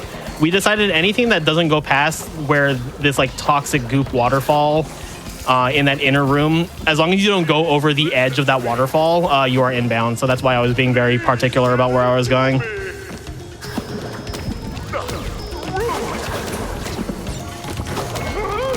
At the end of the day, the no oop category is a somewhat like custom arbitrary one that we made, but I think the rules we made are pretty consistent. So, and so we switched from Ika Ika to Kapunamo, which means we are about to have time warp again. Yep, let's get that drip, the frame rate drop.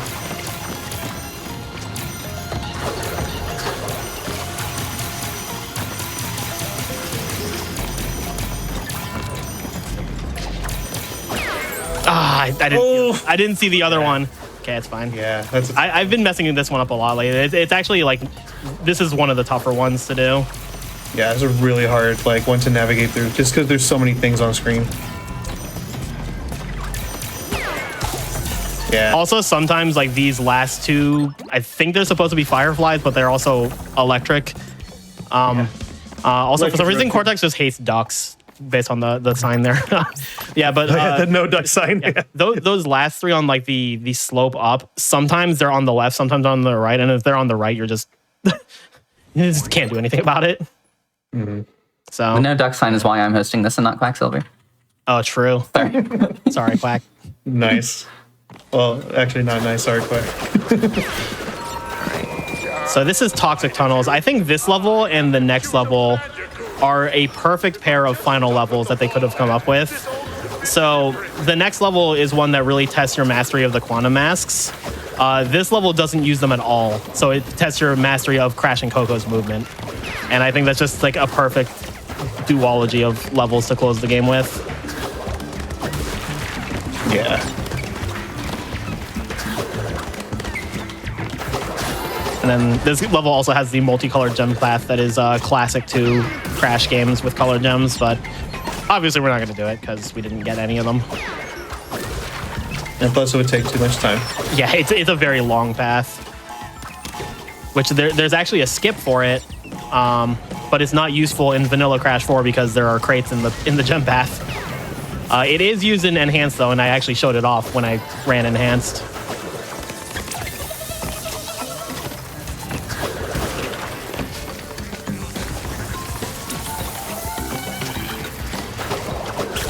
Yeah, a lot of this is just like the movement we've been seeing the whole run, so. Catching cycles too. Yep.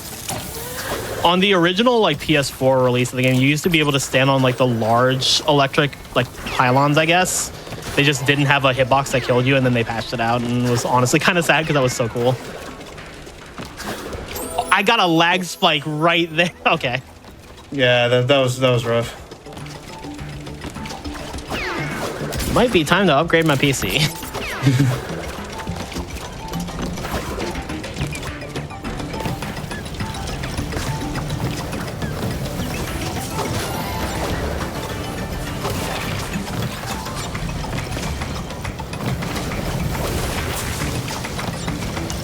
Yeah, that was a weird place for a lag spike. I don't think I've ever gotten one there. Mother's name, Sharon.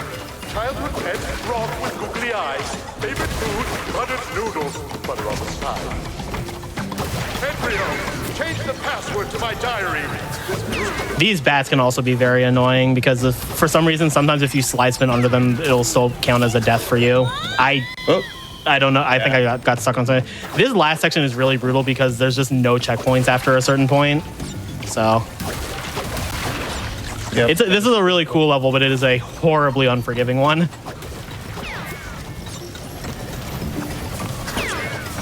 I'm just gonna be patient here. Just play it safe. Yep. And those bats have a dastardly huge hitbox. Yeah. And there's two of them right at the right before the end of level trigger, so like these two bats for a while were just the bane of my existence back when I ran any percent. Honestly, same. It was pretty bad.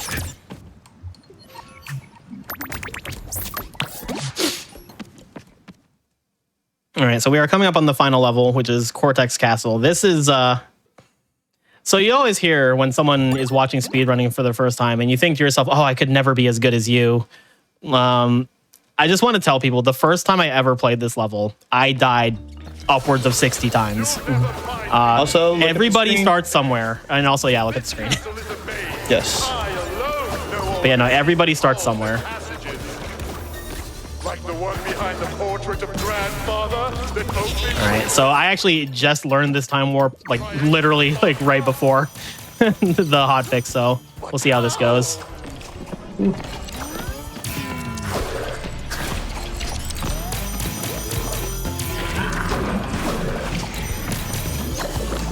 Very nice. I slowed down on a couple spots to be safe, but overall that was fine.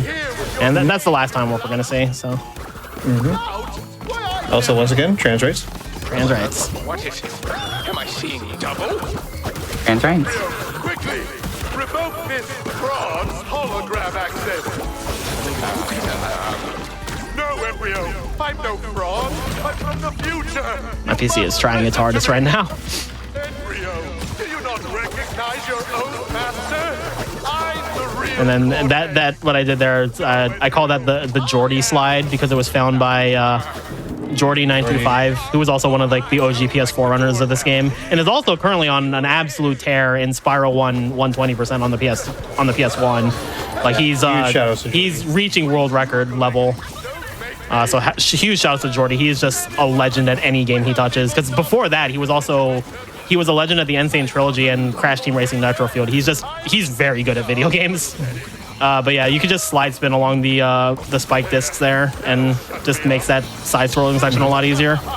And we're just completely talking through this total mask gauntlet. Yep. All right, so good thing we kept that mask there. We could skip that entire section. Yeah. Oh, it's like I never left. Right. It always feels so satisfying. Yeah, that section is one, I call it the mask gauntlet because it is a complete gauntlet. It's definitely like one of the hardest skill checks in any Crash game, but it is also so perfectly designed where once you know how to do it, like you never forget. Yeah, that was awesome. There are points in this game where There are points in this game where the movement flows super well, and that was absolutely one of them. Yeah. All right, so we are actually on the final boss, and Cortex has turned the tables, and now he's using the quantum masks, which is, for one, I think that's a really cool parallel to the rest of the game, and also like the prior boss fight where you used all the quantum masks, where now they're being used against you. But it's also a nice parallel to the Wrath of Cortex, which was the original 4th Crash Bandicoot game, where that game is also based around 4 masks that are your enemies. So it's kind of a parallel to that as well. Overall, I just think this fight is cool. But yeah, time will come up at a certain point, and I'll be sure to point it out. Time out, time out. The trans rights picture didn't fit quite perfectly there, so now there it just says RANGH. I see rights on funny enough on the right. In the back, there's one that just says rights, and then the other ones are all rights mirrored. Yeah. I'm like, yeah, that's definitely right. Ran GH, Ran Guitar Hero? Ran Guitar Hero, yeah. I'd consider it.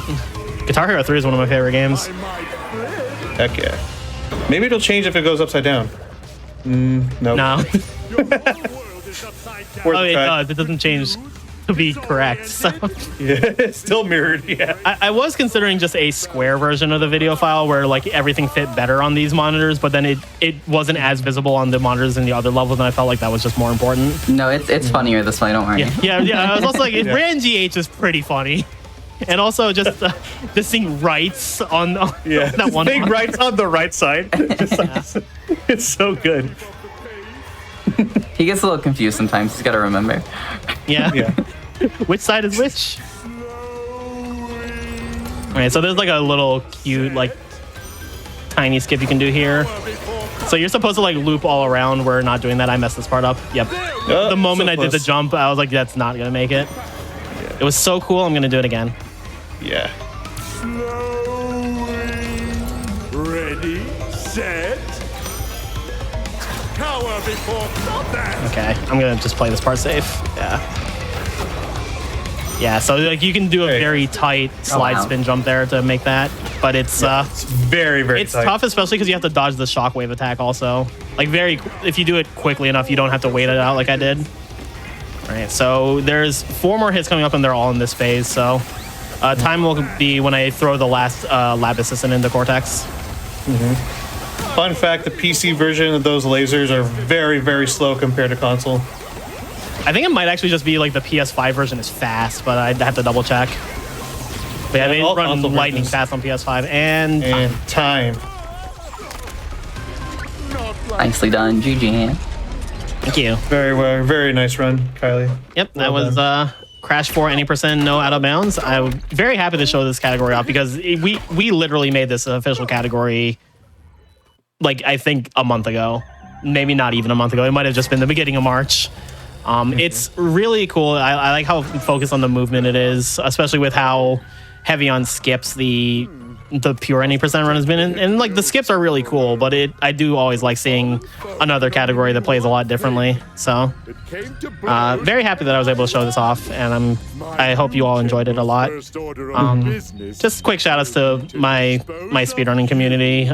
You all are always there for me through everything, and I cannot appreciate it enough. Thank you again to Tacos for joining me on commentary with this, and thanks to GDQ for having me on showing this game again. Always happy to show off any Crash Bandicoot game or any game in general. And Tacos, do you have any shoutouts? Yeah, just quick shout outs to the speedrunning community for Crash. Of course, shout outs to you guys in the chat. Shout outs to Trans Rights. Yep, of course, Trans Rights. Gotta say Trans Rights. Shout outs to Trans Rights, but I mean, I'll say it on my end before you close it out. And I would just want to say, if you're interested in Crash Bandicoot 4 and unsure where to start, I'd say that No Out of Bounds is a good way to get yourself familiar with the game and learn things from there. And we do have a Discord server of it's all of the HD Crash games, we call it, which is just everything from the Insane Trilogy onwards. If you want to join that, a link is on any of those games speedrun.com pages. And yeah, we're super welcoming and always willing to help people who are learning the games. And they're all great speed games, so I would definitely recommend it. Otherwise, that's all I've got to say. Thanks again for having me. Yeah, thank you both for being here. That was awesome. That's going to do it for me as well, but our Transgender Day of Visibility celebration continues. We are only about halfway through our runs today, maybe even slightly less. You'll be hearing more from me tomorrow, but as we go get set up for The Legend of Zelda: A Link to the Past, when we return, you will be joined by the wonderful Quacksilver. Quack helped me out planning this event, and as you probably already know, is a phenomenal host, so you are in good hands. But before I go, I'm just going to say, Trans Rights, I will catch you all tomorrow, but please enjoy the rest of the runs we have going on today. 4, 3, We'll be right back. 2, 1. Trans- Well, hello there, everyone. Welcome back to the GDQ Hotfix Transgender Day of Visibility Celebration Showcase. My name is Quacksilver, and I am going to be hanging out with y'all for the second half of day 1 of our T-Dog Showcase. Many thanks and congratulations to Helix and all of the runners who appeared earlier this afternoon on a phenomenal kickoff to the event. I'm here to segue with you all into a little mini block I am calling Trans People Have Always Speedrun here, because we're going into some classics. Coming up next, we've got Legend of Zelda: A Link to the Past. We're gonna get some Tomb Raider 2, a series of games from the far-off dimension known as the 1990s. And then we'll kick it over to some remakes of classic games with Final Fantasy VII Rebirth and Resident Evil 2 Remake, before concluding our evening with some Hades 2. Now, Helix is taking a well-deserved break because, in addition to hosting and helping design this event, Helix is also, alongside a whole lot of GDQ names and faces, going to be attending PAX East, March 26th through 29th. GDQ is going to be there. I hope you'll check it out. You can visit east.paxsite.com to find out more about the show, or use !PAX in the Twitch chat for some more information about that. But without further ado, I think it is time we go to a classic of speedrunning, featuring a character beloved by the trans community for being every gender at once. I think we can all agree on this. Here to speedrun The Legend of Zelda: A Link to the Past Master Sword, please welcome to the stage Damasu. Hello, thank you, Quack. This is just so great to show off this speedrun. It's very beginner friendly and just a fun time overall. But before we get going, would my commentators like to introduce themselves? Hi, I'm Kit Rose. I'll be commentating Damasu's run. And I'm Larch, aka Orkibash. And yeah, I am long-time viewer, first-time commentator. Ooh, awesome. To be here. Well, without further ado, let's get going. In 3, 2, 1, go. Good luck. So, thank you. And here at the start, we've got a bit of text that we've got to mash through. It's basically Princess Zelda calling out for help, saying, hey, Aghanim has been doing some weird stuff with all of the maidens across the realm, and he's locked me in the prison. And she needs help, so our uncle is going to go help. I'm glad that Link's house has good cell reception. Yes, and before we make it out here, there is a flashing lights warning as soon as I exit, and it will go for another minute or two. I will let you know when it is done. So we have some lightning out here in the rain. Go on. Right at the gate, you notice Damasu skipping that chest there. It has the lantern in it, which is an important item if you don't know where you're going in the dark areas. And Damasu has some of those areas memorized, but it really is just because there is a faster lantern to pick up later. And the game really wants you to have it, so it puts it in a bunch of different chests. Yep. I think there's 3. There's only 2 that I remember for sure. But here we meet our uncle, who has unfortunately failed, and so he passes on the quest to us. Yeah, he's legitimately just resting, though. During the credits, we would see him again, but, well, this run doesn't get to the credits. So he'll never be relevant again. Nope. And now there are no more flashing lights for this run. So it is completely safe. Players here pick the left side, and guards either look left and right or straight for their vision, so it's very easy to practice going around these guards and dodging them. You can do this at home too. Yeah, and only the thicker guards, the ones with more armor, presumably, are ones that will chase you down. The smaller ones will just kind of walk around aimlessly, but these, they'll chase you. And we're going to get seen by every guard here. We're fast because we're speedrunners. Yes. And in this room, if you go up here and just go to this line and go left, these 2 guards won't see you. It's very helpful for getting through here. So we're going to pick up the boomerang and make our way down to the basement to pick up Princess Zelda. Are we going to be showing the warping through the block trick? No. We don't get a chance to show that off in this one. In a randomizer, you get to see it, though. Okay, all right. For that or see randomizer. Potentially in a full run, because the Master Sword percent, we just do the first 3 dungeons. It's kind of a taste of the whole game. So instead of hitting the ball and chain guard here with 8 sword slashes, we just throw 2 pots. And there is the second place to pick up the lantern, which we need to see in dark places. And we pick up Princess Zelda to rescue her. And she tells us, hey, there's this secret passage into the sewers that we can use, and that will lead to the sanctuary where she'll be safe. But to do that, we've got to get to the throne room. So we get to backtrack a little ways. Fortunately, most of the enemies stay gone, so we don't have to worry about much getting in our way.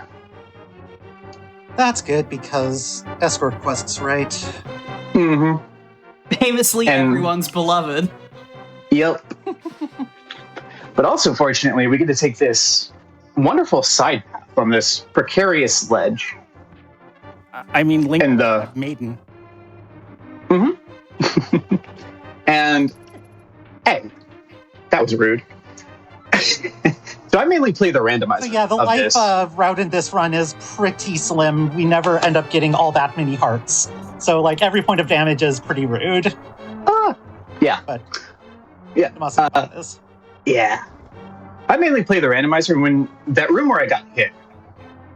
If you do that path that I do in the randomizer, that guard never sees me. But in all my times practicing this category, that guard has seen me every time except one. And I'm not sure why. Version maybe? Like, because this is Japanese 1.0. The randomizer is based off the same. But there could be something that got changed. So now we're in the sewers, and we have to watch out for rats and bats, or keeks, as the game calls them. Fortunately, they're decently easy to avoid. And here we have ropes who do a full half-heart of damage, whereas the rats only do a quarter heart. So if we get hit by a rat, it doesn't hurt as much. We go right here to get a key so we can exit this room and explore more of the sewers. And you notice if a rat does hit her, that like the health only goes down by half a heart occasionally, and that's because the game doesn't render quarter hearts. Correct. We ignore some stranded rats. Unfortunately, we go left because this rat has a key for us. It's holding a tiny key in its tiny little hands. Yeah. Thank you, rat. And we politely asked for the key and it gave it to us and nothing else happened. Yes. Channel vouch. Yeah. So here, let's see if I get hit by that rat. No. Usually, okay, as I don't pay attention and walk into another one. But usually I get one of those rats loves to just walk into me. And in here, Princess Zelda says, hey, pull that lever over there. But she never tells us which one. Fortunately, it's the same one every time. If we pulled the one on the left, a bunch of snakes would drop on our head. So here we get a lot more text of Zelda and the priest telling us what's going on, saying Zelda will be safe here, and telling us to go and get these, the 3 pendants that we need. And that'll help things. So we're going to do that. Shout out to all the rat emojis in chat that I'm seeing. Oh, yes. Post more rats, please. Give me more. Love them. So here, let's not go to the sanctuary. Let's go to Link's house, because that's closer. So now we're going to go to Eastern Palace. Yeah, we saved and put a lot during this run. Yes. Because that's faster than walking. A lot. Excuse me, guards. So the guards very optimized, like pseudo stealth movement here from Damaso. Yeah, the guards and their big helmets have a little bit of a visibility problem. And would either of you like to explain pumping, since we're going to be doing that a lot? So the stairs? Yes. The stairs. Yeah, so when you go up the stairs in A Link to the Past, if you mash back and forth left and right, you actually go faster than just straight holding up the up direction. And that's also tech you can try if you have like Switch Online or any other version of the game. Yep. Yeah, it basically skips a 0 movement frame. And like it's just 1 frame, but it adds up over the course of the run. A lot of this, Master Sword percent is like not glitches. It's a lot of like really micro optimizations like that. Yeah. So even if you're brand new to the game, you can just pick it up and do it. You don't have to do any of these fancy optimizations. Although stair pump is probably the easiest one to learn because you just literally hit left and right as you're going up as fast as you can, and it works. Let's see if I get this one. I'm really bad at aiming here. Oh, 1 and 2. And instead of fighting 4 or more, you just do that. We don't need that chest because that is a compass. And we already know where all the chests are. The map and compass is slow. Yep. The map is just slow for all beginners too, because it takes place on this right side here, where you'd end up on the level above where I am now. And there's just 2 more rooms that loops you out there, and you just kind of go nowhere to get a map. It's not needed much. But here we want to avoid the anti-fairies. This is also... These 2 rooms are 2 of 3 rooms I can do in the dark. Hey, excuse you, skeleton. But we get a key there. Being very rude today. Yeah. Yeah. Marathon luck. Yeah, it's okay. I'm not doing... I'm specifically skipping one trick in this next room so I do not die at a very not good time. Chat has noticed that the maps in A Link Between Worlds and A Link to the Past are similar, and that's because those are direct sequels. Yeah, it actually really messed me up playing A Link Between Worlds for the first time. Because it's so similar to this game, but so different that it took a while to figure out where they had shuffled things. And also Echoes of Wisdom, the map, the overland map for Link to the Past is contained in that map. Ooh. Like, it just kind of expands out the borders of what, like, Greater Hyrule is. Neat. So here we finally got a bow, which will help us in defeating the boss of this dungeon, Armos. Here we have another dark room that, excuse me, we got to get rid of that enemy because they hold a key for us. And we just kind of avoid the others. And here, we go over here, we pick up the pot, go left, pick up the pot, go down, pick up the pot, hit the switch, and those anti-fairies never hit us. And in this room, that is... you can just do that. 3214 for pointing out that in Japanese, Link Between Worlds was literally like titled as a sequel, so... Oh, cool. Yeah, today I learned. Oh, yeah, thanks. Teaching us. So these red ones take 2. Right, that's a heart. Now let's see if... Luck. I can hit... That quick kill is pretty tricky. Buttons, right? Nope. I've seen her get it a couple times, but Luck was not with us. I can hit buttons, right? Nope. That's all right.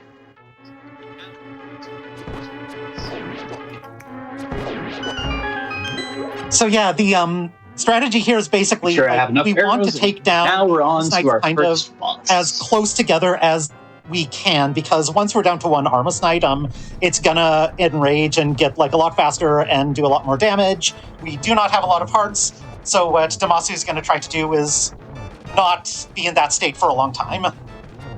Yeah, it takes 16 hits or 8 spin attacks normally to defeat this boss. No. Kit, did you want to explain that? Yeah, so there is a quick kill you can do, but for some reason I'm just notoriously bad at it. Softlock here. If you I haven't figured out. Positioned to pick up the pendant before the text is drawn on the screen, the game will crash. I didn't know that. Wow. Yep. And I have to ask, has that happened to you before in a run, especially a marathon or PB pace run? No, and I'm very glad. I would have been so confused. So here we're talking to Saharasala, who lost his heirloom, the green pendant. And in return for us getting it and doing our hero stuff, he gives us the Pegasus boots, which allows us to dash. So now we're going back to Link's house so we can go to the library and check out a book. Because we need to be able to read. As all heroes. And famously, like, you can learn to read by just looking at one book. Yeah. One book will teach you everything you need to know. Not really. No, don't do that. Literacy matters. Yes. Like trans rights matter. Yes. I'm gonna try and remember to dash everywhere, but since I'm still used to randomizers a lot, and we get the Pegasus boots randomly, I may forget. Bonk.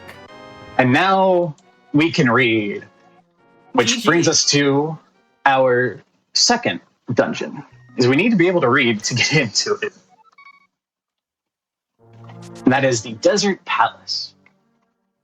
which is down in the southwest corner of the map. Yes, Metabot, it is a really good book, like real page turner.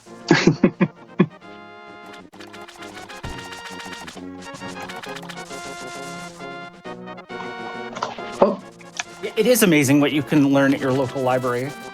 Yes. True. Libraries matter. Shout out to libraries. And library cards are free. You can just go and get one. That's going to hurt.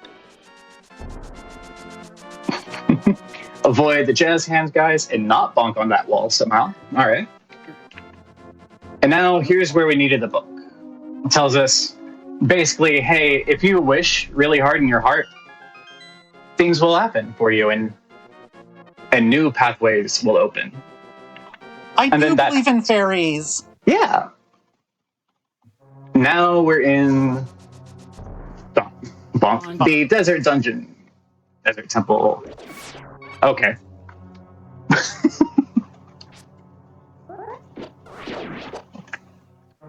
So now we gotta get a key, a small key so we can get the big key. And there's another trick. If you line yourself up just right, you get to skim the lamp and bonk against the wall and still knock the key off. Good job. And that helps you avoid the beamos a little bit and still be fast. Yeah, I literally never knew that until watching Damasu practice for this, that like you could bonk anywhere on that wall or bonk close on the wall close to the key. You do have to be in a specific spot so you brush up against the lamp. Oh, I see. Yeah. Well, yeah, the RNG on those cannons can be real mean. Unlike their flavor. Yes. Let's see if I can at least make it out of this half of the dungeon before I die. That would be nice. Chat says that that believing in fairies is vital for speedrunning. Agree. Yes. It's very kind. Do you think Nintendo predicted the modern speedrunner by gating dungeon access behind literacy in this game? Possibly. Now we've picked up the power. It's so bad. So bad. Someone has to say it. And, you know, speaking of video games... Excuse me, enemies? Some libraries have video games, though maybe not retro ones like this. I'd be really surprised if they had, like, cartridges that went for hundreds of dollars a pop, but, like, you never know. You never know. And now we've got the back half of this dungeon, where if you don't stop moving, you can avoid that. Yeah, the movement in like this whole half of the dungeon like is just astonishing. So like, watch close and like let's give Damasu like some breathing room because you basically don't stop. Oh no. Oh okay. I'm fine. Well, if we have, I do this one. Sorry. Speedrunners can't count, but we know how to read. Chat, as always, funnier than I could ever be. It's called speedrunning, not read running. Not read running. So oh my god. Oh my god. That's the joke of the. That's the. Oh, amazing. There. Except this is the one speedrun that demonstrably requires reading. What are we doing here, gamers? Are we going to start measuring in words per minute? Hey, it's not like this is... Isn't that what they do when we pick which... True. Language is faster? That's true. Okay. And now we've got the boss, Landmalas, which I'm really bad at timing arrows, so this could take a few minutes. Yeah, the arrows like go like a bit, either a bit slower or a bit faster than you expect. Sometimes you'll see a Damasu like try to hit with the slash instead. But basically, like the Armas Knights, this one has a bit of an enrage. It's not quite as severe. You'll notice that when the Landmalas jump out of the ground, they have those 4 projectiles. When we're done to wound, those will turn into 8 projectiles, and that can be a little bit more hearty, but they only do half a heart each, so it's not as big of a deal to, and we can't also like really time which one we kill last because the movement is so unpredictable. So right, and it's not the end of the world if one gets left alive, but that is kind of what we're going for. The most useful item against this boss is the ice rod, but of course we don't have that. Yes, in a randomizer, like that's what you hope to see. Not in this run. Absolutely. Not today. So y'all have mentioned the randomizer a couple of times. Damacy, did you start with the randomizer? Yeah. Or did you start with the speed run? Like which was the first and which followed? I started with the randomizer. Because I played this when I was a kid, and it was just really fun. But the randomizer really hooked me in, especially after seeing, AGDQ 2020, when they had the randomizer with crowd control on AGDQ. It was amazing. And so I'm like, I want to do that. So started with the randomizer. Yeah, and that just kind of unlocked everything. Then I went, wow, this isn't as challenging as a game for a beginner. So let's see what else I can do. And then from there, I tried the 80% route, which 80% major glitches, which only takes about 5 minutes. I was able to do that on my Wii U Virtual Console. Where are we going? We're going to Tower of Hera now. And then from there, just kind of snowballed into what's a nice, easy category. And this one is. I love that. I was just going to give a shout out to the FF Discord, because that's how I got involved with GDQ stuff. Like, I've been watching GDQ for years, and then a mutual friend invited me to check out the FF Discord. And like, if you're not part of the FF Discord and you're watching this, you should. Hey, Fatal's mentioned. It's a space if you are a woman or femme in any way that is meaningful to you. Obviously, highest of vouches for the Frame Fatales. They've additionally changed my life, but yeah. This whole community is just amazing all around. Woo! Don't go into the hole. So now we're rescuing an old man who lives up here on Death Mountain, but has lost his lantern. And I have no idea what he's telling us there, unfortunately. I, as a speedrunner, cannot read Japanese. I was about to say, reading the story. What? We got to avoid the angry broccoli. The old man gives us the magic lamp, magic mirror, which allows us to escape from the dark world, or, excuse you, Deadrock, or to warp back to the entrance in a dungeon, which can be really handy. Sadly, it's the only time we see the Dark World, so, like, in this run, because we stopped the Master Sword, so no super hype Dark World music. No. It also means that we don't need to pick up the... we do. Bunny time! We do get Link as a bunny. It also means we don't need to pick up the Pearl in the Tower of Hera, so apologies for the lack of orb on this route. Yep. No orb. Wow, we're going retro with the GDQ references too. Of course. So we gotta go down here. Avoid my mortal enemy. Don't. The mini Moldorms are specifically my mortal enemy in this game. They just want to give you hugs. I don't want their hugs. They are spiky and painful. So is your cats. Yeah, but they don't pierce me every time I hug them. So this room is the hardest room in the game. Different cats. We have to just work so hard at dodging all of these evil, evil tiles. This is basically a Waldo... Let me try that again. This is basically a Waldo scroller. Yeah, there's actually a couple places you can stand in this room, and if you just hold out your sword, you will not get hit. But this next room. Hardest room in the game.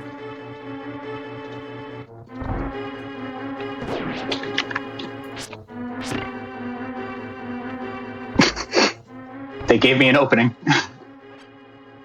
Excellent. Okay. Those skeletons, they're really mean. See, if you do that, they throw a part of them at you. Uh-oh. Okay, we're good. We're good on Moldorms for now. There are more in this dungeon. We'll see if they try to home in on me later. No. I knew that was going to get me. All right. It's okay, there are hearts right before the boss. In this room, we just have to get rid of the beetles. Then I just wait here. There we go. And now it's just a game of avoiding the beetles. But the beetles are a little bit slippery, and they like to drift. See, as long as you just walk consistently, they tend to avoid you, which is really nice. Now we get to skip the big chest of this game where the Moon Pearl lies. 2 more fire-breathing creatures. I agree, chat. Banui Link best. Yes, Banui Link. Let's pick up a couple hearts here as we're being chased. And now the boss of the dungeon. The last boss. Moldorm. Famously everyone's favorite. Hi, Moldorm. So what Damasu is going to try to do here is hold out her sword as much as possible, and because Moldorm will push you if you get hit, except if it hits your sword first. If Moldorm pushes you, then and you fall off, that will fall you down a floor, or maybe 2 or 3 if you get pushed in that center hole. So, yeah, really spicy boss. Yeah, and you need to get to complete. If you're holding the sword out and you get hit in the sword and it knocks you into the ledge like it did over there, it's a lot easier to recover. Right. And now, it's the last bit of the game. Time will be coming up decently soon. So we got to get to the Lost Woods. Now that we have all the pendants, we can free the Master Sword. To do that, we save and quit, and instead of going to Link's house, we go to the Sanctuary again. Which is shoutouts to the middle option. Fight there. That was awesome to see. Thank you. Went way better than my last practice. What did you say PB was, Damasu? 28 minutes. What's this one? Also, can we point out on the Tita block that, like, the trans-colored Sanctuary? True. Oh, yeah. 28. Excuse me, guys. If my recollection of Link to the Past holds, this could be close. Oh, okay. Yeah, you got this. You got this. So yeah, time coming up very soon. As soon as Damasu touches the Master Sword, we avoid the mushroom there. We avoid the fake out Master Sword. Time's coming up. And time. All right, I'm gonna have to see with the stream delay here, but it like is down to the wire. Oh.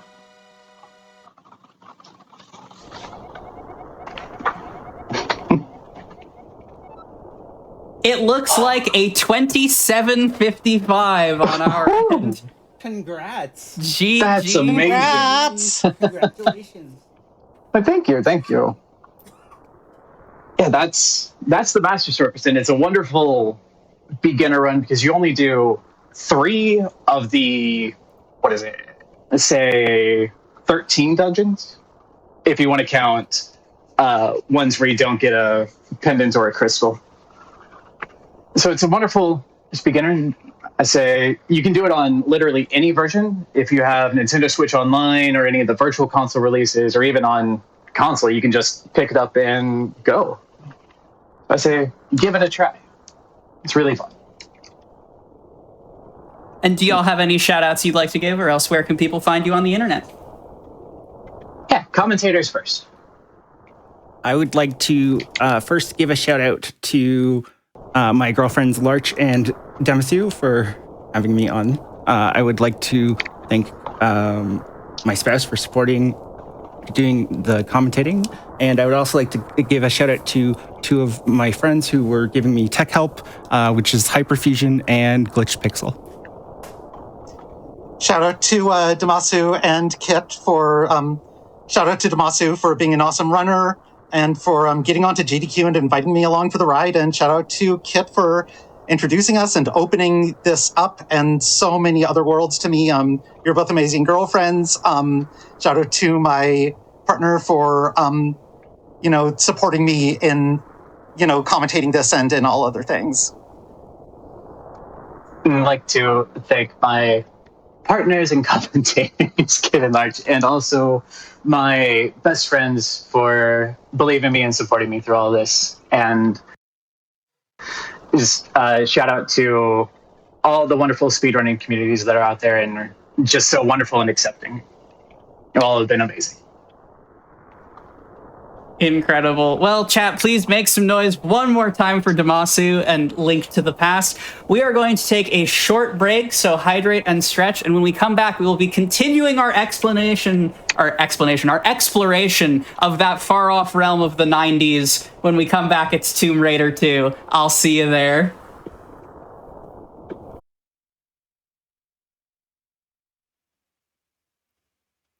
Hello, everyone, and welcome back to GDQ Hotfix's Transgender Day of Visibility Celebration Showcase. If you're just joining us, we are in the middle of our little mini block called Trans People Have Always Speedrun here. We are throwing it back to some absolutely classic games, and I am so excited for our next run. Though the polygons may be slightly fewer than some of our beloved modern games, the speed tech is no less blistering and the run is no less sick. Please join me in giving a thunderous welcome to our run of Tomb Raider 2 being performed by Nondescript Midnight. Oh, thank you for that amazing intro. Wow. Yes, hi, I'm Nondescript Midnight. You can call me Midi. I do basically a lot of speedruns and challenge runs. Today we're going to be running Tomb Raider 2 Any%. I am joined by the amazing Smooth Operative. Hey, Tippy, would you like to introduce yourself? Hi. Yes, hi, it's me. I'm Tippy. Tippy and Midi, we back. I also go by Smooth Operative. It's Saturday. I'm so excited to be here. I love Tomb Raider 2, and Midi has kindly asked me to help commentate, and I am ready. I hope you are too. Absolutely, absolutely. So I'm gonna give the countdown, and then we should get right along. So, 3, 2, 1. Trans rights. Good luck. Trans rights. Let's go. Trans rights. Yeah, so we're going to be starting off this run strong. Oh, we almost started off extremely strong, and then I got scared. It's okay. We'll start off slightly strong. So that's a step bug. Basically, on the version of the game we're running, when you run into a sort of step area and a seam, you can kind of just glitch up. Which we're going to be doing a lot of. I should have jump twisted, but that's okay. Yeah, we're going to be taking advantage of that a lot. Yeah. There's a lot of bugs to do with embedding into walls to get up places in this game. We want to be as vertical as possible a lot of the time, because a lot of sort of where we need to go is up.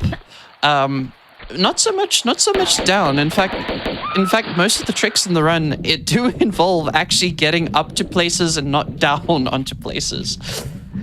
Yeah, I mean, sometimes you have to get up to go down, but that's not here nor there. That's true. Sometimes you have to get up to a lever to go down. This is our kitten friend.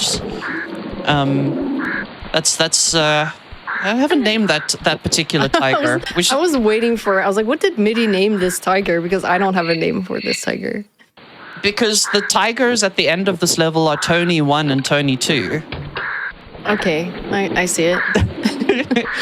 Well, like the cereal. Yeah. Yes. I do not partake in the Frosted Flakes, but go Tony. Did we need a backup, Tony? Is this a very pro Frosted Flakes world? I mean, this is a world full of traps. We're at the Great Wall, and we are looking for a mysterious dagger, actually. I don't know if you know the lore, Quack, but we're looking for a dagger that will give the user the ability to turn into a dragon. It's pretty cool. So I think Laura just lost her butter knife and she's just looking for a new one. she's like, this one won't do. Yeah, she, that's just how I imagine Laura wanting to get these artifacts. We're actually going to pop our first save here. So this game, you don't have checkpoints, so we're going to be making a liberal use of the save system, especially through gauntlets like this. Yeah, this is the first level, by the way. Yeah, and it's a good thing, too, because it is a tricky one. Yeah, Nice. it's Go ahead. It's a very tricky level, yeah.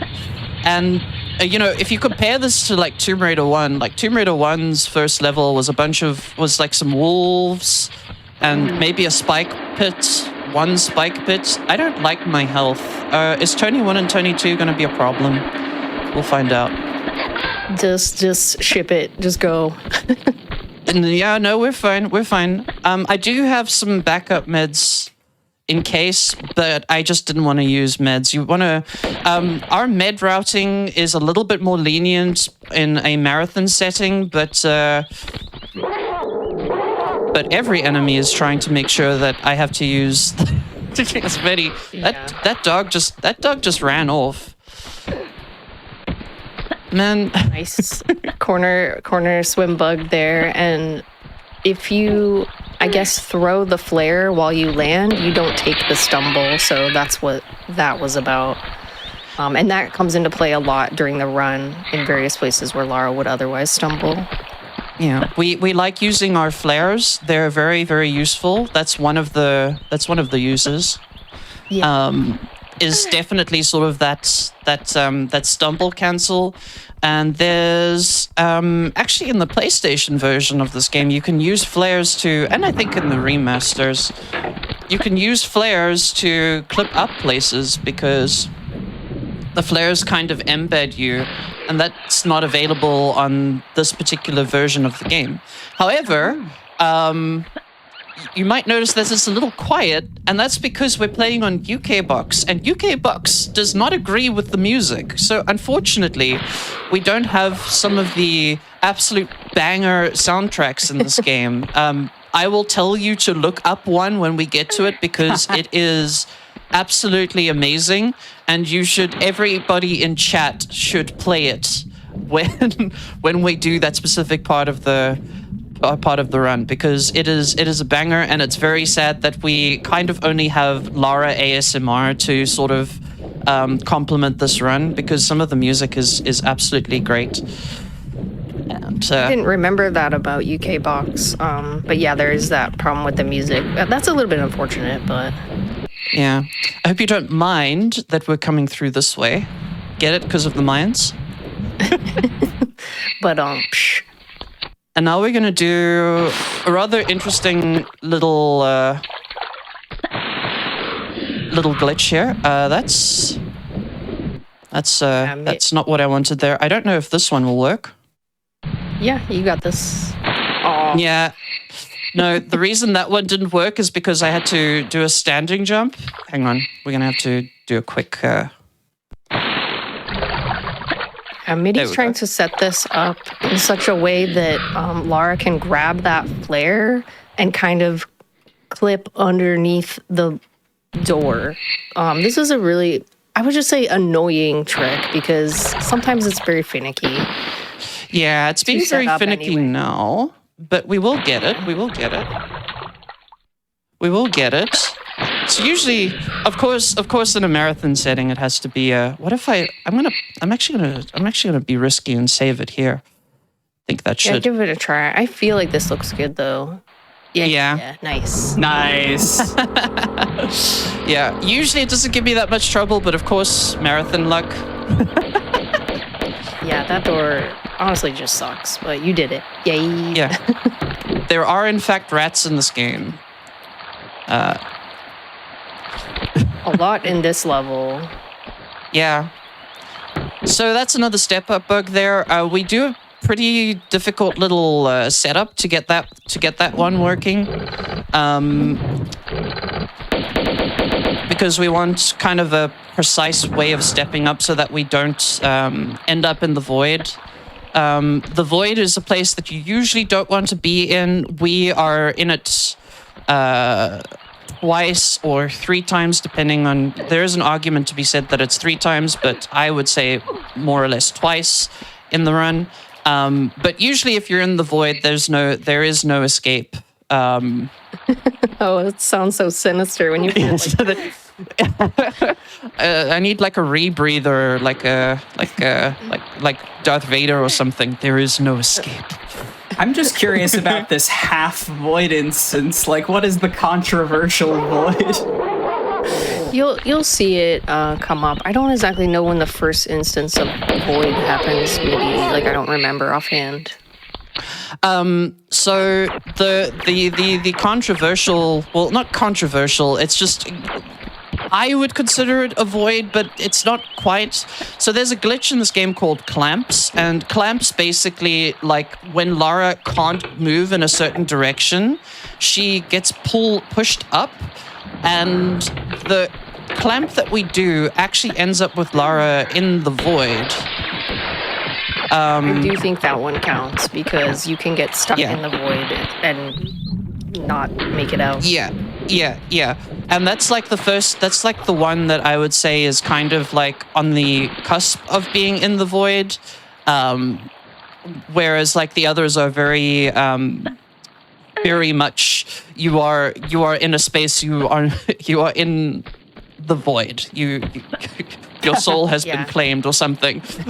It's like a little bit more specific on inputs as well when you get to navigating the void. So we'll get there. It's properly from the void region of Tomb Raider. It's not just a sparkling out of bounds. I got you.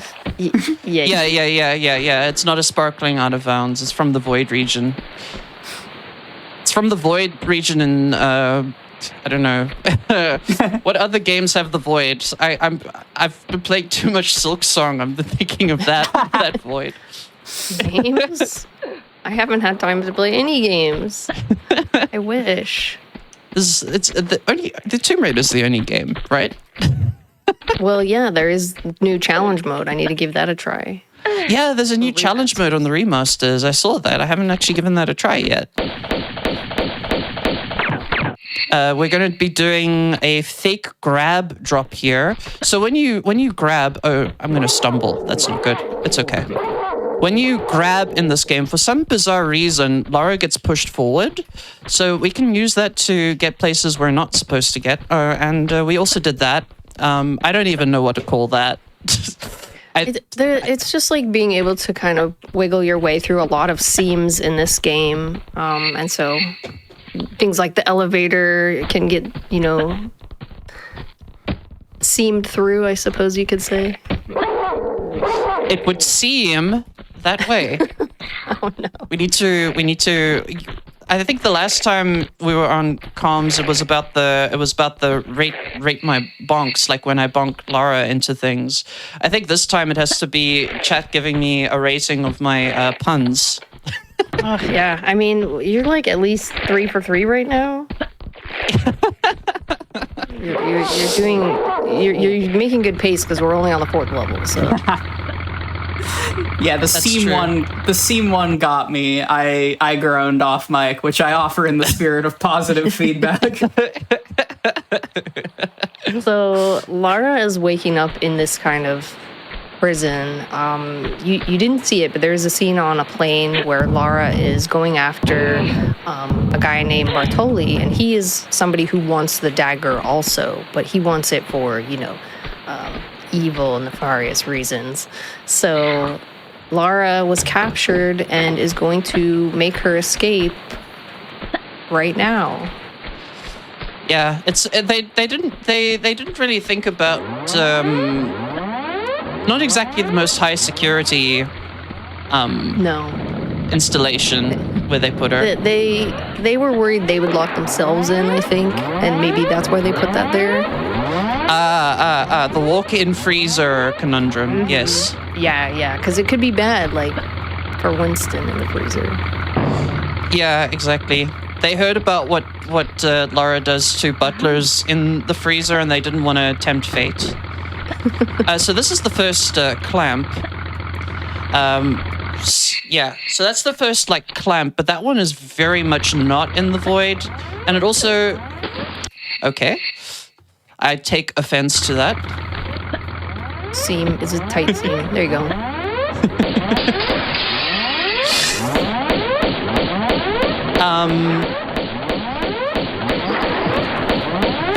Yeah, so that's the first clamp. Basically, if you put Lara in a position where she cannot move at all, in very precise sort of settings where that happens, you get what's known as a clamp, and we can use clamps to sort of clip up places where we're not supposed to go.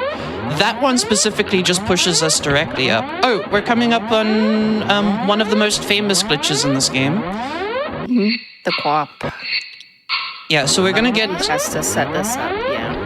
Yeah, we're gonna get this really, really cool glitch, and you're gonna see why it's called the quap in a minute. I think everybody who watches GDQ is familiar. Yeah, we're just gonna head through this way. So Lara's able to do a quicksand after, I think it's about 8 seconds in that kind of quap state. Middy's going to be trying to set this enemy up in a very specific spot so that we can... It's not good enough. Move along the wall, I guess you could say, in a kind of rolling animation that gets stuck, and so she's able to move forward. Yeah, I'm not sure if this one's good enough, but we'll give it a whirl. Yep, that's good. Yeah. So Lara is, in the wall halfway. Yeah. We call this a flicker affectionately because she does flicker quite a lot. Well, she's in there, but we just put her in there. That basically skips the entire level. Yeah, you don't have to pick up the key cards or anything like that. Yeah, there's a whole other section of this level that we completely just ignore because we're able to do that specific flicker. There is actually a glitchless way to also skip it if that flicker doesn't quite agree with you, but I think I did. I think I did relatively okay. Oh, the glitchless way. The glitchless way is to do that precise grab. Oh, the grab. Yeah, the grab. I was thinking from the other side where you were at. I didn't know you could do it from that side.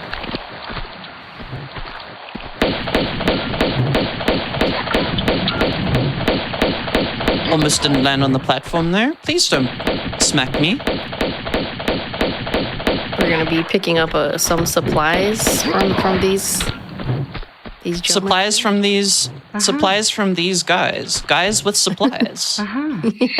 Does that count? I feel like that's 5. Close enough. It's borderline. It's a pun in the same way the third void instance is a void instance. It's debatable. Yes. Okay. I'm done with that. Yeah, this is a really cool ladder glitch coming up. Middy's going to try to kind of line this up in such a way that Lara can turn and boom. That's like a minute ladder that was skipped, so well done, Middy. Yeah, thank you. We gotta do it again as well. There's actually a few glitches. Do it again. You were saying?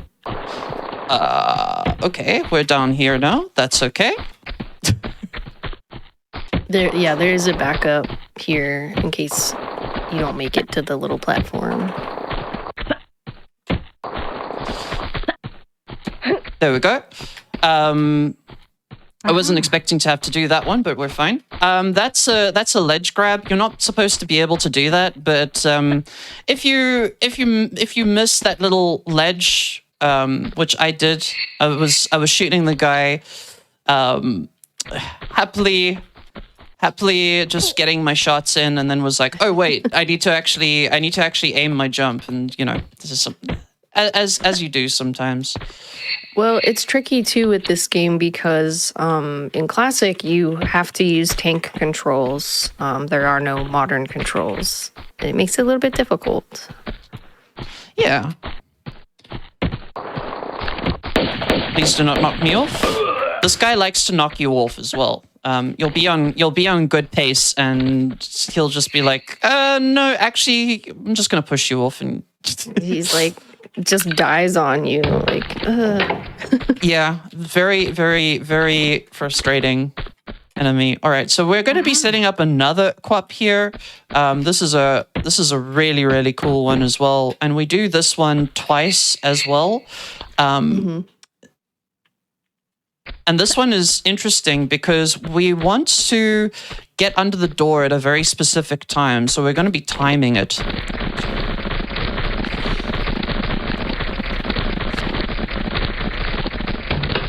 That should be good. So nice. The QUAP state only lasts for about 8 seconds. So you've got to kind of time getting under that door, otherwise you void, and we've just discussed that for the most part, voiding is not something you really want to be doing. Yeah, it's like a soft lock of the game, so these are pretty precise, where you have to, I guess, land Lara after those 8 seconds are over. Yeah, this one is a lot more relaxed. There is actually a faster way to do this particular one, but I don't think it's very marathon friendly. Like, you can mess it up and then try to get the... Oh, that's a nice bonk there. That was a nice bonk. There are ways in which you can avoid stumbling. One of them is obviously to flare cancel. Another one is to roll.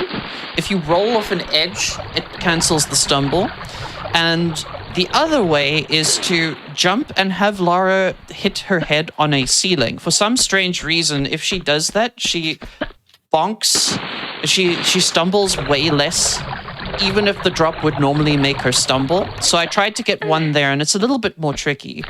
Yeah, but it is cool when you get it because she falls from pretty high up and then doesn't take a stumble, so it's pretty cool when you get that. Yeah, and now Lara is underwater and the crushing pressures of the depths. Yeah, so story-wise, Lara meets a monk who was injured by Bartoli's boys, and Bartoli wants to get this item called the Seraph, which is believed to be kind of in this underwater area that we are in now. We are going to be going into the Maria Doria ship and looking for the Seraph ourselves. But the monk basically told us, hey, Bartoli, he's bad. He's trying to go get this item from the wreckage of the ship. You got to stop him, basically, is what we're up to. Yeah, we gotta get the Seraph first. This is actually, honestly, if it wasn't for Tibetan Foothills, I would say this is like my favorite sort of. Well, it's my favorite level set. Tibetan Foothills would be my favorite level, but this is like my favorite like level set. I just like the blues and oranges and the aesthetic. I'm sure Lara will not get tetanus or anything. Okay, I mean, we always joke around about her being barefoot, but like she is a tank, you know? I mean, everything in this game seems to be a tank. Just looking at the guards that take like 8 direct shots to kill. Yeah. I thought it was 14, but maybe that's on the pistols. It's 14 on the pistols, yeah. It's 14 on the pistols, which is why I had to count my shots earlier so I could kill the guy at the right spot. So we're just gonna be on fire for a second. Don't worry about it.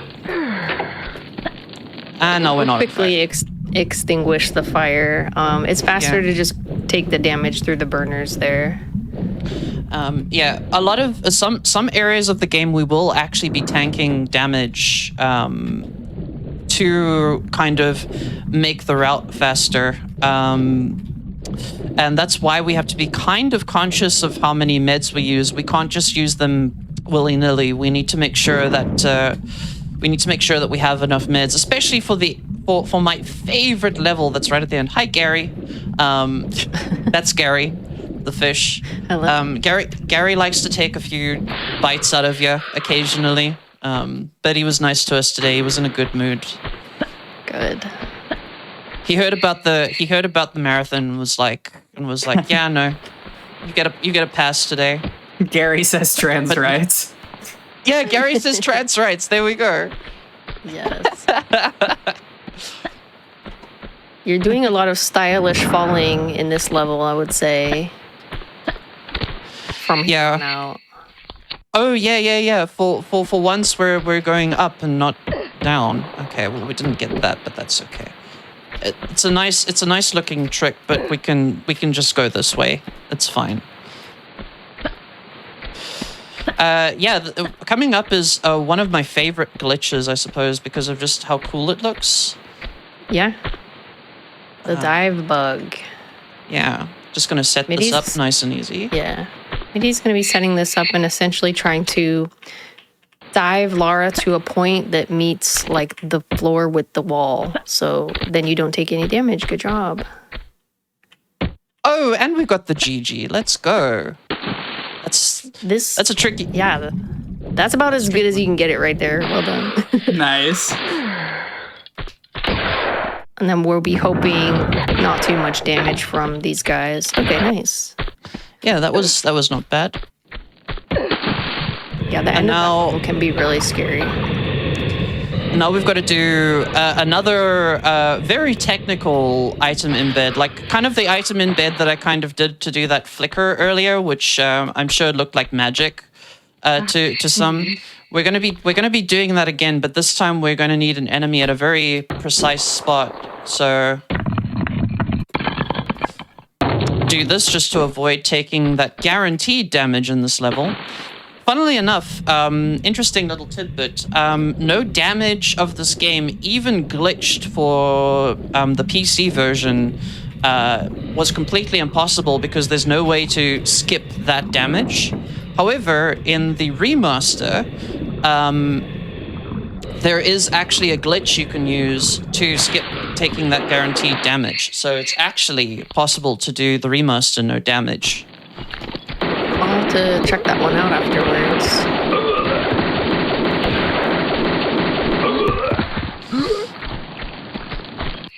I actually don't know. I do know that T-Rex of Terror did no damage for the mobile version, which is the only other version that... Okay, buddy, sure. Has damageless remaster been done by a human, or is it just like a thing that's known about? Has the potential to do no damage. Okay, we're gonna just pop a save here because this does look good, but I just want to make sure. Nice. But yeah, it is one of those things that nice. There we go. It is one of those things that I'm not sure if anybody's actually attempted that particular one yet, but I do know that it is possible. So yeah, no one has attempted yet. Yeah, yes. It could be you. It could be you. It could be you. It could be you, yeah. Yeah. So that particular item embed, as you can see, you need to get the guy running along the wall at a specific place An open challenge while for he chat, climbs then. up. Surely they'll get right on that. Otherwise, he's not close enough to the wall to actually get on there. Because there were those 3 fires. The objective of this level is to actually find circuit breakers to turn those fires off. That takes an incredibly long time. So we want to avoid doing that. So being able to do that item embed is absolutely kind of essential in terms of skipping basically the whole level. Interestingly enough, Glitchless also skips that, but in Glitchless you just tank the damage from the fire without getting set on fire, because there are spots that you can stand close to those fires without them setting you on fire. Which is funny because Lara is usually extremely flammable for some reason in this game. Like just tickling the fire will set her on fire. So yeah. And I would say that Rec is possibly was like in the speedrun it is definitely like my favorite level. I just like the vibe and the places we're going through and all of that. Casually, it is incredibly long and confusing. So I would say it's on par with like the confusion of the opera house in casual. Like it's pretty weird. Yeah. Opera house, which we literally saw for a couple seconds because we basically did that one. It's called a curve jump, affectionately known as a banana jump, where you kind of curve mid-air. And the devs didn't really think that you would be able to skip much with it, but you can actually use curve jumps to skip quite a few things that you're meant to actually do. And one of them was that curve jump, which obviously the devs were like, "There's no way they can make this, right?" Yeah. I feel like if I was a game dev, a lot of my questions would be, "There's no way that they can do this, right? Oh, I need to pick up this mid. I forgot about that." Oh yeah, I was gonna ask you if you were gonna pick that up. Yeah, I just forgot. I usually pick it up on the way, but I think on the way to that place, but I think that he just dropped it in a strange location. Mm-hmm. And now we're gonna do this glitch. I have no idea what to call this. I think it's like a little trapdoor glitch, but I think it's kind of the same idea of where you're finding that little entry point in the seam to go through, and that just happens to work for whatever reason. Yeah. I'll agree. I'll agree with you on that one. We can call it the trapdoor glitch. There is another trapdoor glitch actually, funnily enough, coming up. Yeah, it's next level. Yeah, next level. That one's also they're slightly different, I would say, because the one you're doing using the current that's going through the water, and that one you're just kind of running into it in a certain way. Yes. So there's the water one I find to be a little bit less forgiving. You have to kind of wiggle your way into this seam. Let's see if Mitty can do it. Yeah, you kind of have to. There we go. There you go. Nice. Yeah, that can be very annoying too, because if you miss it, your air is still ticking down to nothing, so you can drown. Yeah. I was pretty confident in that one. I was like, yeah, I don't need to save for this, right? I mean, the worst outcome is we pull the lever, but that's slow. Yeah. We don't want to do that, No. And this is, I believe, our first rolling corner bug. It's a lot more difficult than I just made it look. Yeah, that one can be difficult to set up, and if you don't kill the enemy in the room, he'll follow you all the way to that pillar where you try to do the glitch and can mess it all up too. Yeah, but we're we're obviously killing him, A, because he's got a med kit, and I would like to have as many med kits as possible, and B, I don't feel like dealing with him.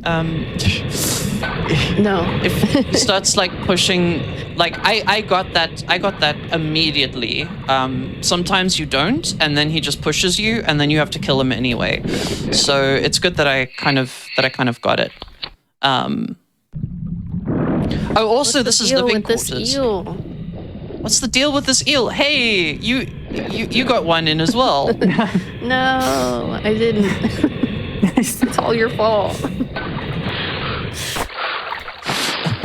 I wonder if I'm going to get this GG, because that was a bit of a strange...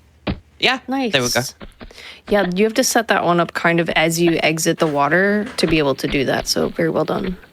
Yeah, and you also kind of have to curve a lot to get 2 running jumps in that little corridor, because sometimes she'll just bonk.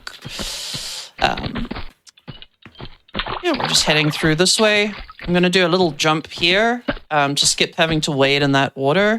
And then we're doing another ledge bug, which you saw me have to do as a recovery a little while ago.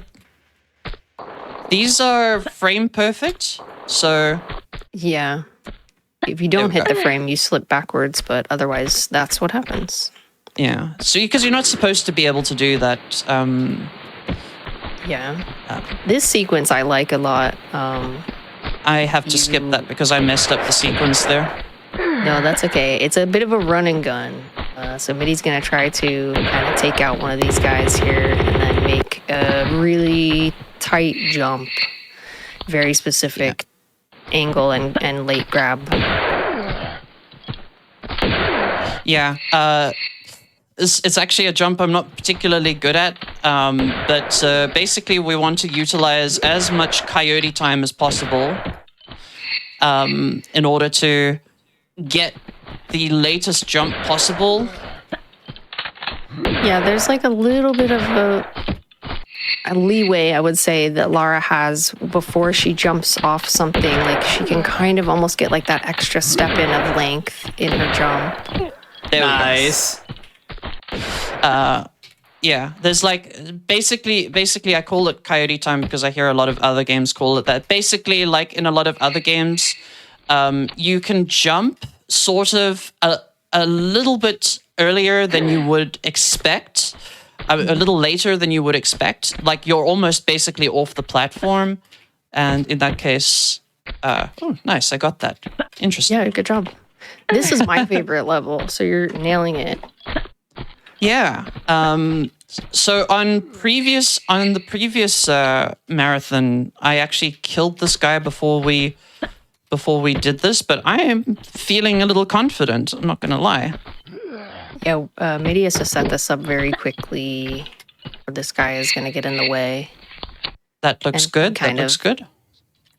Yeah. That's all good. And this is the controversial. This is the controversial one where it kind of looks like you're in the void. Good job. That's a hard clamp to do. Yeah, I'm pretty happy. I'm pretty happy with that. We didn't even have to kill the guy, which is nice. And this is a nice little sequence here as well.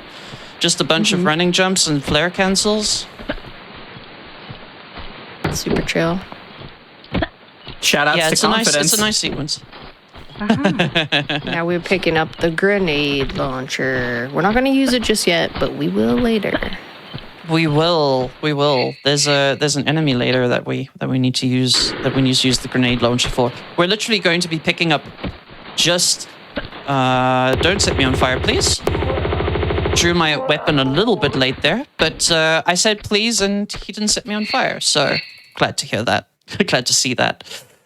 Yeah. Do you have a name for those guys, or no? Would you like to do the honors?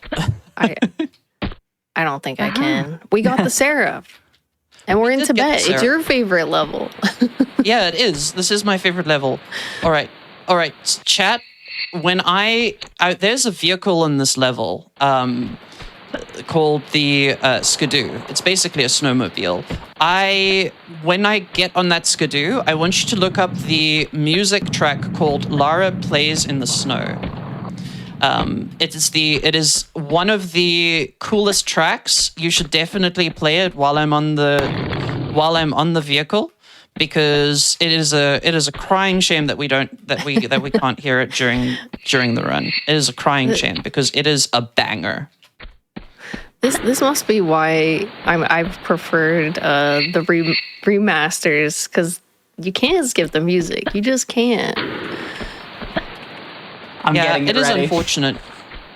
Yeah, you gotta get it ready. You gotta get it ready. And we're on the Skidoo now. Usually for my stream, sometimes I I try to beatbox the tune, and it's absolutely awful. I will not be doing that today. I was like, well. I will not be doing that today. There, I helped. Okay, that's fine. We'll do that again. Second time's the charm. This thing is really not that easy to control at all. I don't know how else to put it. It's annoying. Yeah, it is. It's got your standard. I think that they were very risky with trying to add vehicles to a game in 1997, like in this kind of game. The fact that they pulled it off and they actually operate, incredible. Like, to be honest, absolutely incredible. Sometimes I wonder if, like, I don't know. So when you pull out Lara's guns in this game, you can actually turn a little bit faster. So you'll see that happen throughout the run. But I wonder how it is for like the vehicles, because it feels the same but more chaotic somehow. It's like you have too much turning power. Yeah. It is very much. I'm gonna just pop a safety save just in case something horrible happens. Interestingly enough, something horrible can happen here. So there's an acceleration feature on the Skidoo. If you accelerate down that slope, you die. It's guaranteed. You will just die. Have done that many times.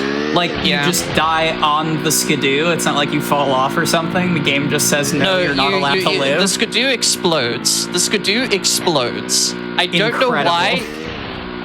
It's like the angle of that plane, like the little slope that you go down. It's like she doesn't hit any ground soon enough. So by the time she does hit ground, it's just an explosion. Yeah. A little bit of a volume warning here. Yeah. You're supposed to take the Skidoo around this like track and cause this avalanche, and then eventually like you end up over here with the Skidoo, but we're just gonna go back and pick it up after we get I believe it's a key to open the hut. Yeah. Interestingly enough, there's been folks who have tried so much to find a Tibet skip, trying to get into that hut and then out of that hut. We're gonna wait here for a second. People trying to get into the hut. Yeah. So the issue is that you can't go underneath the door. That we're gonna pull a lever in that hut that opens a gate. That lever activates a portal. Oh, I was kind of worried there. You got it? Yeah. Can we, Laura, please? Sometimes she just needs to drive into a wall a little bit, you know. There's actually a portal there, and it's impossible to glitch under that door because you just void, because that part of the level isn't loaded. So the only way that we would be able to skip that is if we somehow manage to get in and out of the hut. And there is like, people have tried over and over again to get into that hut and out of that hut, and it's just impossible. People have tried and failed. People have tried and failed, and yet, no one has succeeded yet. Yeah. So if you want a challenge, or you just want to, knock your head against the wall of the hut, please be our guest. Yeah. I mean, well, thank you if you've. Thank you if you find something. Although I won't, because then we won't get to ride the skidoo. Skidoo music. Yeah, I was gonna say the tracks would be gone, and that would be sad. Can confirm from a Tomb Raider outsider perspective, Laura Plays in the Snow does absolutely 100% slap. So thank you for this gift. You're so welcome. You're welcome. So there's a bunch of guys here. We want them to not shoot us. They're being quite polite, which is great. Wow. I'm shocked. They did not shoot me at all. That is... Wow. That is impressive, and I don't know how that happened. Neither do I. I am stunned. We'll see if this one behaves. Mitty's gonna be trying to kill this guy so that we can take the other skidoo. Can I get this? You might be able to get this. Yeah. There we go. Died in an interesting spot, but we're fine. Yeah. Nice. This skidoo has guns instead of acceleration. But interestingly enough, if you're not careful, you can still die from a drop that shouldn't kill you right here. Mm-hmm. We're gonna hit that little corner there so that we don't get the explosion outcome.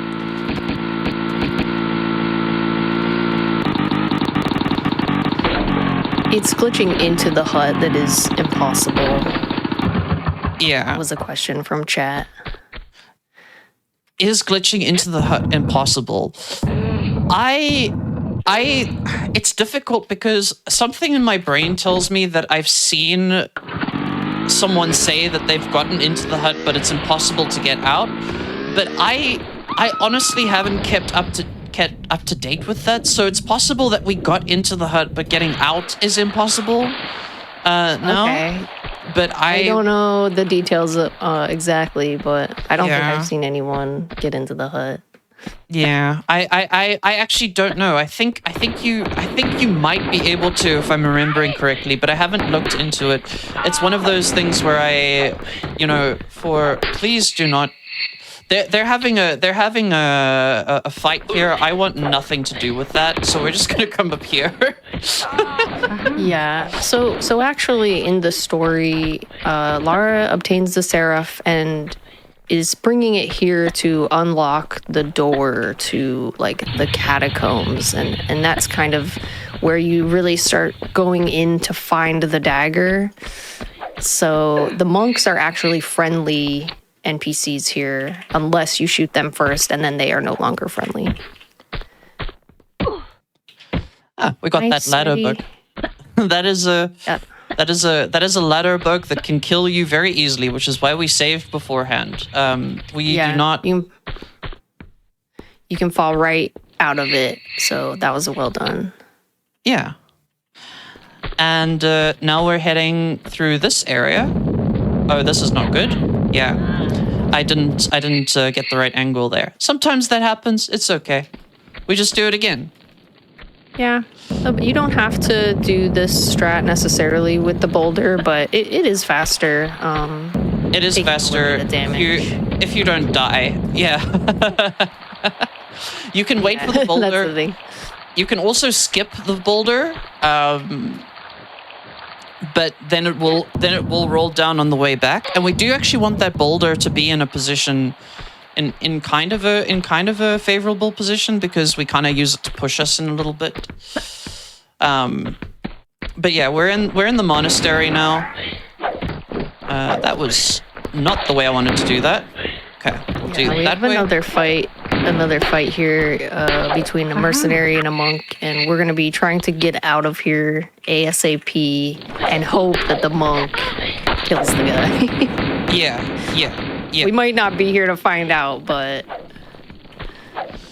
Yeah. Okay. Okay, good. Cool. All right. And then we're doing another ladder bug over here. Another one that you can die to. But I got it, so that's good. Nice. Easy. And the stationary boulder as a treat. Yeah. Yeah. It's not coming back the other way, so we're fine. Yeah, we're gonna do another dive bug here quickly. We're just gonna set this one up. This one is cool. This is probably my favorite dive bug in the game.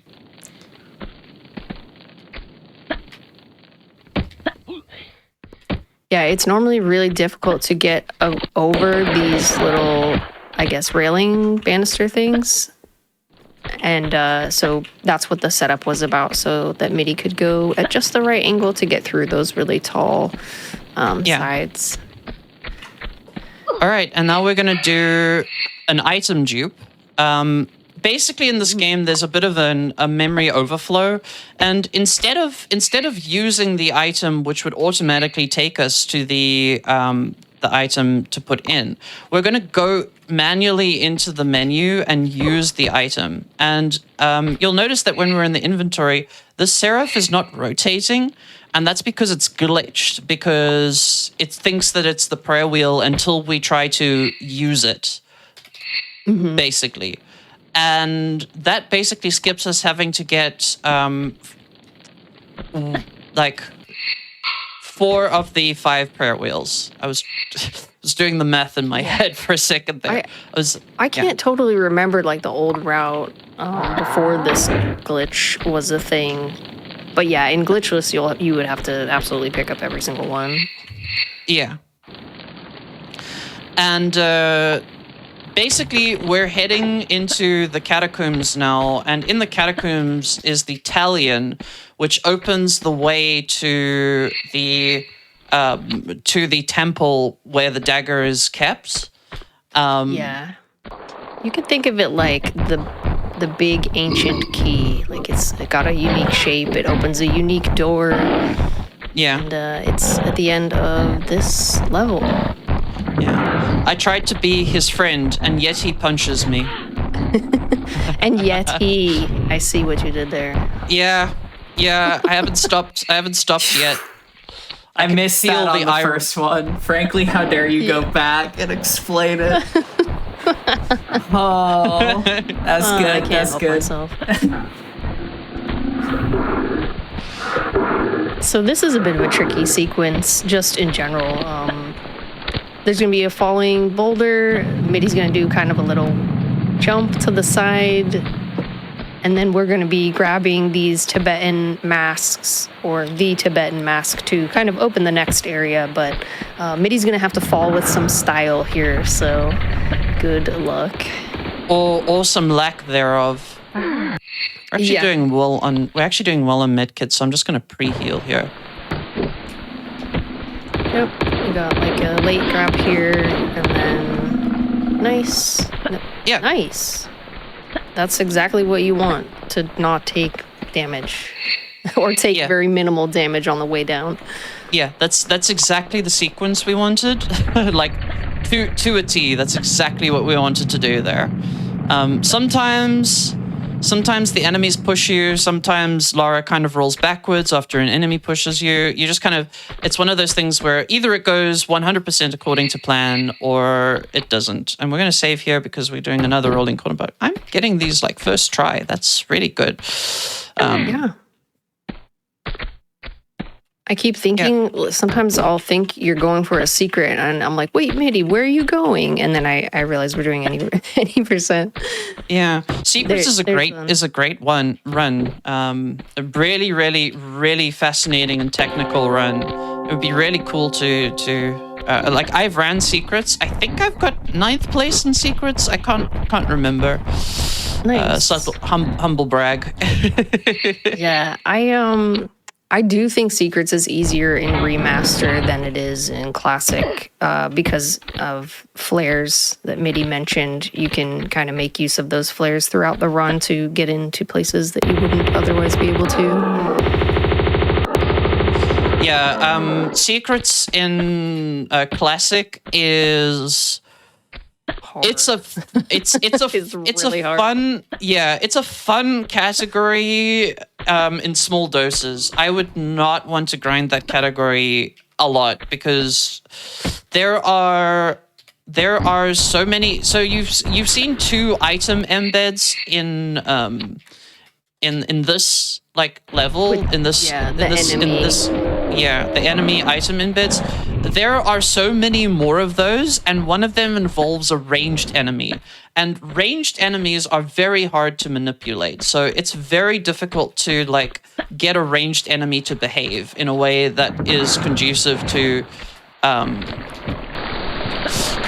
getting the item embed. So it's actually extremely like frustrating to do multiple times. Like in small doses, like, yeah, no, this is a great category. I like getting all the secrets and getting the weapons and stuff. But if you're going for like please. Okay, you're good. Never any doubt. Never in doubt there. That Yeti can push you into the falling ice there, and then that's basically an instant kill. So we want to avoid that. Secrets really cool category. Would not recommend running it more than would not recommend running it for get sub 2 hours and then call it a day. Yeah, but it is fun on remaster if anyone wants to give it a try. I do enjoy the remaster run. So no, go ahead.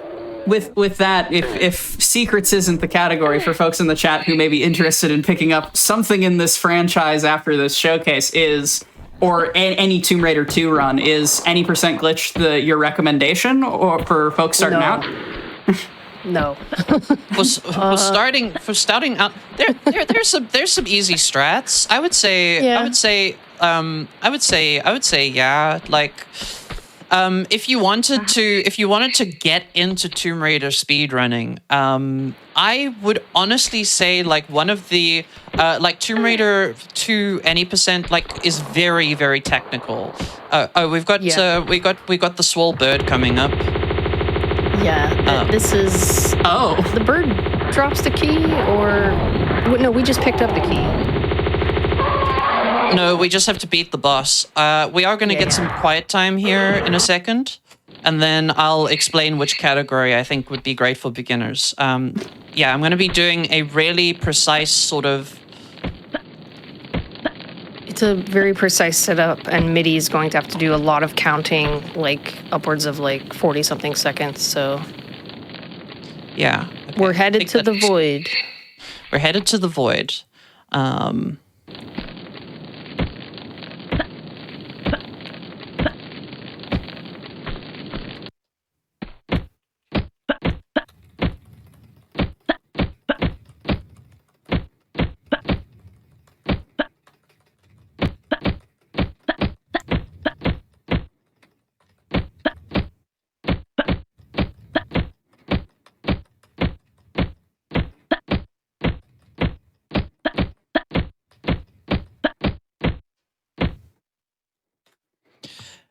I promise you this is an actual glitch. I'm not joshing. Okay, that should be good. And then roll.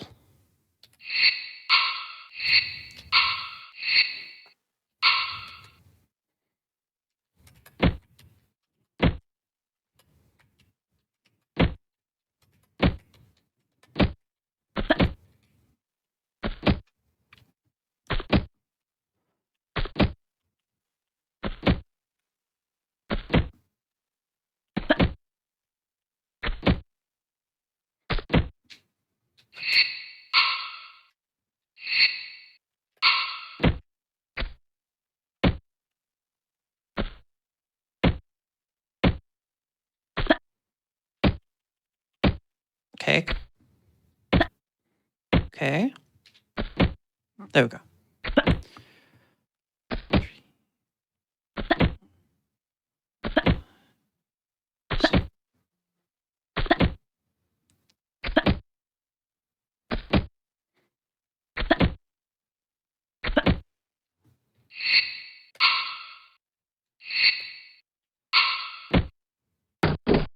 There we go. Okay. Woo. Nice. Unreal. Ooh. Blind movement is so That's- sick every time. It's honestly a shame that there's no input viewer because the inputs are very precise. Well done, MIDI. Thank you. Yeah, you have to listen there because there's precise sort of steps that you're kind of listening out for. And if you don't hear those, you have to kind of improvise. Okay, so we didn't activate one of those guards, so that's good. So I'm going to pop save here. So it's interesting because in the previous level, the exit is above the entrance. So that's why we do the void to kind of just get up there, and you really do skip the entire level. But if you did get to the end of Dragon's Lair, or sorry, the previous level that we were just at, you will see. Wait a minute, am I getting ahead of myself? I think I might be. When do you see the ritual? It is in the previous level. At the end of Xi'an, you see the ritual, and then I'm doing a lot of saving here because this level. This is also a very precise setup through the void. But the TLDR, Bartoli stabbed himself with the dagger and is now a dragon. Oh, of course. Because, that was the whole plan the whole time.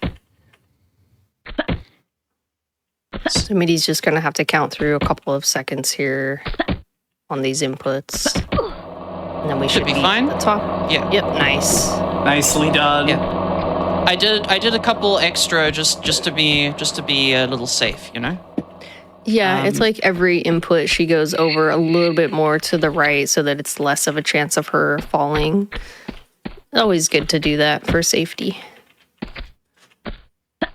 I mean, especially after nailing the first very extended void sequence, I imagine the second one is a little stressful to hold on to the progress. Yeah, exactly. It is to set up, I think, is the harder part, setting it up.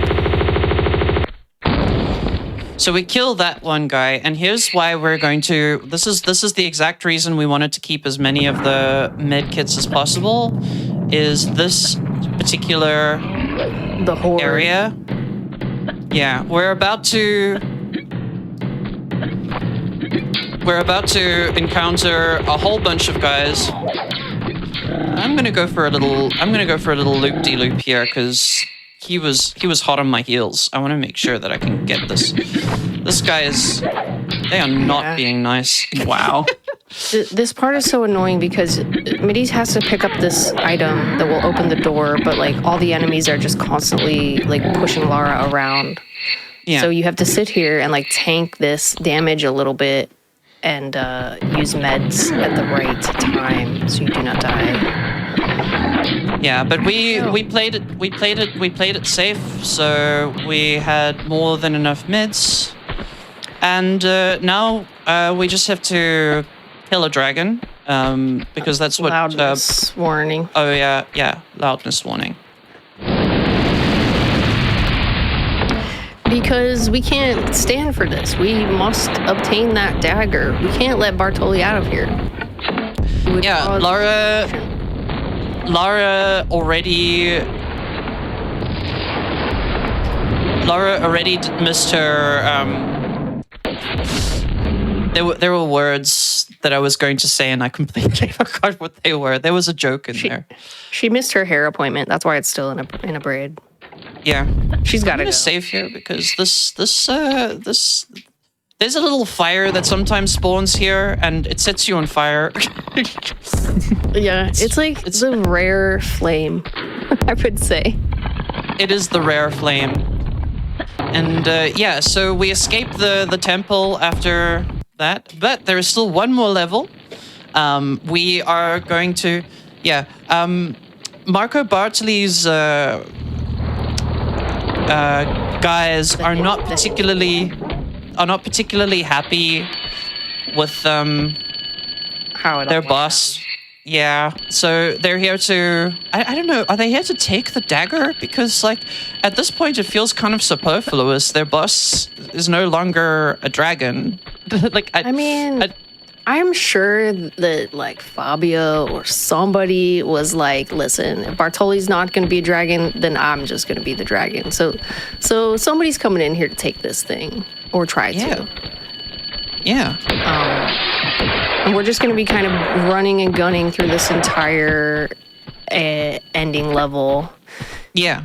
Taking out all the enemies so that the final thug will spawn. Yeah. There's a like a mini boss enemy in this game. Yeah. That was unfortunate. It's funny because you're fighting the dragon and you're thinking this is it, right? But it's not. Like there's still more. Yeah. It's the Hail Mary. Let me just make sure no one's here. I'm gonna shoot into the distance. This level is very dark and classic. I should probably... I don't normally feel like it's necessary to save here, but... You might as well. Yeah, because if you need to pick up the enemies sometimes behave very unpredictably, and if you get 2 dogs on you, there's a good chance you'll die.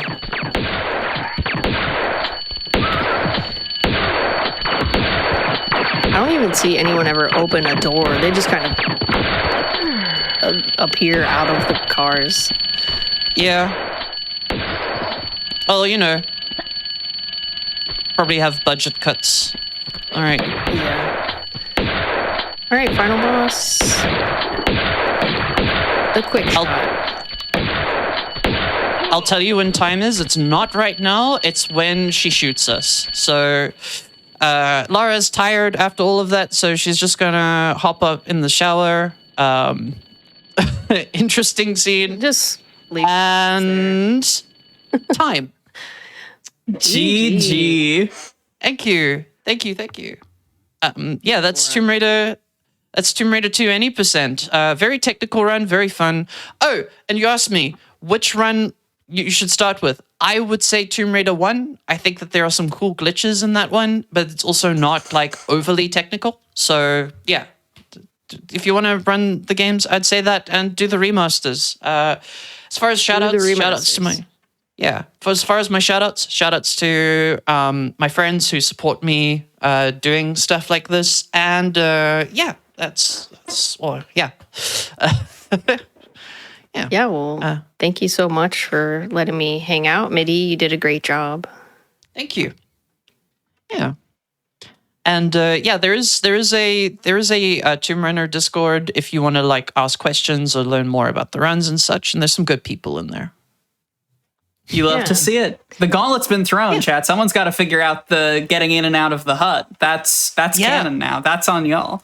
I mean, if y'all can do it, we'll be impressed. That's really all it takes. Thank you so much, Midi and Tippy, for an incredible run. And speaking of remasters, we're going to take a short break, and when we come back, we are going to be getting into some Final Fantasy VII Rebirth. So same classic games, slightly more pixels.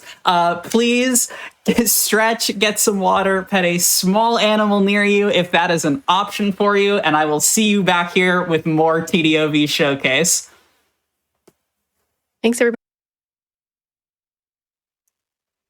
Hello, everyone, and welcome back to the GDQ Hotfix Transgender Day of Visibility Celebration Showcase. My name is Quacksilver. Thank you for hanging out with us through a long day, a long and beautiful day of fantastic runs by TGNC runners. And in the spirit of trans solidarity, I have 2 things to say.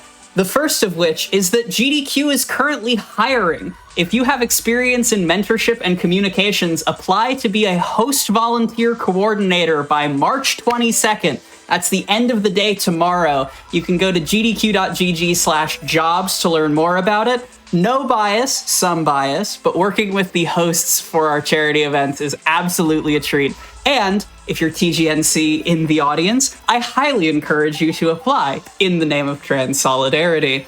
And additionally, in the name of trans solidarity, continuing our classic games block, our trans speedrunners have always been here block, I can think of no better way to continue than with a category titled Bonds of Friendship.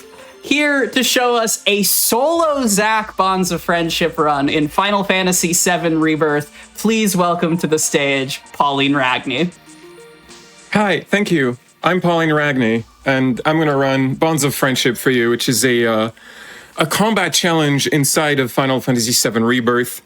10 rounds, 10 bosses and mini-bosses. You are intended to do this challenge as a team of Zack and Cloud. We're not taking Cloud, we're doing Zack alone. Bonds of Friendship, how about Zack, just Zack? You can start time in 3, 2, 1, go. Good luck. I'm gonna need it. This is, there's no safety saving in this. If I die in the middle of it, that's it, that's over. But Zack, being a bonus party member, doesn't have like a full kit of abilities like all the party members in this game. So his gameplay is a little simpler. Whenever I do an action, any action, I have a short window of time to do, press the triangle button to charge my sword. Charging the sword makes Zack's abilities stronger, and it also enables him to use High Braver, his best attack, which will consume the entire charge of the sword. That's the ability I just used here, and I destroyed Titan's shield in one go. He's pressured now, so I'm going to use Meteor Shots, which increases the stagger gauge, and I'm just going to unleash a lot of High Bravers on him. That's the whole game plan with Zack, is just you charge the sword, you unleash High Braver. You charge the sword, you unleash High Braver, and it's a fairly like simple plan, but because it has so many like input timings to it, it's very complex. It's very technical to play. Like when I do High Braver, this is an attack that has like 3 different attacks. It's a chain of attacks, and to link each of these attacks, I have to press the attack button in between. When I do High Braver, you can see like an orange circle particle effect that appears next to Zack for a split second. That's the button prompt. That's the QTE button prompt that I have to press to do the next attack. We start every single round doing Bravery, because that's a 20% damage buff. And then for the Uequat, I will just increase my ATB and wait for it to go supercharge. Because when it goes supercharged, that's when it's pressured, and that's when I can increase the stagger gauge. Nice move. There we go. Cat. I'm going to throw a Blizzard spell. Blizzard is the element that builds the most stagger out of all the magic elements. Zack can also use Meteor Shots like I did against Titan, but the Uequatl just resists physical damage. Magic just works better on it. Gonna throw another little one. Oh, no, okay, I got it. I thought I missed. Okay, it's going to uncharge soon, low voltage, there we go. I'm gonna do a High Braver. I'm gonna start piling up the High Bravers.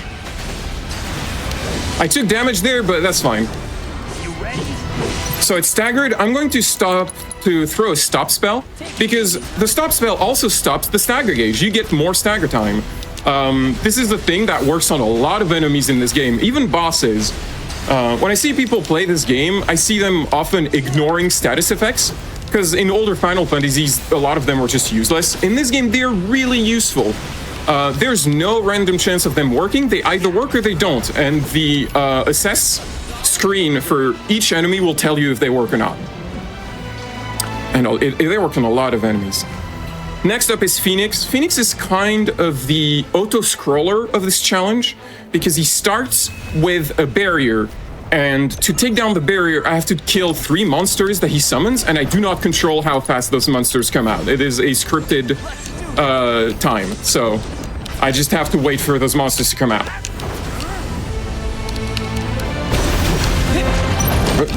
Just gonna throw a tiny fireball. No, I targeted Phoenix.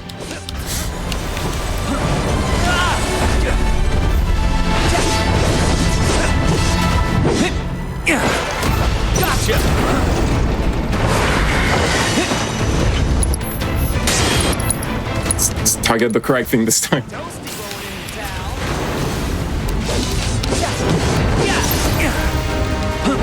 Chat with the incredibly accurate reads. We're turning FF7 into Devil May Cry with this one. This is mind-boggling. Oh, this game is basically a Devil May Cry game. I believe the main combat designer is an ex-Capcom dev who worked on Monster Hunter. I'm gonna do a mana ward here. It's just a safety in case I messed up the quick kill.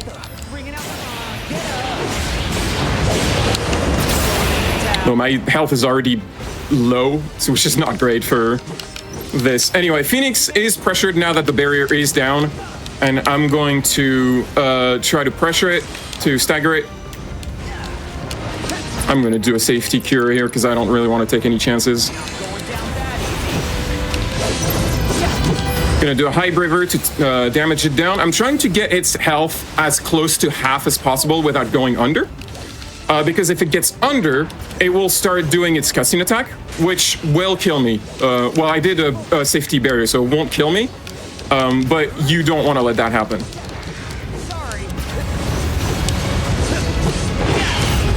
All right, it's staggered, and I have to kill it in 2 High Bravers. Otherwise, it will do its cutscene attack.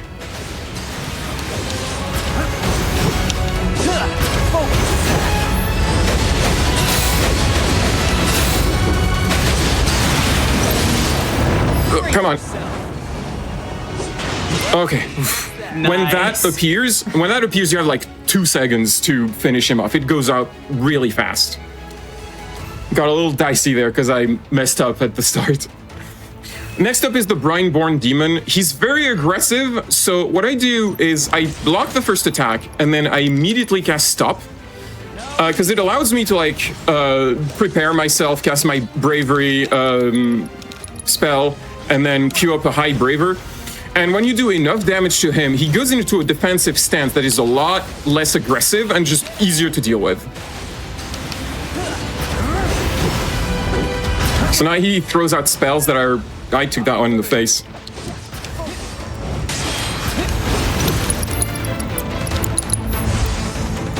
Ready or not? Gotcha. Why now? Gonna interrupt that with a Blizzard to also increase the stagger gauge.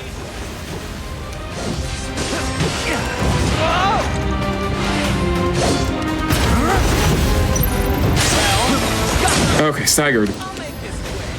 Being difficult today.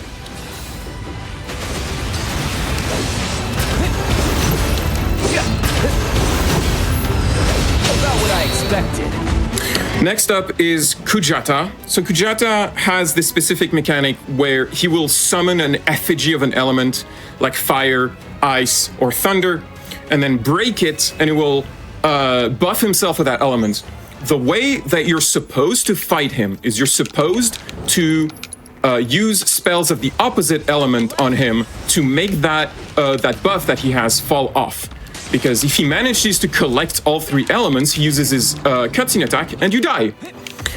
If I do this fight correctly, we will never see that mechanic happen. It's a bad start.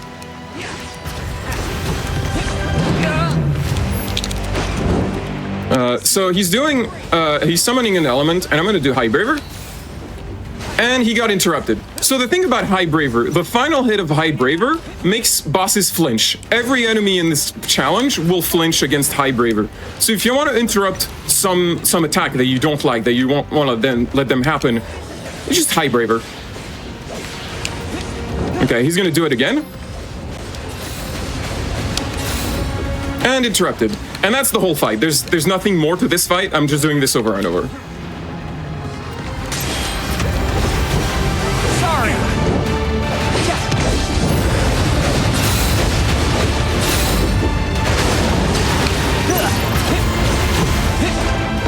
God, you got me just like following along on the edge of my seat here.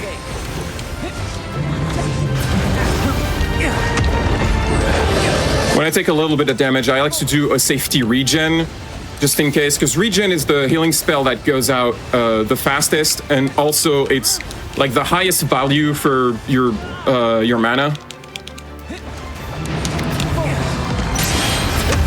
I should say the parries in this game are 10 frames long. You have 10 frames to do to block the attack before it comes out, to parry it, assuming the game runs at 60 frames per second. As a point of comparison, a Sekiro parry is 12 frames, so I have 2 less frames than a Sekiro parry. There is a materia that increases that parry window to 14 frames. Unfortunately, Zach, you cannot change his equipment. The game does not allow you, so you can't put that materia on him.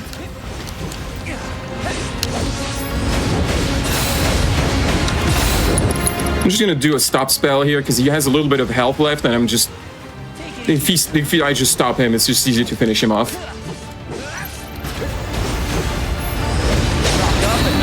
Nice.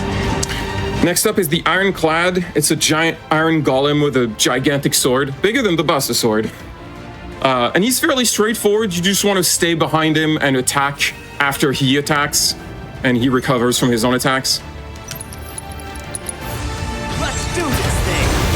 He does do a lot of damage, so you don't want to take any risks and heal if you ever take a hit. And never get grabbed by that.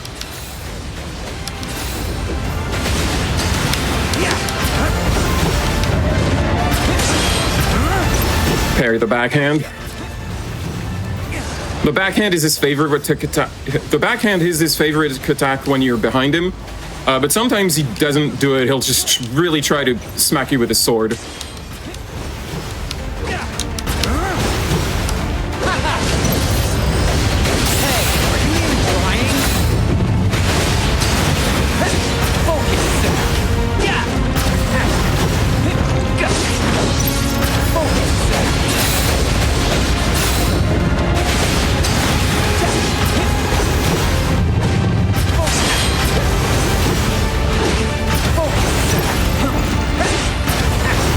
There's ever downtime anywhere in this run, but as you're looping Ironclad, what made you decide to do this solo Zach? It just seemed like a fun challenge. One big thing is that I think when a lot of people do this challenge, they just do it with Cloud, and they use Zach as like a healing bot, because Zach is kind of hard to pick up, and this is the only part of the game where you really like get some time to actually learn how to use him. In like all the mandatory story parts, there's not a lot of them, and it's just really quick, and you don't get a lot of time to just play him. I have to be careful here because there's this laser attack and another attack that Alexander does that can really kill me in one shot if I let them, like the Earth Tremor. So I have to be really careful with those. If Alexander combos the Earth Tremor with the lasers, he can one-shot you, because the Earth Tremor will send you flying backwards very far, and the animation is so long that you don't have time to recover in time, and the lasers get you. So I destroyed both arms. He is pressured now, and I'm going to start dealing the damage and doing the meteor shots for the pressure. We're quickly going to... Oops, laser.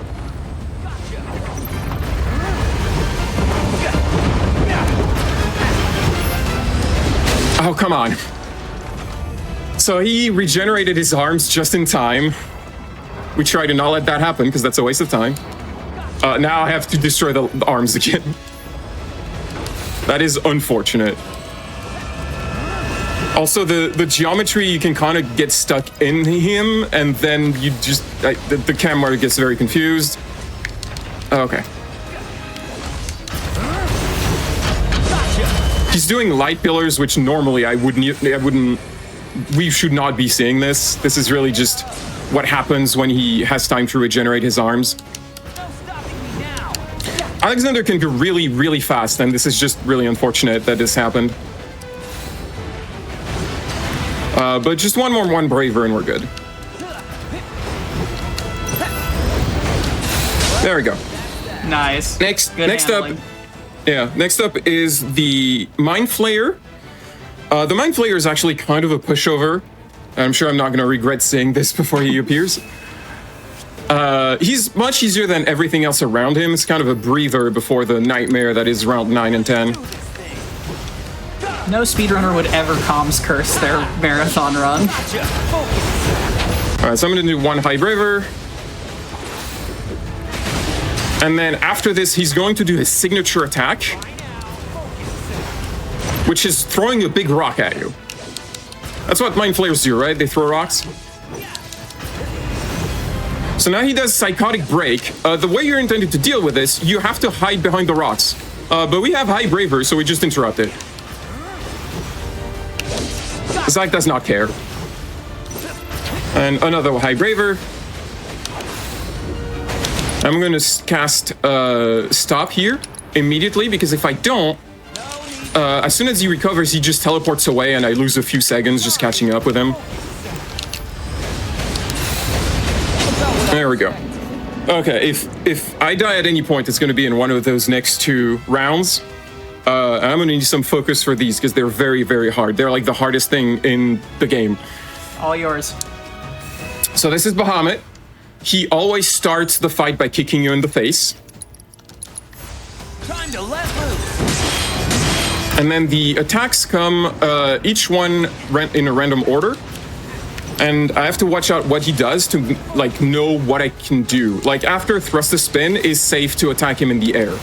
The Crush Grape will just whiff while I do this. Nova Bomb, I have to get away.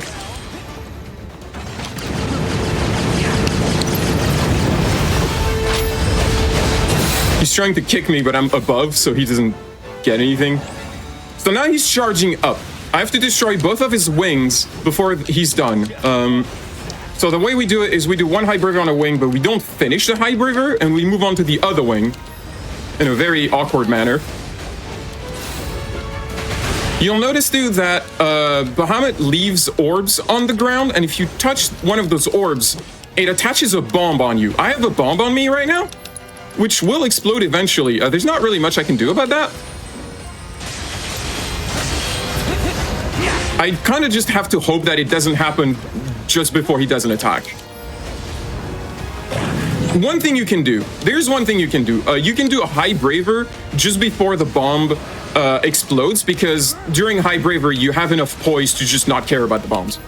Like, the bomb doesn't do that much damage. The problem is just, like, the flinching that it does to you. And it just gives Bahamut an opening to do an attack on you.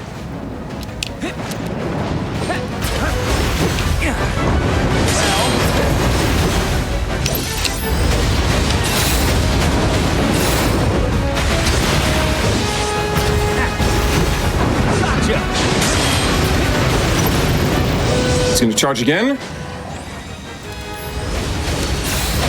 Destroy 1 wing. I'm gonna have time. There we go. Okay. You don't want to let them charge completely more than 3 times, because if you do that, he gets his cutscene attack and he kills you. So this is a bit of a DPS check, as well as just making sure you do the mechanic properly. Okay, so that was Bahamut. That was fairly smooth as far as Bahamut goes. Next up is Odin, and he's, oh boy, he's a nightmare. So Odin has 2 mechanics that make him really hard. The first one is that he has a mood. His mood goes up and down. If you deal damage to him or target him with ATB abilities, his mood goes up. He gets excited because you're putting up a fight, and he wants to be excited. If he gets all the way excited, he gets pressured, and then you can stagger him. If you take damage from him, his mood goes down because you're not playing good, and he just gets bored of you. If he gets too bored of you, he does his cutscene attack, Zantetsuken, and you just die. There's nothing you can do about that, you just die. So you have to keep the pressure up against Odin. I'm gonna do haste on me, the only time I do that. And, you know, I'm gonna do a safety regen just because he can do a lot of damage to you. And don't really want to take any risk right now. Okay, so he's pressured. He's excited right now. When he's excited, all his attacks become faster. The charge is hard. The charge is like 4 attacks in a row, but the animation isn't super clear. about when the attacks happen, so actually doing like the perfect parry 4 times in a row is like tricky. Gotcha!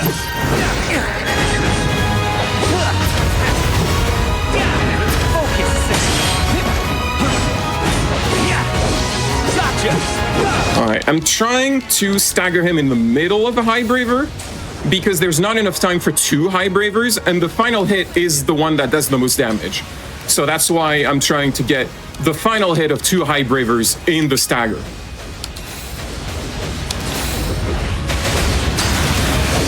Gotcha! So now he's going to cut the arena in 2. I'm going to do a safety barrier because, again, he does a lot of damage, and his final phase, if I mess up, he can kill me from full health to 0. And I would rather not let that happen. You have to be on the side of the arena that doesn't kill you, and where he lands is random, so if he lands on the wrong side, I just kind of have to wait for him.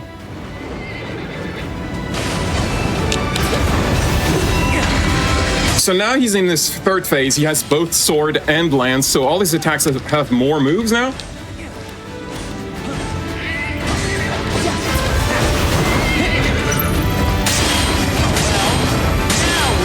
Actually did that correctly this time. Nice. There we go.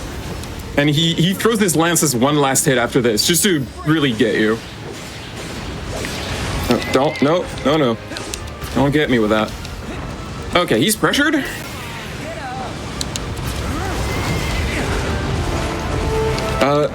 Okay, that's tricky to dodge. That might have gotten me. I didn't explain his other mechanic. Anyway, he's casting stop on me. And the only way to avoid it is to use your limit break, because during a limit break, you are immune to all status effect and to all damage. And now he's staggered. It's going to be time at the end of this High Braver.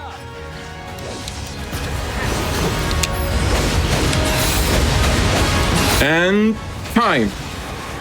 I forgot to explain his other mechanic, which is sometimes his weapon glows, sometimes his weapon glows red, and if he hits you with that, he puts shackles on you. And when you have the shackles, if you try to target an ATB ability at him, he dodges it with iframes and counterattacks with an attack you cannot dodge and cannot block. And so all of this, even if you perfect block them, he does this. So you have to avoid those. And that's the whole run. That's it. There we go. I mean, unreal. Absolutely. What did you say your PB was this? I know I can see an in-game time, so it's not. I can. If I back out, it'll tell me which one it was. It was 13.3, I think. 13.03. Wow, that a super impressive run and a sub 21 RTA. Unreal. I think chat has it as always best. She's making this look easy. I would be a smear on the floor. This took a long time to practice to get to this point. Like, the biggest wall of difficulty was Bahamut. Bahamut is massively difficult. I can only imagine. Polly, do you have any shout outs, or else where can the people find you on the internet? You can find me on Pauline Ragney. I stream a lot of games that I like showing off to people. I try to show game off that I've played before, and I don't do that many blind runs. I don't know, shout out to Voxandra, who is the same birthday as me. It was like last week. Hey, happy birthday, belatedly. Yeah, that was masterful. That was wonderfully technical. We are going to keep the good vibes going. We're going to take a short break here, and when we come back, we're going to turn things for the more horror-minded folks. When we come back from the break, it is Resident Evil 2 Remake. I hope to catch you there. See you in a few, chat. Hello, everyone, and welcome back to GDQ Hotfix's Transgender Day of Visibility Celebration Showcase. You've heard of trans rights, but what if, in addition, we had trans frights? With that expertly crafted pun, I am delighted to announce we are kicking off our little mini horror block. We've got some RE2 coming up, and Hades 2 gets an honorary mention. It's spooky themed. You can work with me here. But we're not going to delay any further. Here to run Resident Evil 2 Remake's knife-only true ending with Claire. Please welcome to the stage, Amalgamane. Hello, GDQ and chat. It's a pleasure to be here. I am Amalgamine, and I'm joined by the amazing and the fabulous Abby Spawner. She's awesome. Hi, everybody. It's me. Yes. I'm the person. Like Quack said, this is Resident Evil 2 Remake, a personal love of mine. We're going to be doing this with only a knife, so if you are ever worried or scared about how to play a horror game with a perceived low damage weapon, I got your back. We play this on standard difficulty, and I'm going to show you how you could be able to use a knife to defeat all of the evil of Raccoon City. Time is going to start when I get control of Claire, and time will end when I defeat the final boss. So, are you ready, Abby? Mm-hmm. You ready, Quack, for some good times? Let's do it. All right, then. Off we go. Good luck. Thank you. This is the love of horror brought to you, and we can go.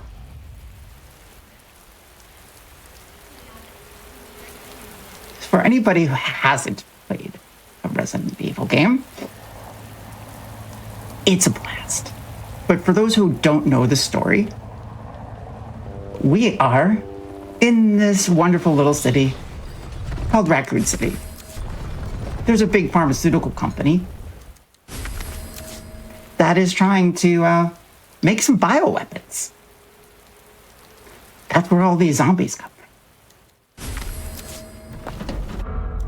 And while I'm running... Go ahead. So yeah, the boss of the area is what causes the outbreak to happen because he's planning on betraying the company because he's paranoid about his project that he's worked on since 1988. Yeah, that's right. There's lore to this franchise. And it keeps evolving, too. Mm-hmm. And it's a good time to get into Resident Evil right now because 9 just came out.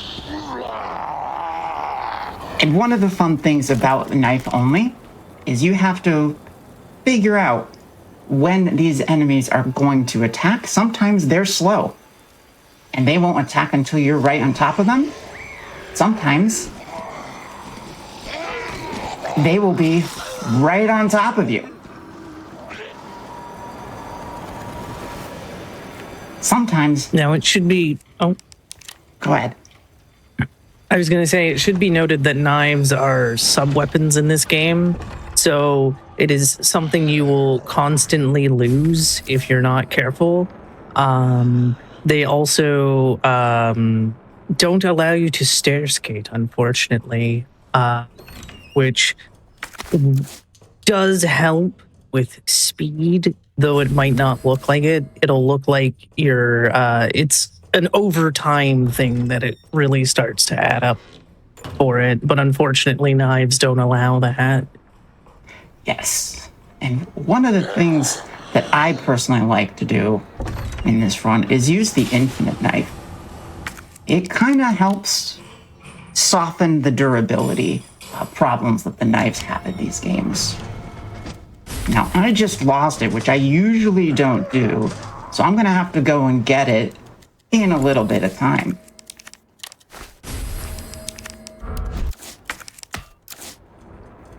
But things will be fine. It's always comforting when someone says everything's going to be fine at the start of a horror game. Yes, right? It's like the famous meme of the dog surrounded by all the fires. Like, this is fine. Like, I don't have my primary weapon anymore. Everything's gonna be fine.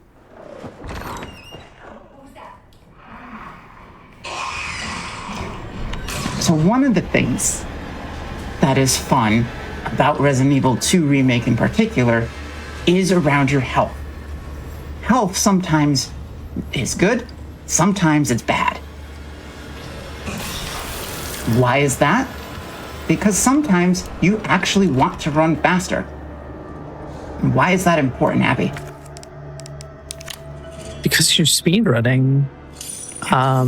So yeah, when you're in caution, female characters run faster, at least in RE3 and RE2 remake. RE4 is a different health system. Male characters do not get that advantage, so Leon and Carlos are just out of luck. But it can make the run a little bit more stressful because, again, you don't want to get into danger because then you lose that speed advantage. And also you're risking, something possibly killing you and then killing the run. But it does speed up kind of significantly. I think, if I remember correctly, it's 1.2 times speed or something like that. Some weird number like that. Yes.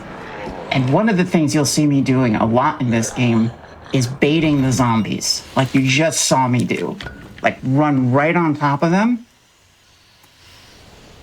They will try to attack and grab me, and then I'll just run backwards or around them. It's one of the most stressful and potentially most rewarding parts of this type of run.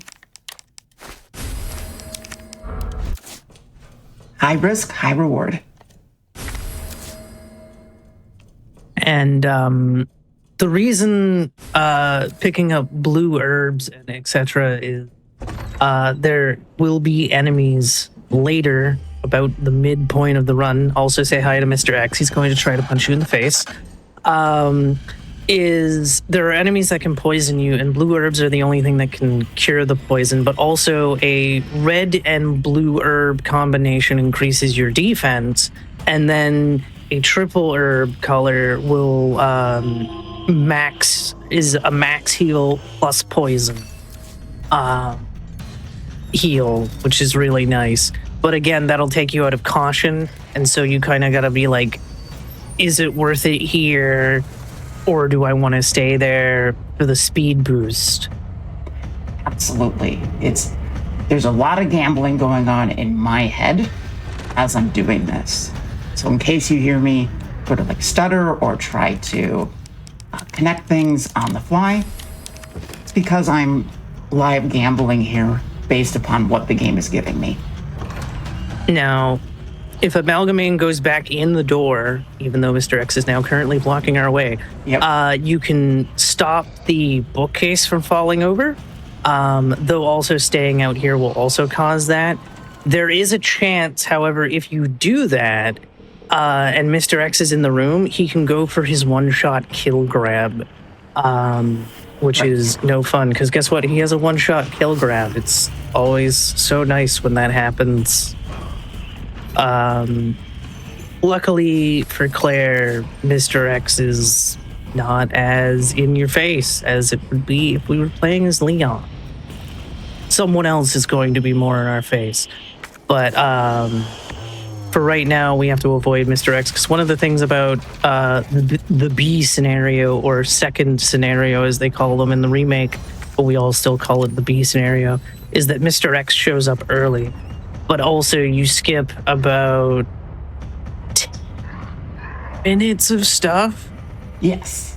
Because you'd be roughly about 10 minutes in before getting to what we're about to do now, as these zombies are going to try to continue to grab us.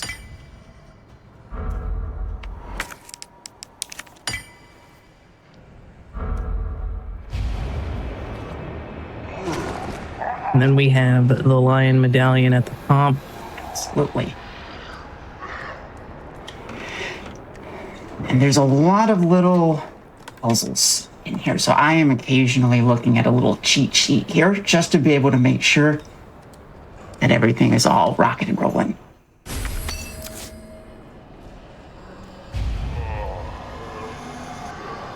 We got 3 coming down this way. We'll go down the other way.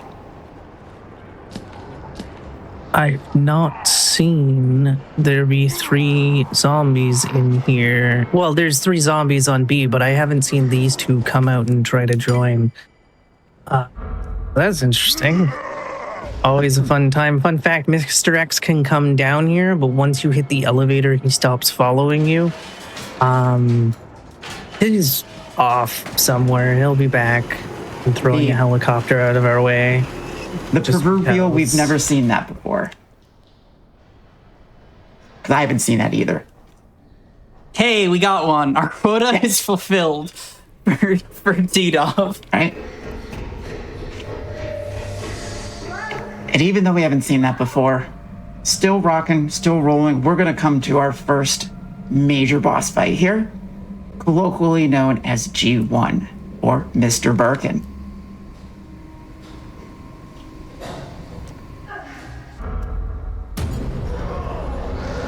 So both Leon and Claire have to fight Birkin 1, 2, and 3. Claire will have a 4th Birkin as well. And if you're playing on the B scenario, you have Birkin 5. That is a B scenario only. Also very nicely done. Thank you. Uh-oh. It's okay. That's why we have the damage reduction. Because we need the knife to actually hurt Mr. Birkin here.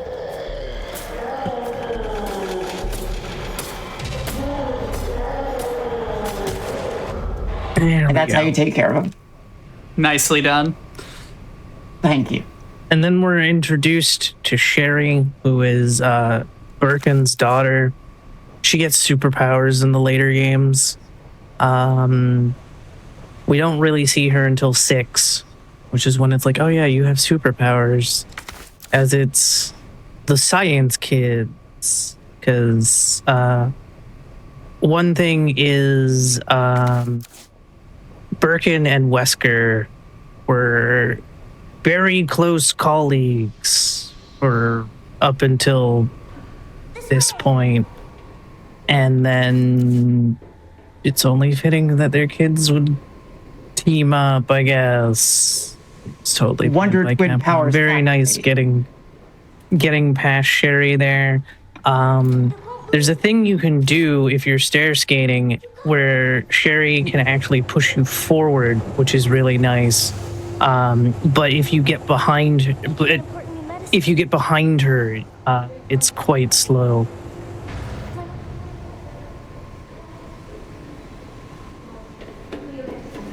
Yes, you can just follow us as we walk down the little hallway. And then are we grabbing... Oh, did you grab the one that was in the front office? I can't recall. I usually skip that one on the B scenarios. Oh. It's the one I usually grab. Oops. Okay. So another thing too is with this room coming up, Claire gets lickers where Leon will have to deal with dogs instead. The lickers are so much nicer. They might be heavier on damage, but they are a lot easier to dodge and deal with, in my opinion. Correct. They are than dogs. They are a lot more, what I think, predictable in terms of their movement. And then we'll be getting our second key here. Leon doesn't need this key, but Claire does, because Claire has to get into the lift room for the elevator, which is a real shame because that key just kind of sticks out like a sore thumb because the only other room it unlocks is completely useless to us. Yay.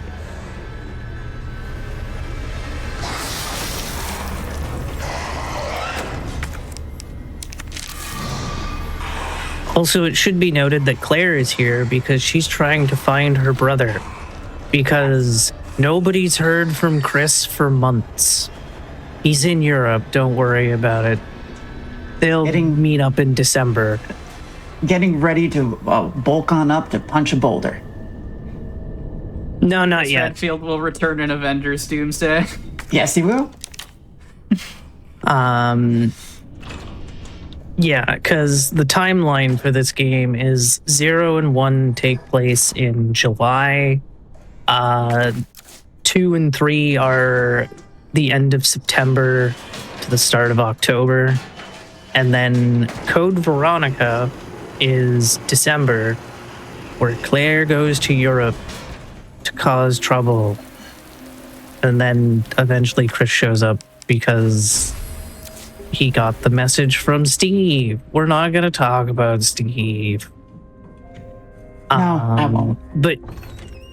But that is why Claire is here. Though fun fact, Claire wasn't originally supposed to be in the game. Because originally RE2, the original, was supposed to come out in 1997 and was going to be Leon and Eliza Walker. And for whatever reason, they decided, no, scrap the entire thing. Yes, we are 85 to 90% done. Scrap it, restart. And thus, Claire was brought in. There's actually a costume for this game that pays homage to that. It's actually called the Eliza Walker outfit. It's the motocross one. It's the one that I usually use because I'm like cool.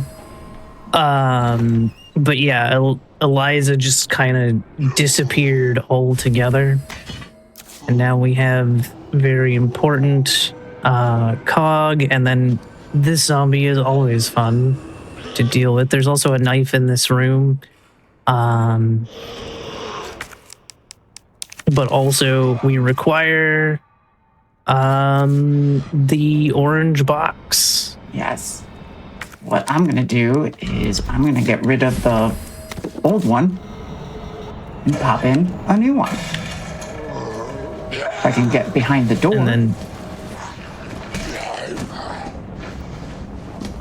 zombies all just want to party in the mannequin room. Why are there mannequins in a room? Who knows?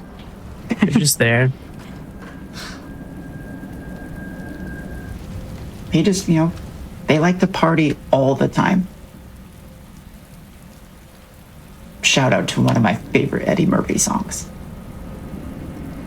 And then there are two zombies here. Obviously, Leon doesn't have these two zombies because that room that's boarded up is where Leon would be going if you were playing as Leon. Nicely done. Thank you. And remember how I said Mr. X was going to throw a helicopter out of the way? Yeah, it's time for Mr. X to throw that helicopter out of the way. One of the nice things about RE2 Remake as well is their inventory system is actually very nice. They, for some reason, decided, nah, for RE3 Remake, we're going to nerf this and make it more of a pain to maneuver around the inventory. Yes. The inventory system here is very forgiving, and I personally really like it. And I think it's even better than some of the other newer games. There we go. Also, can I just say that it's really weird hearing the game's original soundtrack? I have never played this game with the intended soundtrack because I always get the deluxe edition. So I just listen. So I get like the original RE2's soundtrack. So this is an experience that I don't have.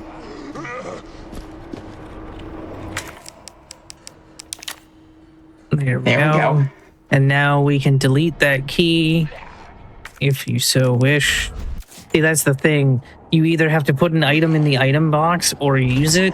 There is no just getting rid of it because you're done with it, unfortunately. Also, that liquor is never nice. No, it's never nice. That's okay. And that is also the last time we will be using the heart key as well, because we no longer need to use the heart key for the final thing to make it delete. So both the keys in our inventory no longer have any use for our purposes anyway, because the rooms they open up just give us nothing. Nice getting away from Mr. X. He does on the try A to make your life a little bit of a problem. Indeed. On the A scenario, there's no zombies in that main hall ever until Marvin turns, but in the B scenario, he's already turned, so there's just people hanging out there all the time. But with the exception of Marvin, that's the only zombie that comes into that hallway. Now we're gonna push this. Mr. X, of course, has any chance to just come and punch you. There is no like, hey, I'm doing a thing, so you can't touch me. It's like, no, I'm gonna punch you now. Mm-hmm. It's one of the reasons why I keep the damage reduction on during that part. So that way, even if he does try to rain on my parade, it's not too bad.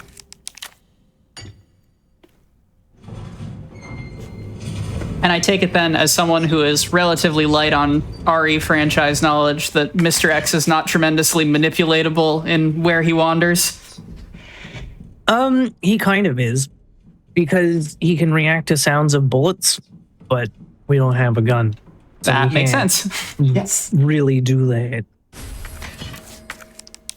And now we're making the bell ring so that we can get the second circuit piece. I forget what they're actually called, but it's the little orange box. There's little things inside of them that allow us for a puzzle to get a key card so that we can leave for the parking lot and go into the city for 2 seconds.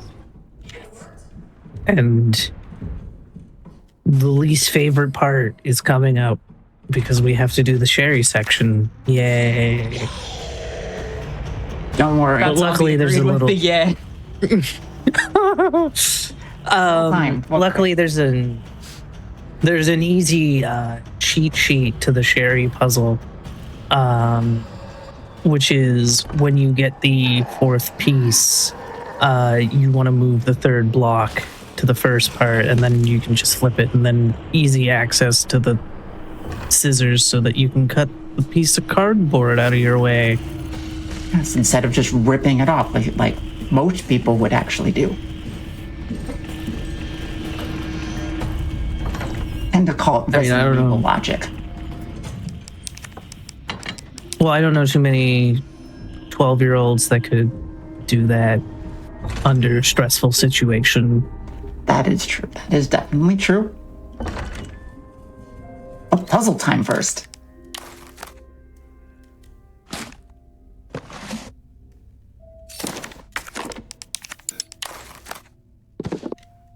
All you got. Also, it should be noted that this puzzle's difficult, or the puzzle's pattern changes based on which scenario you're in. You know, and just like that, with the 3 lights, we're good. And then we're gonna get a phone call from a character they made so much worse, and I mean worse as in they're a terrible person. Worse. So here we go. We're in the Sherry part. Do you keep all your valuables inside of action figures? I know I might. And then, sometimes the puzzle can debate you, but for the most part, very simple once you know that trick. Otherwise, it can be quite the pain. There's actually an achievement for getting out of this room in 58 seconds, I think it is. That's so just specific. Under a minute.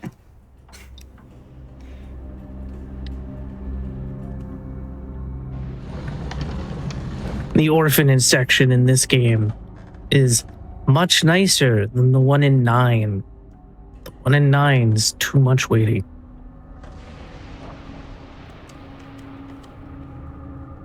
Yes, all you gotta do is you escape. Sounds simple, right? Yeah, but when an angry man who you just threw acid in his face is chasing you, it makes it a little difficult. Why he didn't lock the door in the first place, I have no idea. But he didn't. I like to think it's the same problem that most enemies in like anime or movies have. Hubris. They're like, she's never gonna get out of here, so I'll just leave the door open. I mean, he locks the door that she's in, but again, why he doesn't do that? Because then he wouldn't have a face full of acid right now. In the cutscene, she just throws the bottle at his face and it breaks, and his face is now basically on fire. You stupid bitch, that's a dead end! He's also not very nice about it. I was to say, sounds charming. Oh, definitely the one of the you want to bring things- home to family. So one of the things about Mr. Irons here is that his body is not a hitbox. The thing that the game penalizes you with is his flashlight. So if the light touches you, it's game over. I don't know why they did it like that, and why like touching him doesn't do anything. And there'll be an example of that in just a quick hair here. The worse it's gonna be!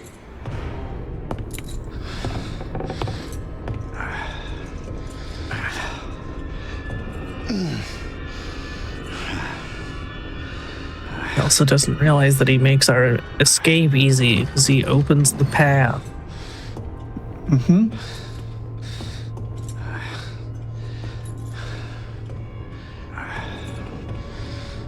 Bitch has gotta be here somewhere.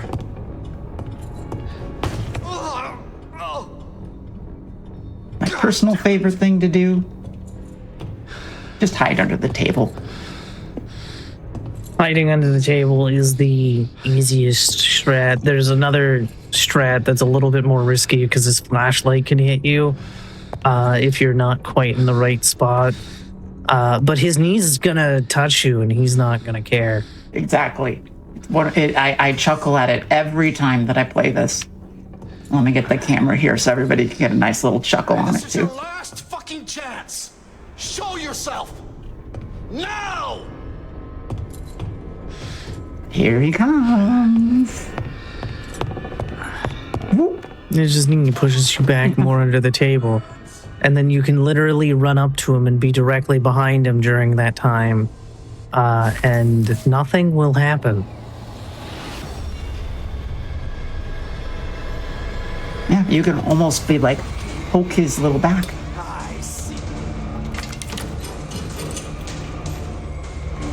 So now we have the key, but for some reason we don't lock that door.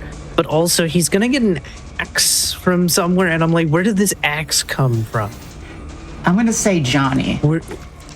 Where did you get this? Because you didn't have it beforehand. And also, he has it real quick. Get over here, you little bitch! And he dies. Yes. Oh. Yes, to skip a long cut scene where Sherry's, we'll call him father, basically ends him. Yes. You'll see the results when Claire hits the orphanage. But Birkin is about to hit Birkin 2 mode. He's also going to kill Mr. X. And I'm going on a detour to get my knife back. Just so you careful. Normally I wouldn't do this, but I need that knife for some of the bosses coming up.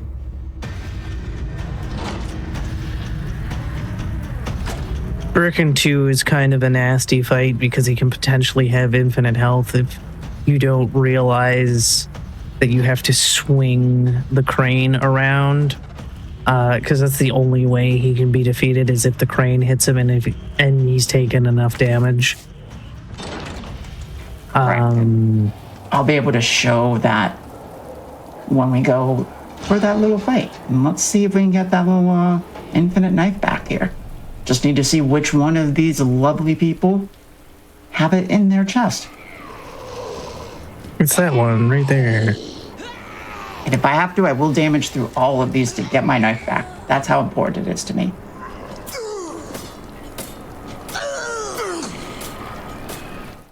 You're good. One of the things about RE2 Make that RE3 Remake doesn't have is that you can dismember zombies. And the second you start seeing, especially like a leg come off, they're dead. It's really nice. Because I don't know why they took it out of RE3, but they took it out of RE3. So it's a bit more difficult to tell, though they all kind of have like a little animation when they die or make a little sound, which is still kind of nice, but just like, oh. Yep. You kind of make them rock on the ground when you slash them with the knife. They go, ooh, ooh, ah. I think it's a good time. Your mileage might vary.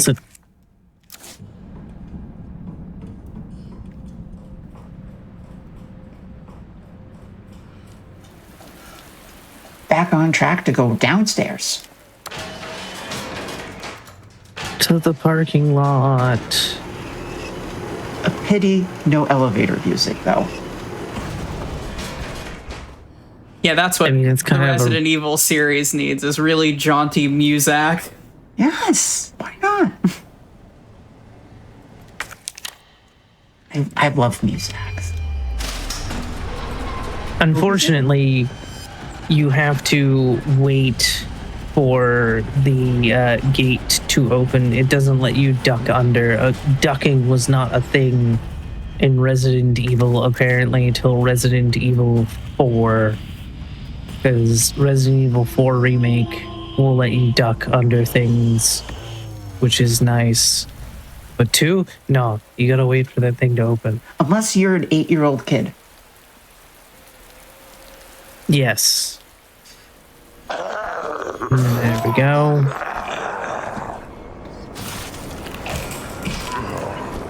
Even though it says danger, we're fine.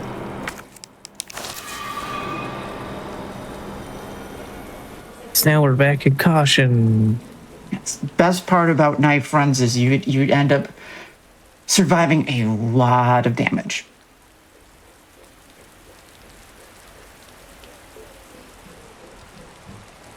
Or at least, I think so.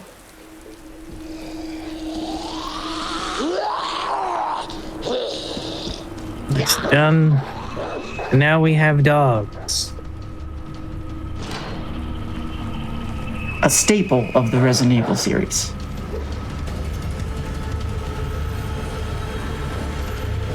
Get into the basketball court. Hurry. There we go. They won't follow you in here. They can jump a fence, but they can't open a door. That's how dogs work in this game. And I'm pretty sure that's how dogs work in general. Not that I have a dog, but as far as I know, they have trouble. Has a dog that can open a door. Sound off now. That's the real horror. There we go. It's done. Once we are in the orphanage, we get a little bit of a break from enemies. That guy in the bus can potentially really mess up your day because there's not a lot of room to run around him. But that running it forward to then make him do the grab animation, that's your easiest way to be able to get around him.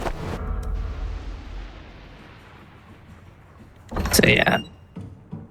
Irons is dead. There was a G embryo inside of him. In the original game, you have to fight that immediately. In this game, you don't fight it. Yes, he just kind of dies. And there's Sherry.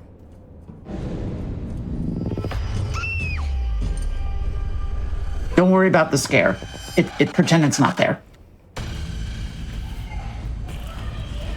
Run. It's Mr. X. He's here. But don't worry about it. Just keep going and you're fine.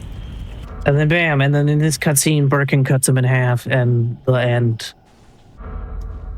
Oh, okay. Yes, like every horror movie where they say, don't look behind you. This one's actually true. Just don't look behind you and keep running. And now we're in the sewers. Yay, sewers. Yes. For those who haven't played a Resident Evil game, sewers are a trademark. There's usually a sewers in every Resident Evil game.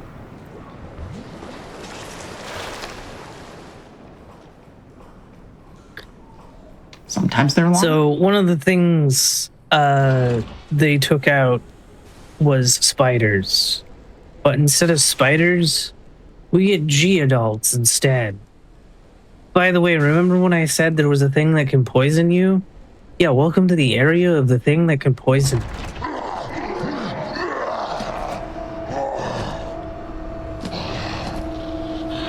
We'll try not to get poisoned, but we'll put up some defenses so that way we don't, in case if we have to damage boost through it all.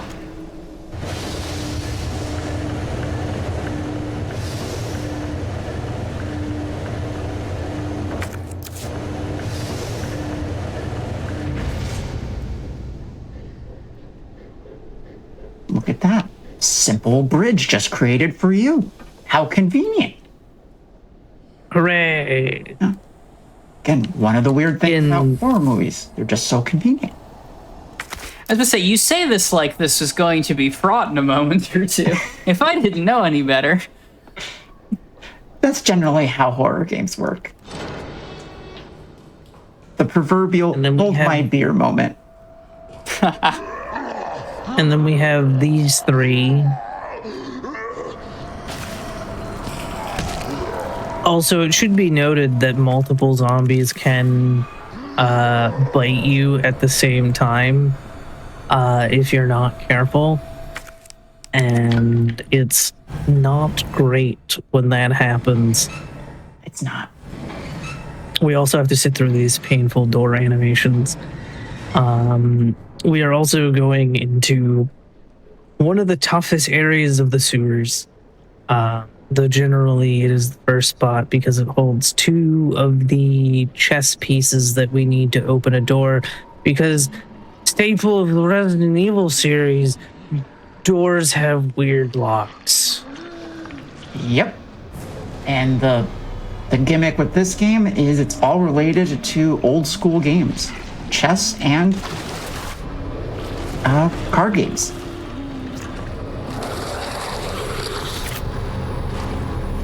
Nicely done. Thank you.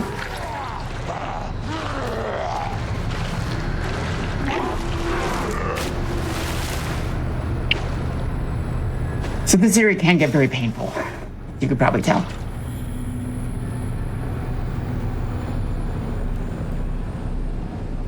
But we're out most of the way.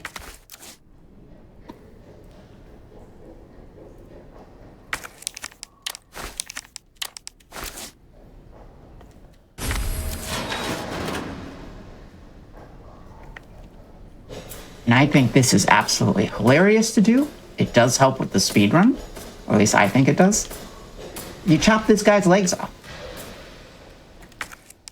Well, I mean, he does wake up and try to bite you, and now you can put this guy into jail, as I call it, which you usually only see in a scenario because the zombie whose legs we just chopped off doesn't exist on the A scenario. So now we can do that because once we take the queen again, we can he's just locked in there forever. He won't go back up or anything.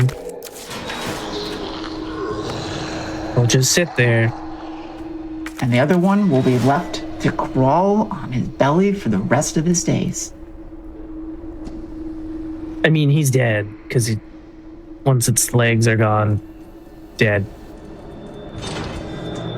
Short days. Don't worry about that guy. We're just gonna come through here. Just say excuse me, and they'll let you through.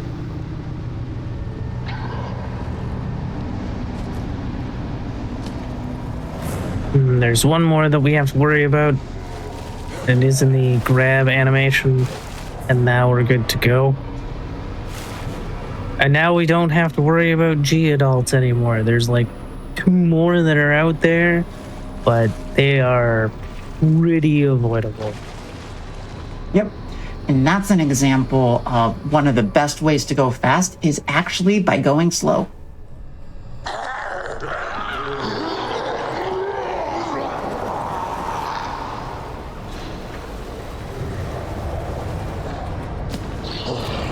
And here comes Splashdown. Unfortunately, And then the by zombies sticking don't to have the- boogies or anything like that. And by sticking to the left side, you can avoid the G adult that just came out there from causing a stun. If you were to go more to the right to where it's coming out at, when it lands, it'll stun and clear for a second. No damage, but it'll stun, allowing it to grab you. Never fun.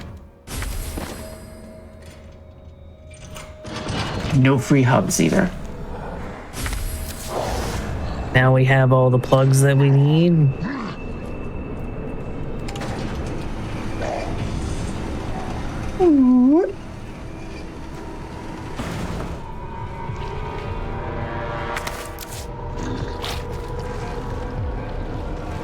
Sometimes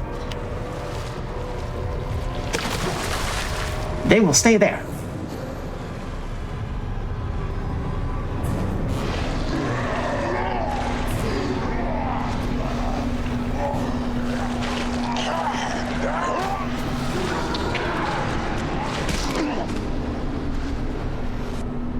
Now you're good.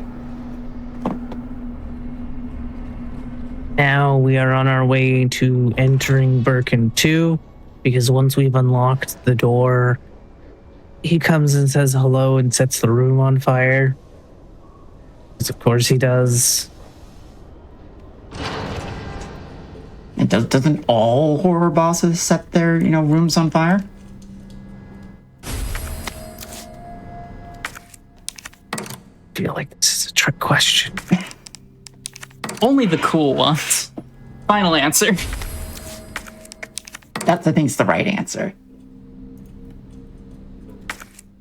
So also on the B scenario, as you noticed, we removed the night from the night spot, despite the fact that it said a night spot, because it changes the order of where the plugs are supposed to go.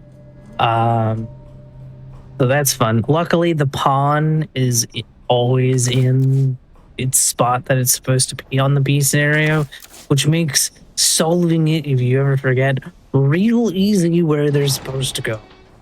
Yes. Here, And just grabbing some heals. And then because we're on 2, the 3, second 4. scenario, You're you good. just hit 2, 3, 4. Easy mnemonic. And remember when I said he shows up and sets the room on fire? Room's on fire. But if you're ever worried about fire, you just stand next to your biggest fan, and you'll be safe. Boo. This has been You're a welcome. banner day for puns. It's how I remember how to stay safe here, is that I just say, oh, look, it's my biggest fan.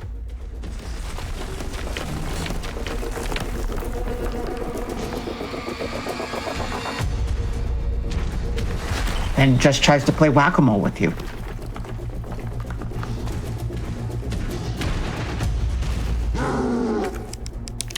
And then he stops. Yeah, he just gives up. If you had the use of a gun, you could shoot him while he's doing that, and then he would just stop early, but we don't have that option. And now We have to play whack-a-mole because we're going to use a crane to hit him.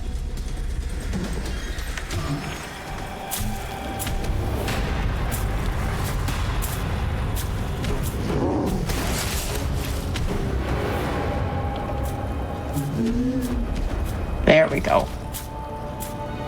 Also, this is the final form where we see any bit of his human form, as Birkin 3 will lose the head. Love that for him. He's quite ahead of his time. Boo. Yeah, you're welcome.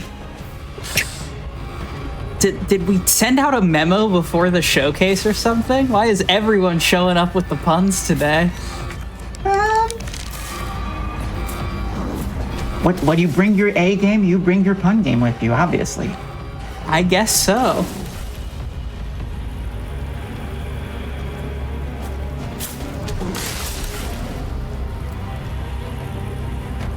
Sometimes he just doesn't want to play nicely. There we go.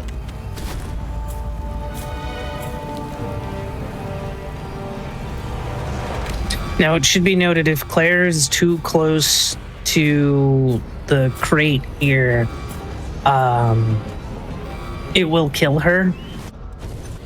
So it is sort of risky when it's coming towards, because you don't obviously want to die, but nicely done. And that is Birkin 2 out of 5.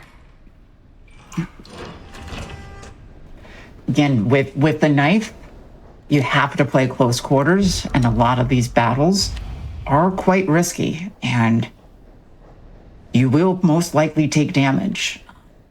So just know that going into, if you ever want to learn a knife run, expect to get in close, get a lot of hugs from zombies, and carry a lot of herbs and first aid sprays with you.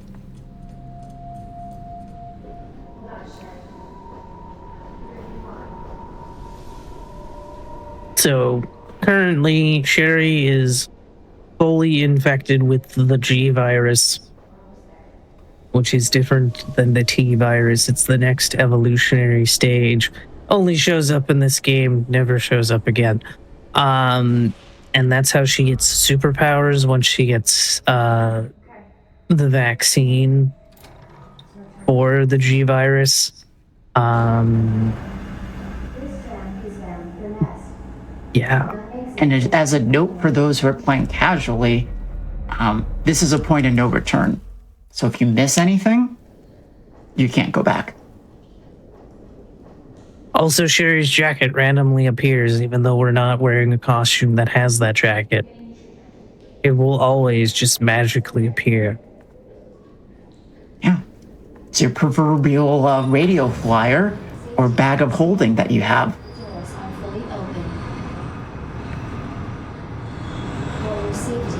Did I say Sherry's jacket? I meant Claire's jacket. I'm bad. It's fine. Anyway, it magically appears. At this point, if you were playing with the default costume, Claire would not be wearing the jacket.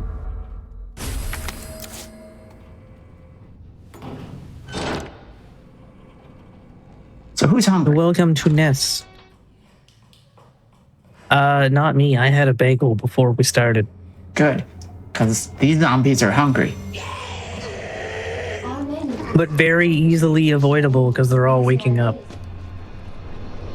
Yes. One of the special things is that as long as they're in that wake-up animation, you can stand next to them or run by them and you won't get attacked. It's pretty nice. One of the not nice things, however, is in this next room, there's a zombie in full body armor that you can only hit his head. And it sucks if you're not prepared for that. So now we have our level 2 bracelet, so now we can go to the north side and also go through the blue door. Be careful though, if you're too far to the left, the green doors can open again. As you just saw, there might be some people waiting for you. Dr. Lee, What is nice is now that one of the nice. Go ahead, Abby. Oh, go ahead. I was just gonna say, I was gonna mention because I'm running fast and caution, I didn't need to worry about them. I was just gonna mention that because we're on the B scenario, we get the power thing that Amalgamane just picked up early. Whereas in the A scenario, you actually have to go all the way up and then all the way back down, which also makes nest much faster on the B scenario. Leon also has the faster nest than Claire does because Claire has to do a bit of running back and forth to the security room, whereas Leon does not. Because Leon never meets Sherry in this game. Also say hi to Plant 43, everybody. Yes. Hi! Seems nice. It could be a lot worse. Also, those plants monsters will one-shot you if you do not have a knife or a flashbang in your inventory to defend yourself with. So that's always fun. Let's see. As I usually do in rare form here, as I forget a code. And then have to remember it on the fly.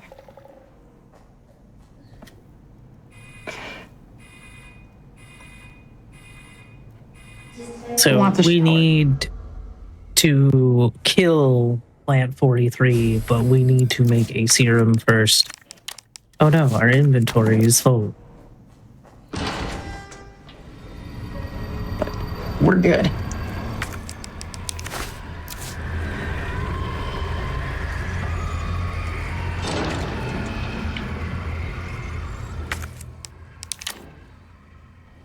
Another puzzle. Who would have thought?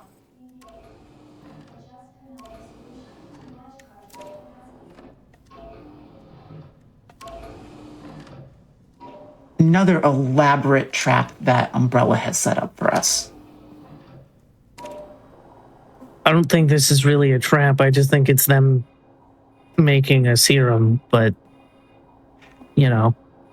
I like to think of it as a trap, mostly from a speedrunning perspective, because there's an ideal path, and then if you screw it up, it doesn't reset. You have to, like, fix it on the fly. Ooh. I mean, that is true. This puzzle is kind of a pain, but the one thing that you can kind of use to remember is that you want the smallest container to have a little bit of liquid in it. So it does have sort of an easy fix if you remember that. Correct. I like to think of it as a lot of us work as creative people and we have like RGB colors. You just think of it as blue, red, green, or right to left 3 times in a row and you're good.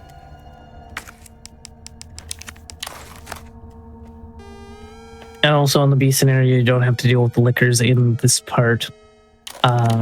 Whereas on the A, you do, because they don't follow you up the stairs. And since we don't have to come back down, we're good. Everything's fine. Surprise! Not really a surprise, we don't need them. Welcome back, Dr. Messages.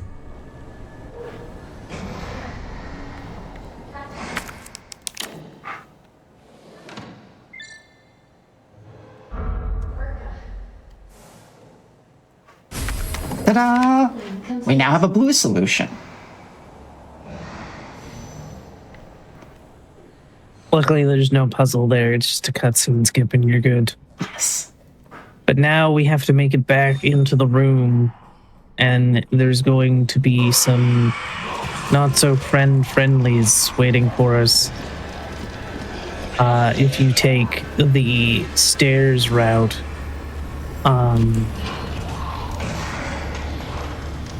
go.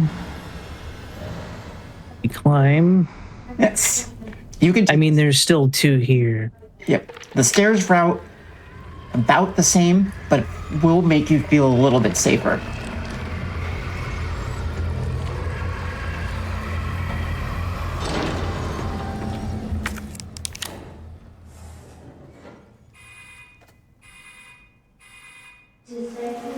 that's Plant 43 dealt with. Nicely done.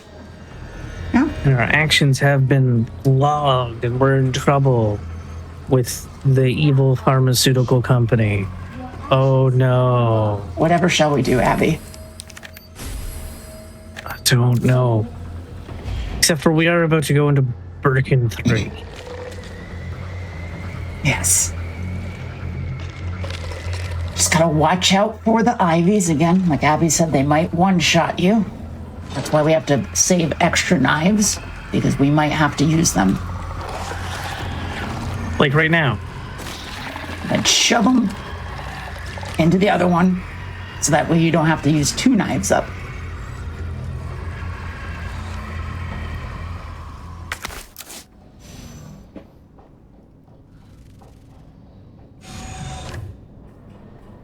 And that's area 2 of Nest. You don't have to go back there unless you want to. And I don't know why you would. There's nothing there. Not even cookies.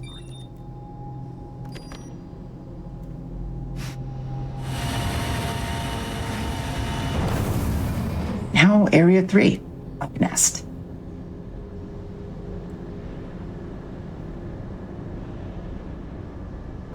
Special here, like Abby said, we're gonna have a new friend appear. After we use Amazon's web services. I was gonna say, It's one of the ways that I remember where all things go in this game.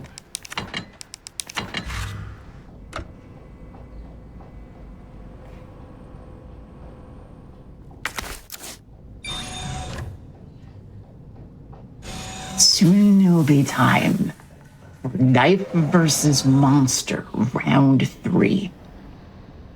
Who do you think is going to win? I mean, you looked pretty good in rounds 1 and 2. Awesome. Thank you. Let's see if we can keep that energy going for round 3. All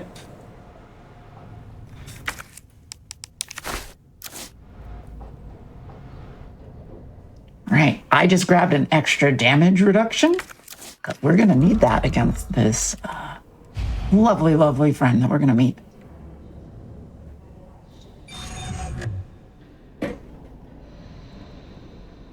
Soon, somebody needs to ring the bell. Ding, ding.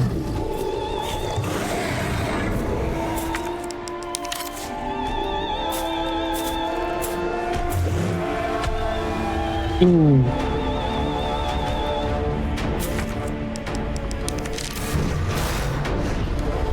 That's why you again does quite a bit of damage. And eventually we'll start throwing stuff at you. But like all major bosses, they have a little hubris to them. He roars after every time he does damage to you.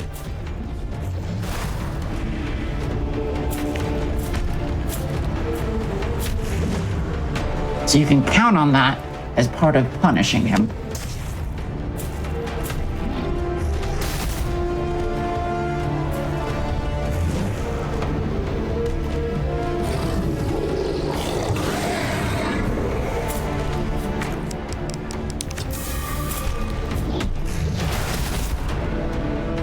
His hitbox is a little bit bigger, so even if you catch the end of it, you'll still get hit like I just did there.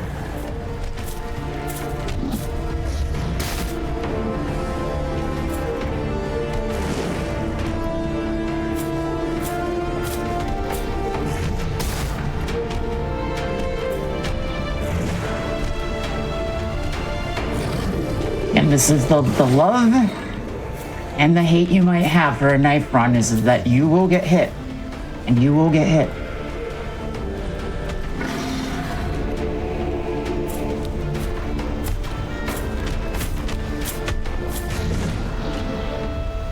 And it's expected.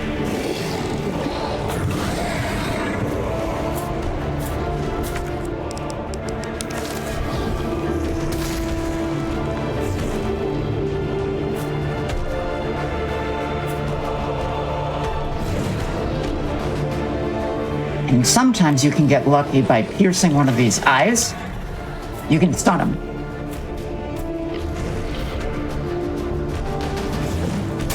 It's actually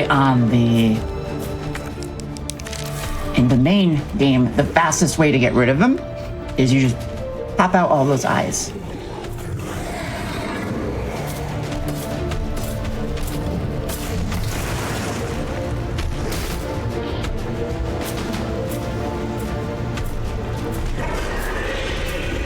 And now we're at phase 3.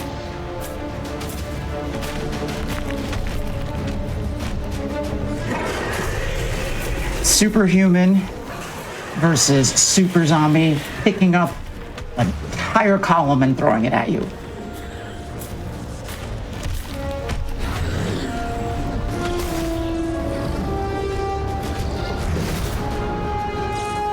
Okay.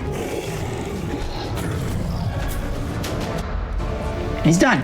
Just like that. Nice. Thank you. And that is... There's a couple patterns he does.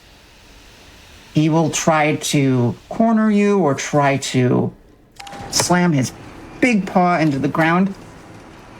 Those are things you just gotta watch out for. And even with the best of dodging, as you probably saw, you're still going to get hit because he has such a big, wide swing. So I nicknamed this run Resident Evil the Damage Boost. Because you're basically going to damage boost throughout almost this entire run.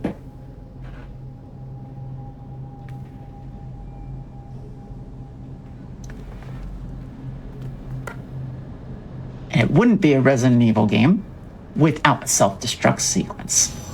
We're going to see one of those.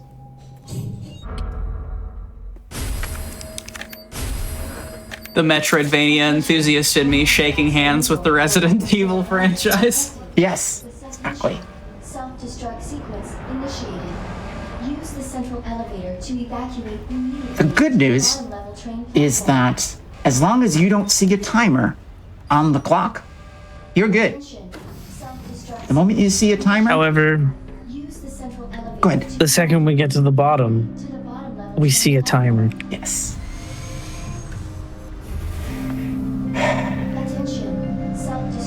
And Capcom really wants to know they're serious about this self-destruct sequence, because look at that.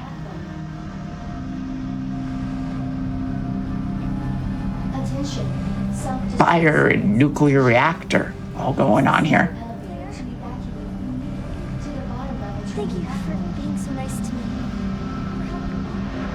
And a heartwarming conversation. Oh my god.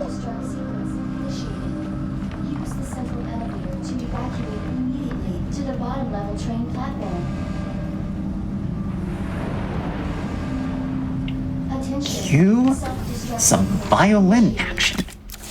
Because that's how you know you're gonna go to the big time.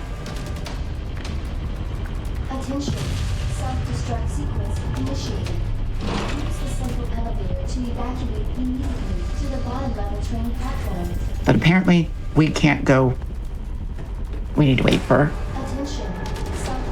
Sherry to walk on it with us. Yeah. That's one of Claire's downsides, is that she has to wait for Sherry. Leon doesn't have wait because Ada just disappears at a point, and then you're like, okay. But Mr. X chases Leon the entire time because, again, Leon's final boss is Mr. X. But also, Claire has the downside of having to deal with plants. Yes. And more weed infestation.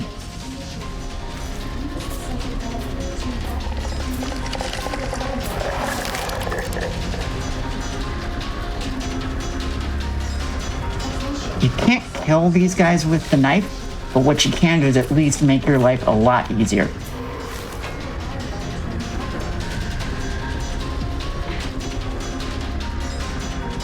When you pursed all those little bubbles on them, they'll stay down for about a minute or two.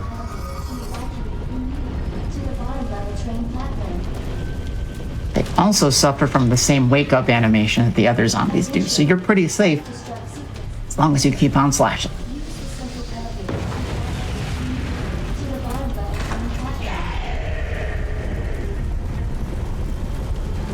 Also, did we mention the zombies are on fire now? So the zombies are on fire. Yes, some zombie s'mores, so to speak. No, thank you. Okay.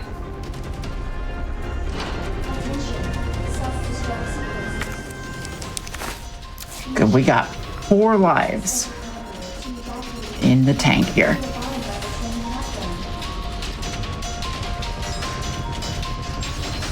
We are about to come up on Birkin 4.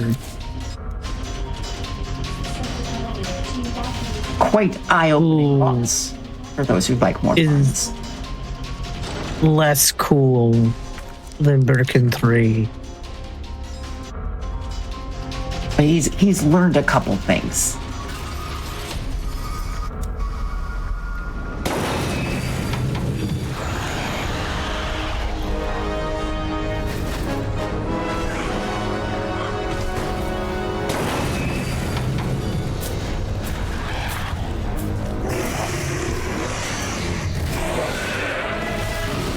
Claire asking the real questions.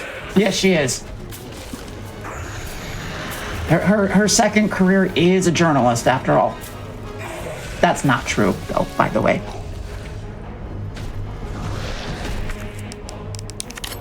Oh, that's the wrong one.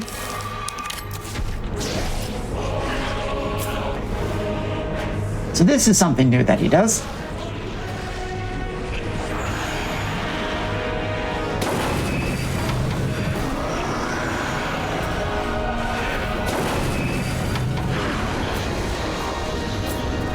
He just likes to, wall cling on you.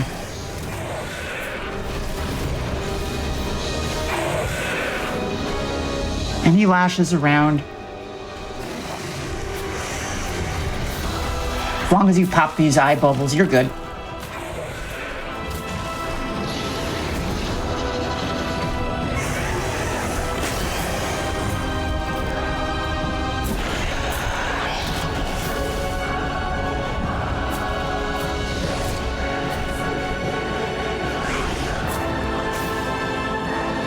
And you let him go up again.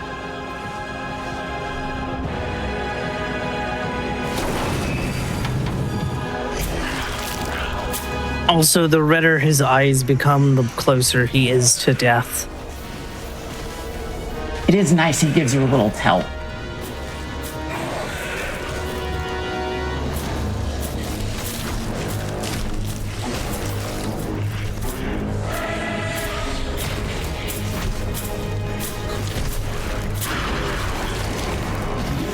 This is why we keep lives in the tank. Because this actually will hurt you. Very nice. And now it is time for Birkin 5. The one that you were on the A scenario. If you were on the A scenario, you would be done. B scenario, you fight Birkin 5. And he's very eye-opening. And he is a one-hit KO boss. So if you touch him, or he touches you, it's game over. Not the hope you like bullets line. Claire, do you know what we're doing here?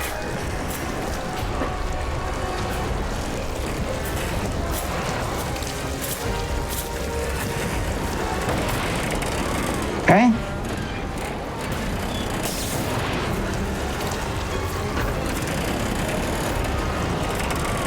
Sometimes he can hit you by just moving forward, so I like to play a little bit safe. And that's time. And there we go. GG's. Hour 6. So if you ever get stuck in Raccoon City, and all you ever have is a knife, know that you can make it out alive. This was such a blast. Yeah, I'm checking the stream. It looks like a 108 RTA. Absolutely GG. Command run. Thank you so much. I appreciate that, Quack. You and Abby and chat have made this such a warming fun for me. I look forward to trying to submit again. Big thank you, Abby, for all of your amazing help with commentating and keeping me rocking and rolling in the background. You're welcome. If you like what you saw, yeah, please feel free to come say hello to me at twitch.tv/amalgamate. You'll see more like this, and maybe a retro game or two, or some other variety of things. I dress up for all of the fun events, so if you, again, like some cosplay, feel free to stick around. Abby, where could they meet you? You can find me at twitch.tv/Abby's Corner. I play Resident Evil 9 right now. I'm almost 200 hours into the game. Hooray. I also speedrun 65 other different games from time to time. But you should definitely go follow One Amalgamame at twitch.tv/Amalgamame. Thank you very much again, and a special thank you to the people who helped me learn this run. That's going to be Abby, Gal, Matt RPD, and Master Dean. And if I forgot anybody else, extra love for you too. Thank you again, Quack. I appreciate you. Of course, Hello, everyone, and welcome back to GDQ Hotfix's Transgender Day of Visibility Celebration Showcase. We did it. We're almost through day one. It has been an absolute banger of a day. We have wrong warped, up clipped, walked through the void, levied so many puns, my brain still hurts. And we will be concluding momentarily with our final run of Hades 2. But before we do, I want to let everyone know, if you're enjoying the deluge of speedruns, have I got the news for you.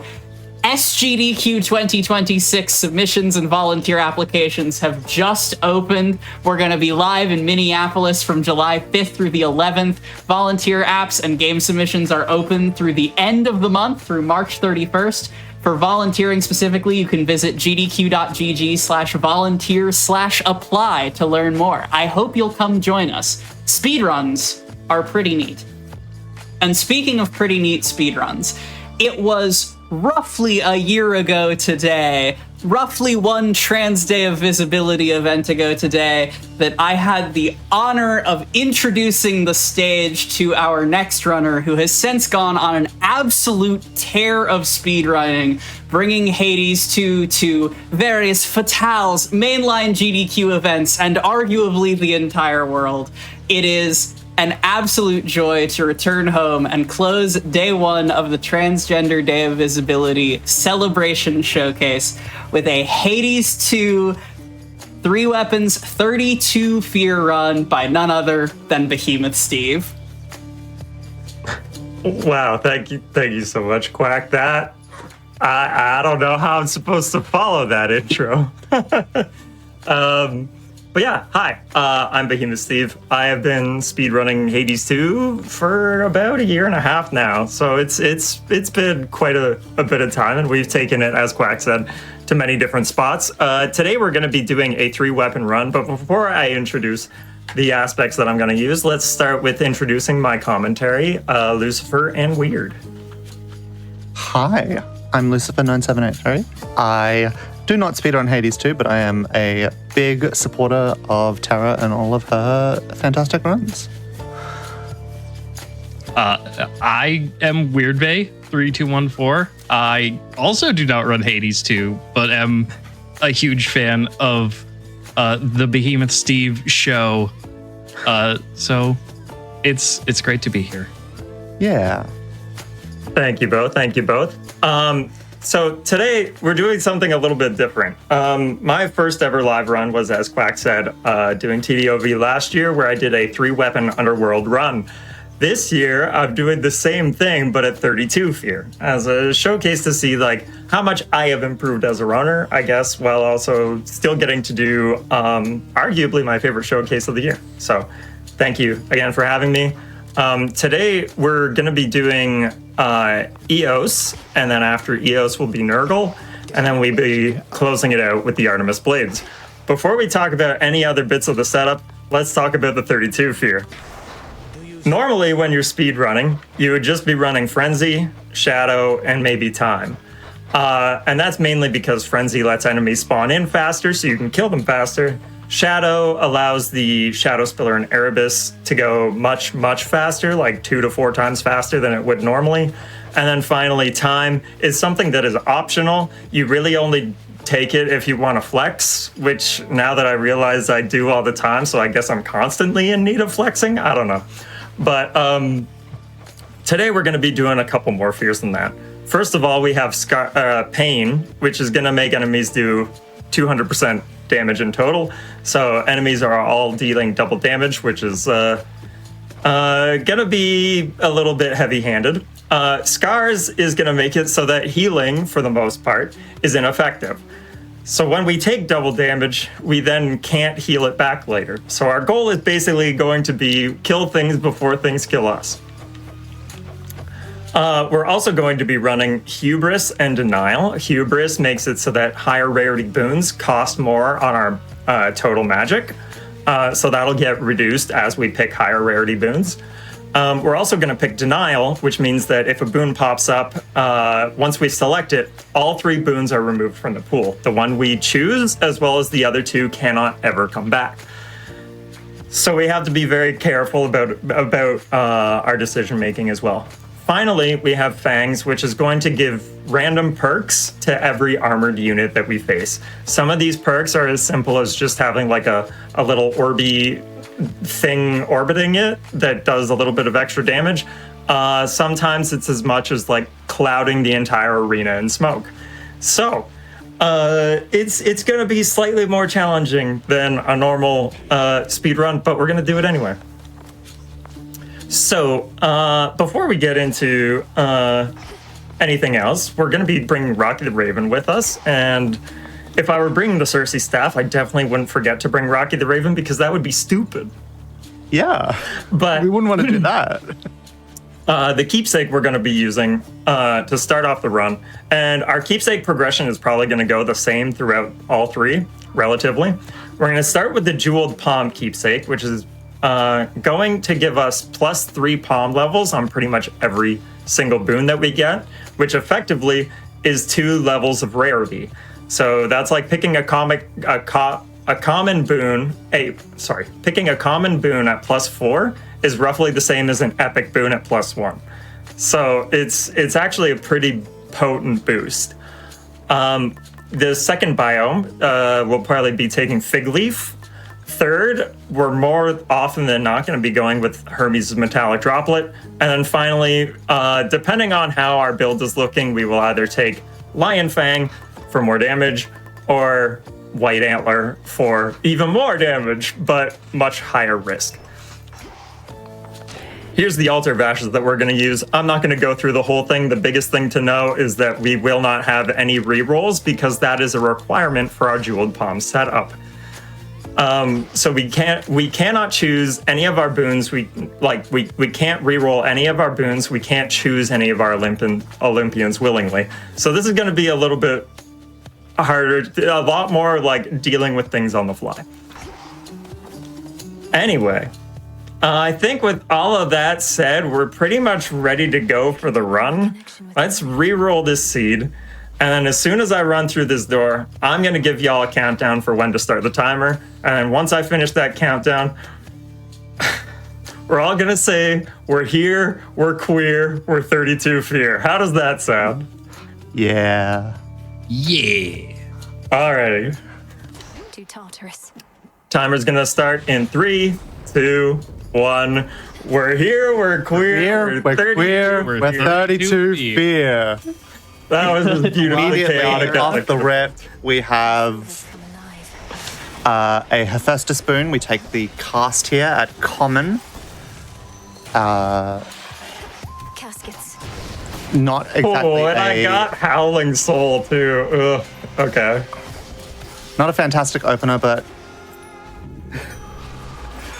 Howling Soul and Hef may be the shall worst see- thing I we could have shall asked see for. how to be this honest. goes. Moving on next to Demeter boon here. Maybe special, maybe attack. Those would both be very nice. Sprint for a gust. That does apply a curse, which is something we want to be seeing because we are running the Origination Arcana card, where if we apply 2 status curses to enemies, we get a damage bonus. I'm seeing everybody. You'll also, we're here, we're queer, we're 32 fear battle. It's beautiful. yeah, love it. We also, to note, are not running Death Defiances. If we die, that is it. If you die in Hades 2, you die in real life. Writing this down. Maybe. Oh no. Maybe not that drastic. We do. We do have strength though, which means while we have no Death Defiances, we take reduced damage, which is then doubled. And we need an attack boon. We need an attack boon. We can't take the duo.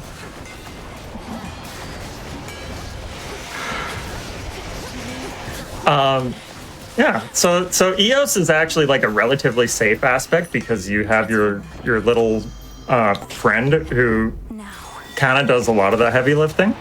We do get the Daybreaker. Oh, I was about to think that was the Shadow Spiller, but no, we already had a mini boss. Right. It went by very quickly because Terra is just goated at this game. Only sometimes. Okay, Arachne. Good. Arachne. Oh, okay. That's one of the reasons I don't like Frigid Sprint. That's so rude. Popped the web and an enemy spawned in. Can't talk to Arachne while there are enemies in the room. Okay, these shadow rooms need to stop. They're terrifying because I have no idea what's behind that shadow. Oh yeah. Imagine it'd be one of those large punchy boys. True. I would cry, actually. Just live here on GDQ Hotfix. Trans woman cries over Hades 2 run. This must be love. With Lavender-colored silk. with our Aphrodite boon from the random boon selection there, we now have a full complement of core boons going into our first boss, Hecate. Hecate runs in 3 sort of phases. We have 3 damage phases with add phases in between. I didn't know that happened that way. Oh, yeah. Do we have to hit the button? I wasn't aware that the clones can get affected by the gust. Interesting. I don't think we have to hit the button though. Yeah, we do see the damage phases going by very quickly. Terra is just very, very competent in getting Hecate's damage down real quick. Do you want to actually talk about lovers, since our lovers didn't even fully? You did use a lover's proc during that. During Guardian fights, boss fights at the end of regions, we have 3 charges of lovers per fight. Each charge prevents 1 instance of damage, no matter how big. If you are thinking about our final boss and a particular one-shot kill, that is also guarded by lovers. True. Zag. I'm not fighting Zagreus. If you want me to fight Zagreus, you'll have to pay $120,000 like we did at AGDQ. Yeah. Shoutouts to Ratals. Let's go, Ratals. True. This is Ratals, yeah. Queen Ratal. From Tony to Tina, a Ratal story. Shout outs to Trans Day of Visibility. Let's go, Trans Day of Visibility. We support trans rights. We also support trans wrongs. Oh, absolutely. Trans Rats was right there. Oh my god, it was! Yes, it was. Quack, you're a genius. I try. You succeed? This is why they pay you the big bucks. That's why they let me up here to say words. When it comes to fear allocation, I think this is the like lay audience question. At what level of fear is it worth? Do you start considering taking rivals? 62. Do you mean in general or me personally? I'm kind of curious for both because I have a feeling that there's market advice and then there's what you do for the YOLO. I think actually there's some circles that would argue that actually taking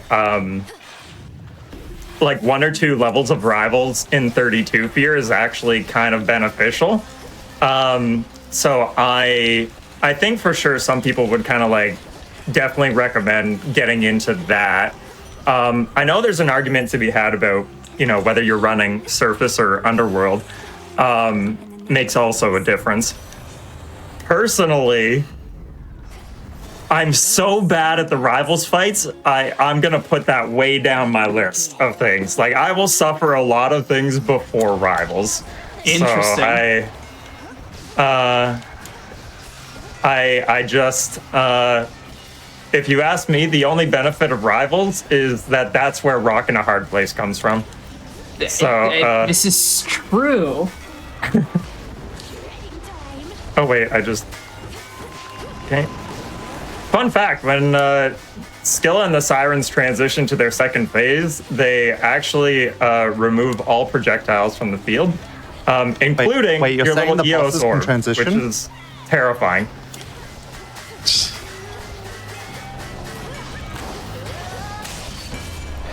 Anyway, I'm sorry for talking over Bewitching Eyes for those of you who have the incorrect opinion that it is the best skill in the Siren Song. Wow, okay, it's not the best, but like... And have a little dignity for my glam enjoyers in the chat. Yeah, that's and also fair. the Toxic Yuri enjoyers in the chat. True. You could also be like me and just mute the music when you get to Scylla, and then she yells at you. Brutal. Does she actually? Yeah, she will, like, she'll say, like, oh, I can't hear my music anymore. What did you do, you cheater? That's so sad. And then I she hate this still version. goes on to write Bewitching Eyes. True. That you also won't listen to. Not when you're speedrunning. Yeah, so we see we picked up the metallic droplet. Faster movement speed, attack speed, and channel speed for 300 seconds at rank 3. Good question. I'm a speedrunner. I don't know how to read. I'm a good speedrunner, point. not a read runner, to bring back our meme from earlier today. Oh, wow. I think I'm finished here. What am I doing? I had a browser window open with some things when we were doing some practice beforehand, and I closed it. And I feel very silly about this. 300 seconds. Is my only status curse? Yeah, you've got right now? freeze and gust. Yeah. Oh, that's unfortunate. Yes, because origination needs 2 curses from different Olympians. Okay, hold on. Can I just stop and point out a comment from chat that says, I'm not trans myself, but everyone deserves to live with themselves? Can you tell more cis people this? Please. Thank you. Yes. Like, absolutely thank you. You are the goated kind of human that we need more of. Queer people are looking for. Like, allies are the free greatest. to run for office. Yes, please run for office. Absolutely. Please, tree, help us. Thank you, Susan.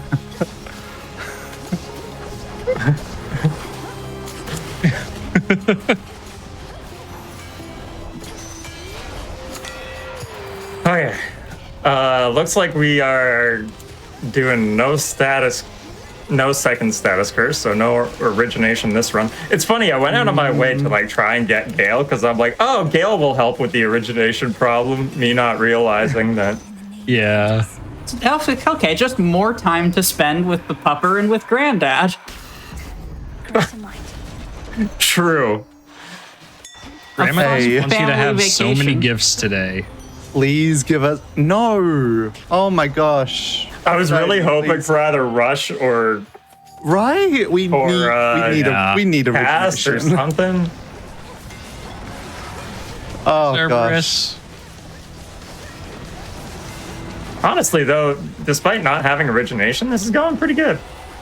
Yeah, doing all Your doing all damage does not right. look like it's suffering that much for not having it up. No, like origination is great to have, but it is never the run killer to not have it. True. And also, you have had a lot of practice with, we'll say, suboptimal builds. True. On your personal stream. Yeah, it's been a hot minute since I've done that, but yeah. I used to do this thing where I'd like do Hades runs on Fridays where I'd just like roll a die for like every single decision I made. The standout run from that, I'll call it adventure, was we had one run where all I got was Hera's Nexus Rush, and that was the only damaging boon I had until I hit Fields of Mourning. And I don't even remember what the second boon was, but I think it was I got to Chronos, and then you got back Nexus Rush. Yeah, and then I got to Chronos, and all I had was Nexus Rush. For reference, Nexus Rush is not great.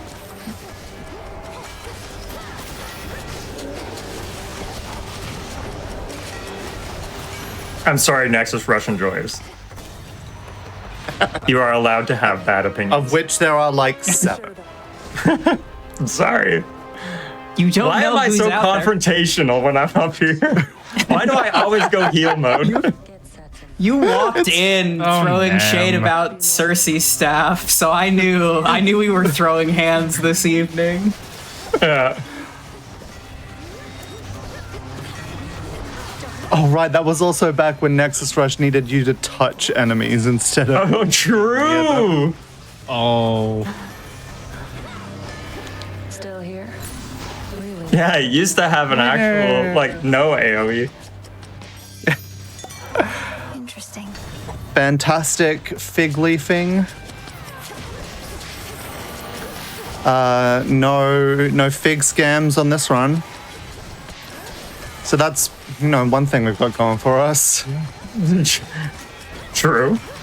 Our boons might be a little boo-boo, but hey, Dionysus is being nice. Yeah. I think the choice of Boo Boo there was a very good one. Thank you for that. Yeah. So we did take the Lion Fang going into Tartarus here. It starts at a 50% damage bonus, but reduces by 5% per chamber. Since there's only, 5 actual combat chambers in Special Tartarus. Whatever. Let's find out. Of course it's a porn game. Oh. What else did you think it would be? Definitely not anything that might help. Oh, hey, you did that thing as well. I did what thing? Kept your dress intact for the entire run. Oh, yeah, I guess so. I think that's mostly thanks to Hephaestus's trusty shield that I picked up. Very true. Yes, trusty shield is very good for trying to get that achievement. And also, you know, ranged weapon, torches, not really getting up in enemies' faces. I mean, you say that, but I feel like I've been doing a lot of dancing around. Yeah, but also...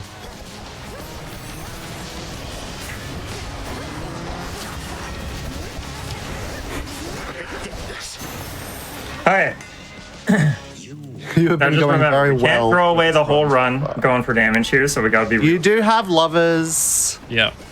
Don't tell the audience that! They were supposed to be stressed! You're not even on Artemis yet. Let's give them some time to cook first. Yeah. Where did my cast go? Oh, it's sitting on... Hi, Grandpa. How's it going? So, you remember in the first game how you would hug your dad? We can also hug Grandpa. GG1. Bringing the Arachne dress to Kronos. Bringing the Arachne dress to Kronos on a 32 fear run is a huge flex. Do not let them tell you otherwise. BD, why are you so nice?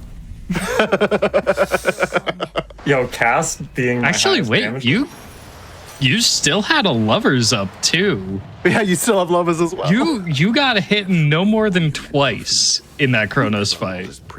In both phases of that Kronos fight, even. Because you want to get the 3 for the entire fight. Not And you 3 threw per one of phase. them away. Yeah, There was only one unintentional hit that whole fight. That is impressive. I'm gonna say shoutouts to all my trans homies who don't know how to handle compliments. I feel you. That's the energy we're closing down day one with, besties. I will spite you with my compliments. Okay. Weird. Do you want to explain to people how Nurgle works? Bonk. Okay, so that's how Nurgle works. You just can't believe we got Hephaestus again. I can't believe we got Hephaestus cast again. No, so the way that Nurgle works is it does big damage real slow. And then if you hit 9 times, you go into berserk mode, and you hit a little bit faster, and you heal every time you hit something. And it's just bonk. This healing does get around scars. It does. Luckily. It's one of only a handful of things it does. Could you imagine the entire, benefit to the aspect just being turned off? I think you would have some very angry Redditors.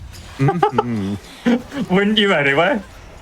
Yeah, I mean, Redditors are always angry. It's a day ending in Y, so.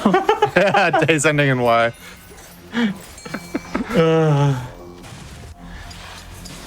Think you're better? Let's go. Hi, Nemesis. Here comes the reckoning. It's our roommate, Nemesis. Yeah, they were roommates. Oh my god. You know what's they were crazy roommates. is that Nemesis and Melanoa is not the most toxic Yuri in this game. Yeah, I think that don't even goes to think Eris. it's top 3. No, I don't think so. Okay, no. Ares, do it fast. I don't want to lose the room. This one. Okay. Ooh.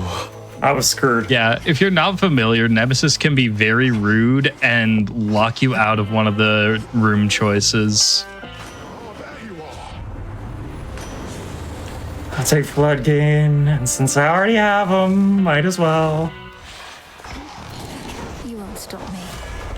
Hey, here's Shadow Spiller. Yep. And just like that, it's gone. And that fight goes very fast with Vow Shadows. Otherwise, we have to fight the other 3 root throwing ones, and that's very slow. We don't like that. True. And the time loss we get from having to do the Shadows version of every other mid-boss is negligible. Sure. So we're happy with that. Especially if we end up with some Haraboons that can feedback damage into the boss that we actually want to kill. Oh, yes. Also, it looks like we got Cinnamon Circle for our You're really blessing. Really playing into that not a read runner thing, aren't you? I wasn't on purpose. Just somebody in my chat once called his cinnamon circle, and it was like the greatest thing ever. I mean, it's actually called Cinerary Circle, but that might have been autocorrect taking the wheel there, honestly. I mean, can I get a change approved in chat if you approve of Cinnamon Circle? Oh my god, Aphrodite, we are so back. Rush. It's a curse. Oh. Yo. Aphrodite. Hey! Aphrodite! Sadly, Secret Crush was also there, so we won't be seeing it later. Oof. Which that is a bummer, very, but very sad. Aphrodite's attack boon gives you the largest raw damage increase, and when your aspect is based around do big damage, that's a lot. We love big damage. No, bottom right. Yep.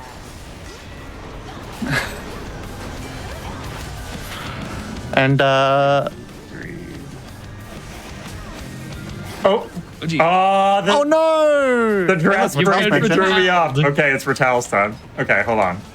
Hold on, we can still savage this. Here's how we can still win. Yeah. Can you imagine a little rat running at you and then suddenly it's Mel with the hammer? Oh god, with the dash strike as well. Yeah.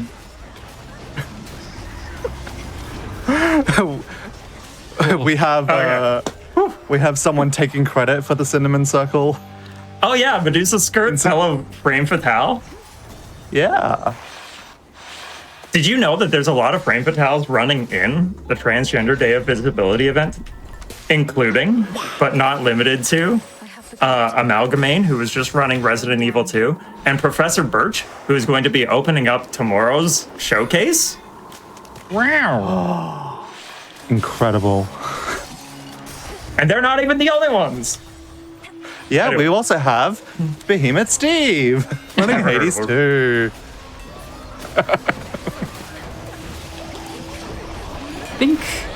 I mean, you have to be really cool to know about Behemoth Steve. Don't do this to me. Bullying with compliments because we care. Your name is literally weird. Yeah?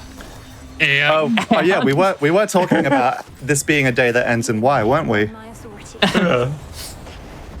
True. That'll do. Here goes. We do have a bit in Behemoth Steve's Twitch chat that days that end in Y are Bully Terror Day. Yep. Threats nearby. It's usually kind bullying of the compliment variety. That's a load bearing usually. Load bearing usually is my favorite statement of the day, by the way. Because I'm going to keep that. Did you go through the wall? Oh. Sorry. The 33rd fear is being nice. Thank you, BD. Speaking of Frame Fatales, did you know that BD is the event lead for Frame Fatales? That's right. I'm throwing you under this kindness bus. Get appreciated, nerd.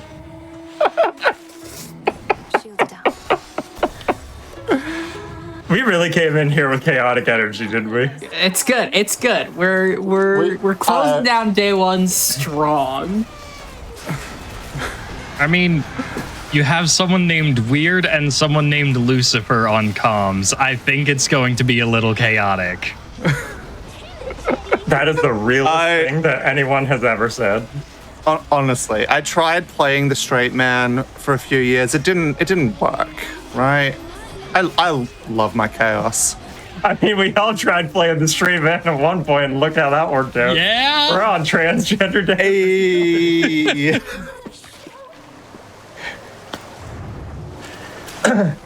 Anyway, the pipeline from straight man to trans lesbian is a big one. I genuinely thought for like half a second you were going to say the pipeline from straight man to Hades to speedrunner. And I was like, it's bold, but you know, maybe we've earned it. I mean, Hades 2 speedrunner, trans lesbian. Is there really a difference? The Venn diagram is not a circle, and I want to shout out the folks who are not themselves TGNC who put up with all of us. But for everyone who did get pipelined, one's in the chat.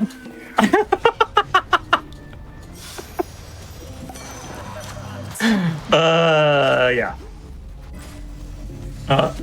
I don't want more Hephaestus. I want an Aphrodite. Well, do we have glow yet? Maybe talk to him and see if his wife can come out to play. True. Let's take that one. I think actually martial art was the right pick. Oh well. Is she, Hades 2 runner? You can't see it, but I'm doing the wrist. I'm doing the wrist to camera right now. I got you, chat.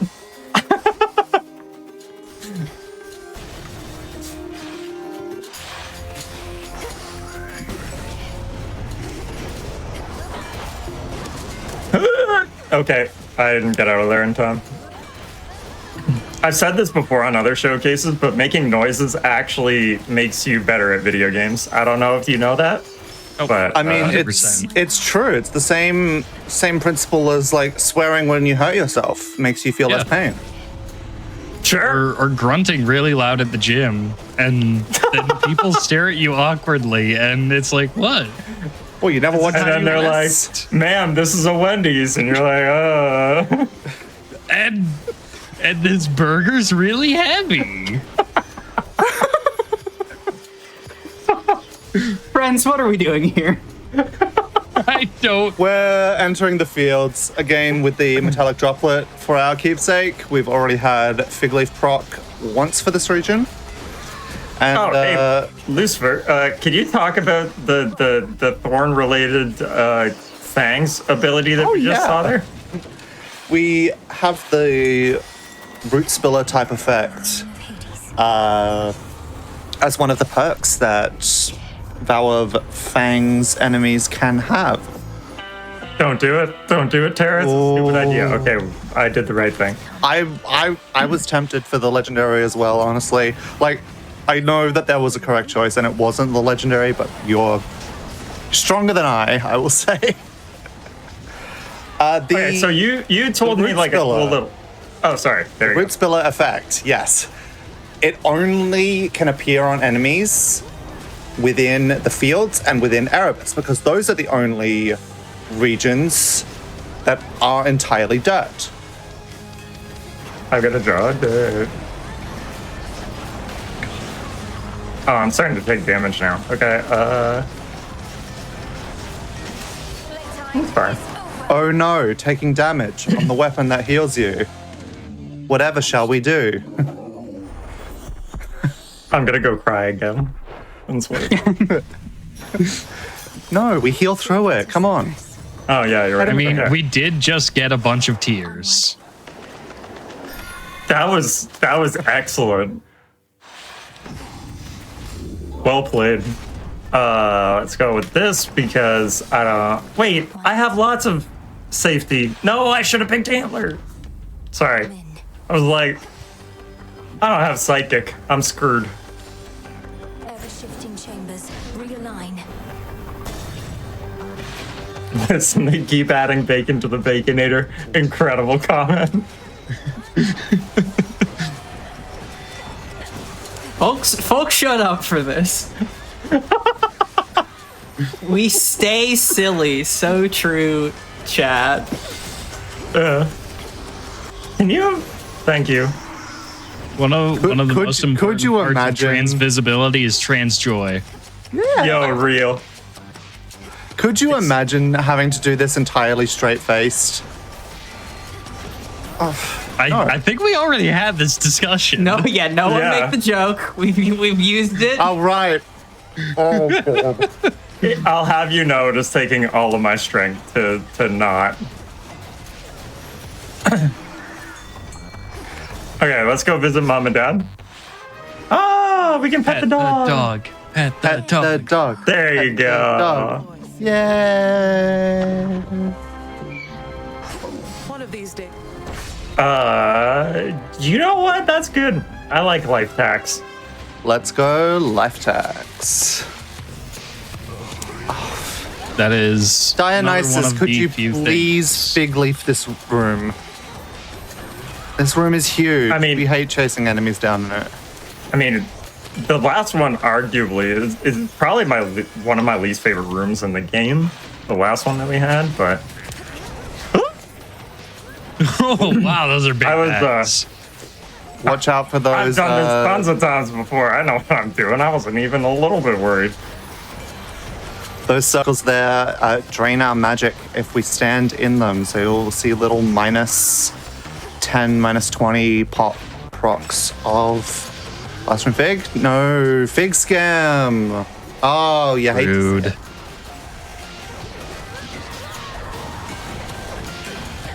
Excuse me? Oh hey, there are so many rats.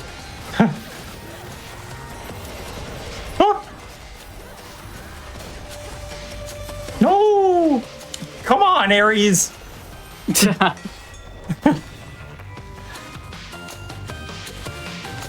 it through. Why did I even bother? Yeah, For sure. water fitness, obviously. Yeah. Now, surely I don't find a way to die in this fight. I would like to thank the Omen community in the chat for the fig scam emotes. Oh yeah, true. Another awesome human on the Hades 2 community who you should be following.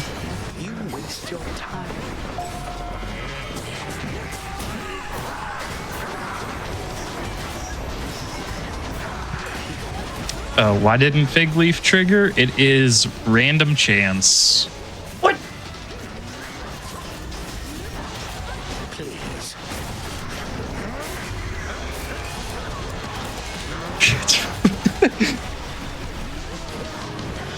It looks like we are out of lovers and armor now. Yep. Okay, which means I can no. Okay, hold on. Oof, hold on. Howie. Can you get out of the corner, Grandpa? Must being mean. Grandpa's like, I'm gonna hide in a corner and make sure that you have to attack my back, and I'm going to go back to crying. I'm tired of this, Grandpa. I don't care if you had to walk uphill both ways, 10 miles, snow up to your eyeballs.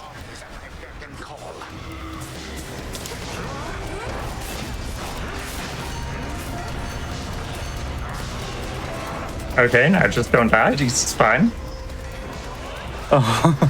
He's being awful, like truly awful.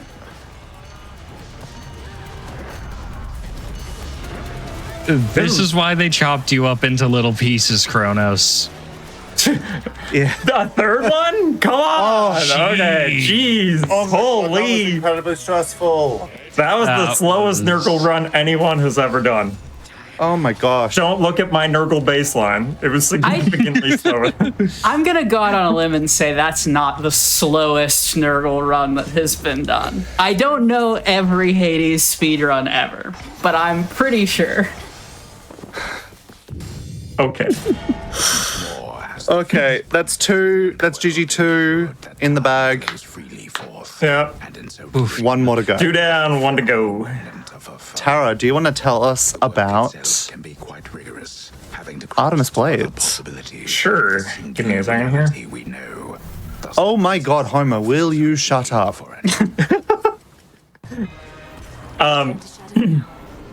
First of all, shout outs to the conversation we had back on Kylie's run in Crash Bandicoot about, drinking lots of soda. Me drinking a Coca-Cola here, probably not a good look. But yeah, Artemis Blades is my favorite aspect in the game. And it's mostly because it has this unique parry mechanic. So whenever you charge up an Omega attack, you can block one attack, of which there are many different uses for. You can block one attack, and then you gain the 50% crit chance on your next 5 strikes. 9, sorry. Yes. Wow, I know Artemis better than the Artemis speedrunner. Listen, I'm thrown off by the fact that I opened with Old Grudge and Selene. That's probably one of the worst things I could have gotten. Well, because you were complaining about Hephaestus cast, so we decided to mix you're it right. up. Sorry. I did.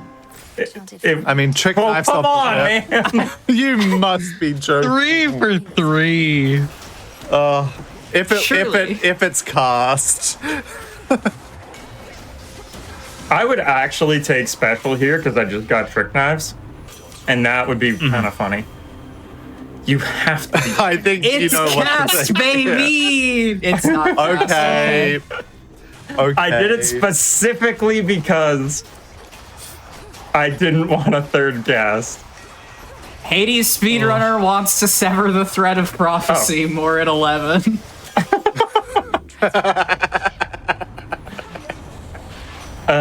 Sure. Nimble limbs, attack, casts go faster. Zeus was probably the better choice. Oh well. But hey, part of the another thing with running RTA in Hades is you have to make your choices fast, and so you sometimes make the wrong choice. It's okay. Everyone has made mistakes on a high pressure run on stage in front of, let's say, a couple thousand people, where you'll do something silly like forget a familiar, or take. It was one time, and by really one time I mean 3 intend- runs.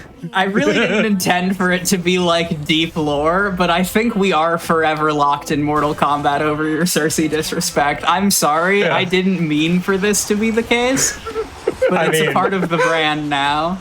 It comes down to it. Like, it was my mistake at the top of the day, right? Like, if I hadn't been a goofball, Aphrodite. Oh, and geez. chat, of course, if you want to relive the Cersei disrespect, and indeed a staggering number of Terra Hades speedruns in all their glory, youtube.com/gamesdonequick. Thank you. Come on! Secret crush, no shameless, no flourish. Oh, are you trying to, like, remember what's... Yeah, like, I am trying. It's not been going well. But Secret Crush is nice. We like Secret Crush. Yeah, exactly. That's kind of why I picked it up. A bit more. I would like to say I'm very proud of you for remembering your Artificer procs. Thank you. I don't think I've forgotten any yet, right? I think there was one when we were practicing. I sensed your presence. I remember Athena Shield Dash being very, very OP in Hades 2. Is it still good in in Hades 1? Is it still good in Hades 2? Well, I have some good news and some bad news. The good news is yes. The bad news is Athena's mostly not in the game in the same capacity, so... Yeah. Yeah, Athena has been demoted from main boon pool god to special gift god. I think I have. And we also will not be persuading Athena to join us on these runs because taking her keepsake takes us away from Fate's whim. Sorry, can I highlight this chat by good old friend Jaliso, who says, "Let's go, Steve. Are we doing petless Cersei today?" See, it's a meme. It's a meme. It is. It's just, we know it now. It's just part of the lore. Yeah. Again, we say that days that end in Y are Bully Terror Day, and what better way to bully Terror than to remind her she forgot Raki on Cersei? You know, the familiars aspect. So, SGDQ 2026 submission, oops, all petless Cersei. An all regions run with petless Cersei. Actually, yeah, you sheepball that, Ash. So, here on the last run, actually, I do want to take a second to talk about, this, as I said before, Trans Day of Visibility last year was my very first live speedrun. And it was an absolute blast. And I will say, for the most part, like, changed my life. But I've been speedrunning Hades 2 since like September of 2024, back when it was in early access, and I've been through like a lot of the different changes in that time before we finally hit full release. And this is actually I've kind of decided that this is going to be my last solo Hades 2 run that I want to submit to something. So we'll see if, like, I'm open to doing other Hades stuff. It just has to have others involved in it and not just solo. But in the meantime, I've been working on other stuff. So yeah, you've been picking up Silk Song speedrunning. Yeah, Silk Song has been fun, but hard. Very, very challenging. I believe you've used the phrase that this game is relaxing. This is my relaxing game. Someone with 1,500 to 2,000 hours in Hollow Knight 1. Yeah, no, it's a relaxing franchise. Famously, really good for that. Apparently, I've decided to not have any magic for the rest of this run. I don't know if anybody's looked at that. We don't have a gain boon. I was about to say we have a gain boon, but no, that was the last one. We've only got 5 would it matter if we had a gain boon? I have 5 magic. The lowest cost thing I have is 10. That means oh no, Huntress is off. Yep. Oh. It's okay, I have a plan. Yeah. Is the plan Hecate keepsake? It is. Would you have thought about it before I did that in practice? Maybe. Show's over. Because I believe I've done that before, specifically when doing skull runs and realizing, oh, I do not have enough mana for my possessed array.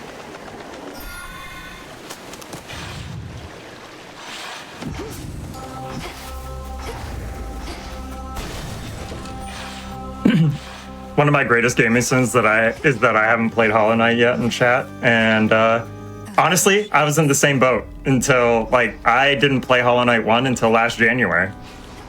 It's like a pretty good video game, no bias. Yeah. I'll say it. I think it's a pretty good video game. It's like- incredibly biased. Controversial opinion. The Hollow Knight franchise is good. Second controversial opinion. The Hades franchise is good. Also good. Yeah. Follow for more controversial opinions. These are some very hot takes. It's just gonna be money, but sure. Hephaestus heard me not complaining hard enough that Selene got picked at the start of this run with Old Grudge, and is like, you know what? Oh. Or a duo boon, okay. Echo, it's I'm gonna need some more help. Boon? That'll do it. okay. Dodge Can I chance. please get help? Oh, thank God, it's Aphrodite. I haven't seen you in Aphrodite, 12 years, please. it feels like. Please save us. Why did I run over here for that? That's time loss, and it doesn't do anything because I have scars on. I mean, hey, Mel, Where are you? Old habits die hard. Yeah. I think I got the two biggest fields rooms here, to be honest. Oof.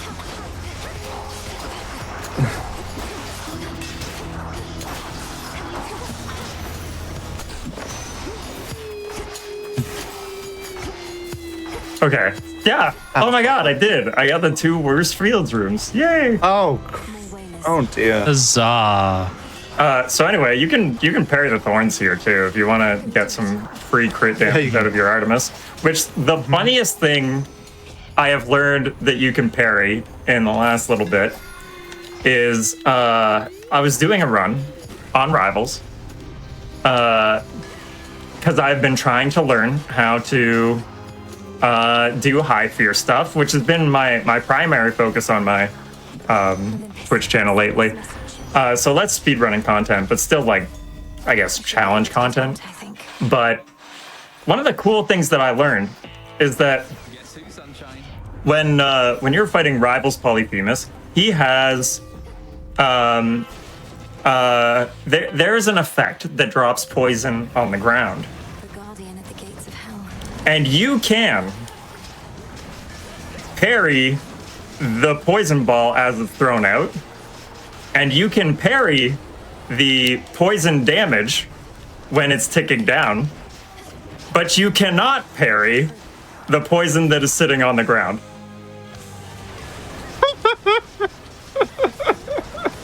Why? I don't know. Oh, game devs. You silly creatures. Oh my gosh. This has been a wild time. Go find your master now. I do my best whenever I'm doing runs like this to like make sure that everybody is like heart pumping, whether that's like me almost dying or like I don't know, me picking boons too fast or something. Like I don't know. I want people to be having a good time and be mild to moderately stressed, you know, the whole time. In the business, we call that throwing for content. Oh, Tara knows all about throwing for content. True. To note, I think you picked the wrong keepsake there. You grabbed Lion Fang instead of Concave Stone. Oh, that was another one. I forgot about that. The EOS Concave Stone run. Oh, thank you for the reminder on that one. You're welcome.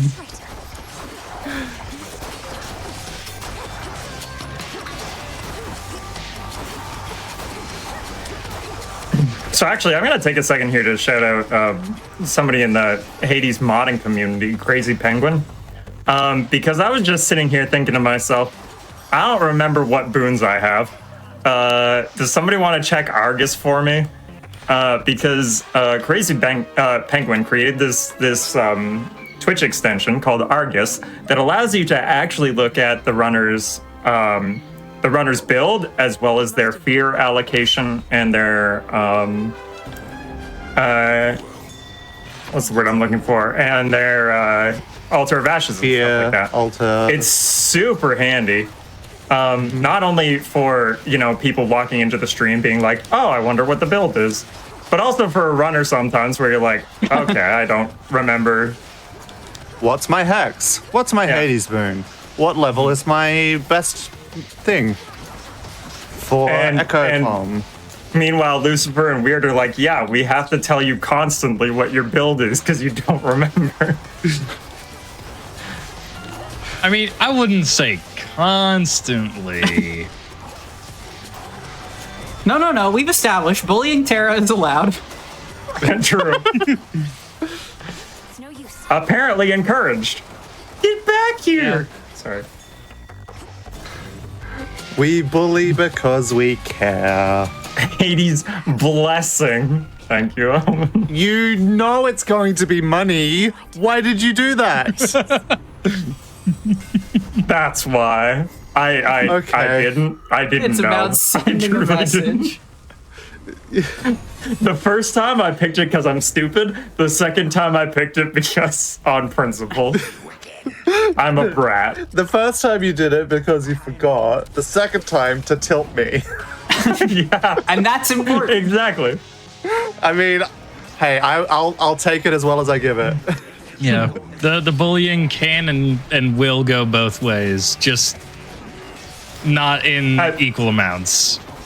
I mean, as a gender fluid pansexual, yeah. Doing things both ways is literally my life. Relatable. True. Also, ditto.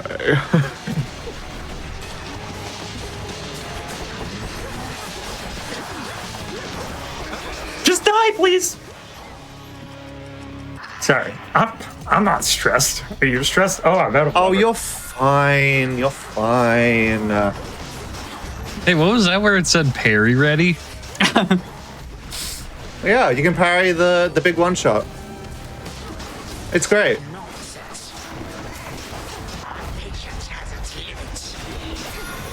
All right, time. Time. Gee. What a romp through the underworld we've had together. It has been an adventure that we've been on.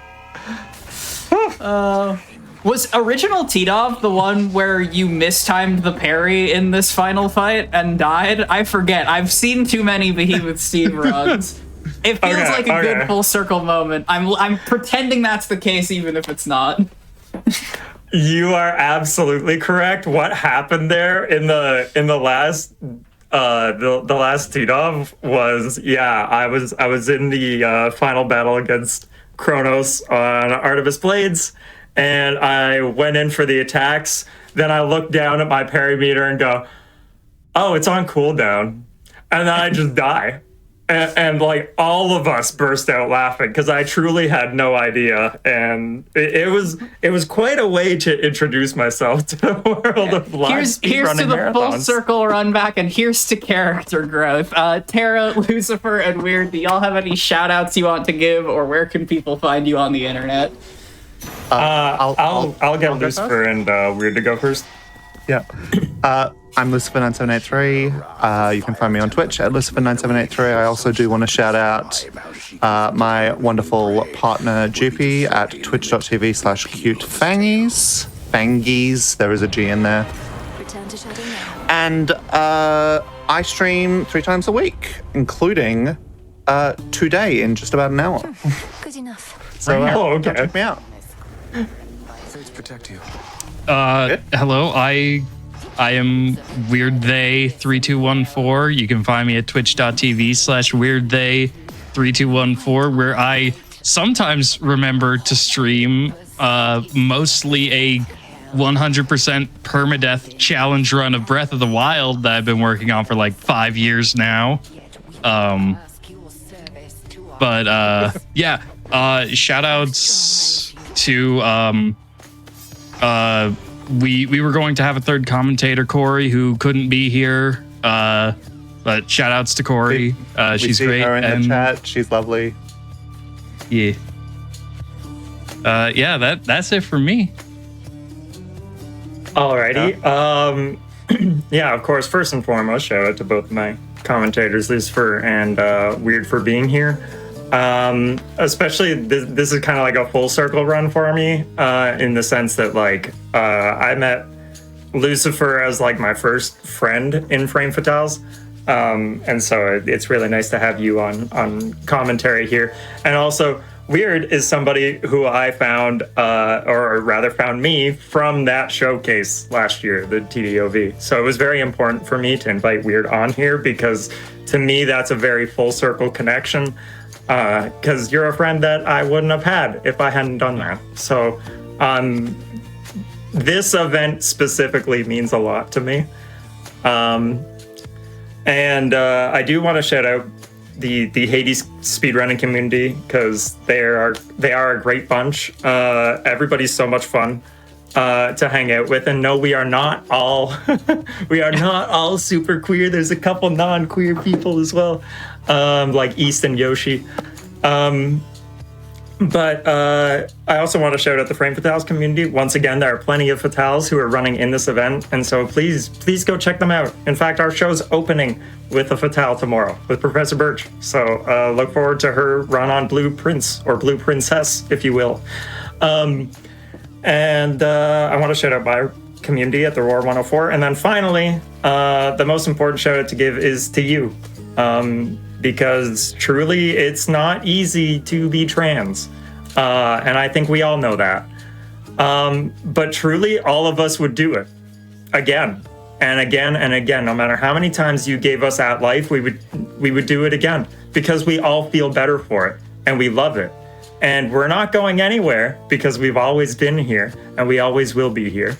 And so no matter how tough things get, I just want you to know that we appreciate the love that you have shown for this event, just being here. We appreciate you for being your best self, and we appreciate all the incredible things that you can do in the future. Trans rights are human rights. They always have been and always will be, and love every single one of you. Thank you. Oh yeah, trans rights. Thank you so much, Tara. Truer words rarely spoken, but I am truly so grateful to be able to speak them and bear witness to them here at the TDOV showcase. Friends, that is going to be it for our day. Today, we have another day of the Transgender Day of Visibility Showcase starting tomorrow at 1 Eastern. As Tara just pointed out, we will be kicking things off with blueprints and continuing through into some Pokemon, some Kaizo. It's a whole schedule. Check out gdq.gg/hotfix to see more.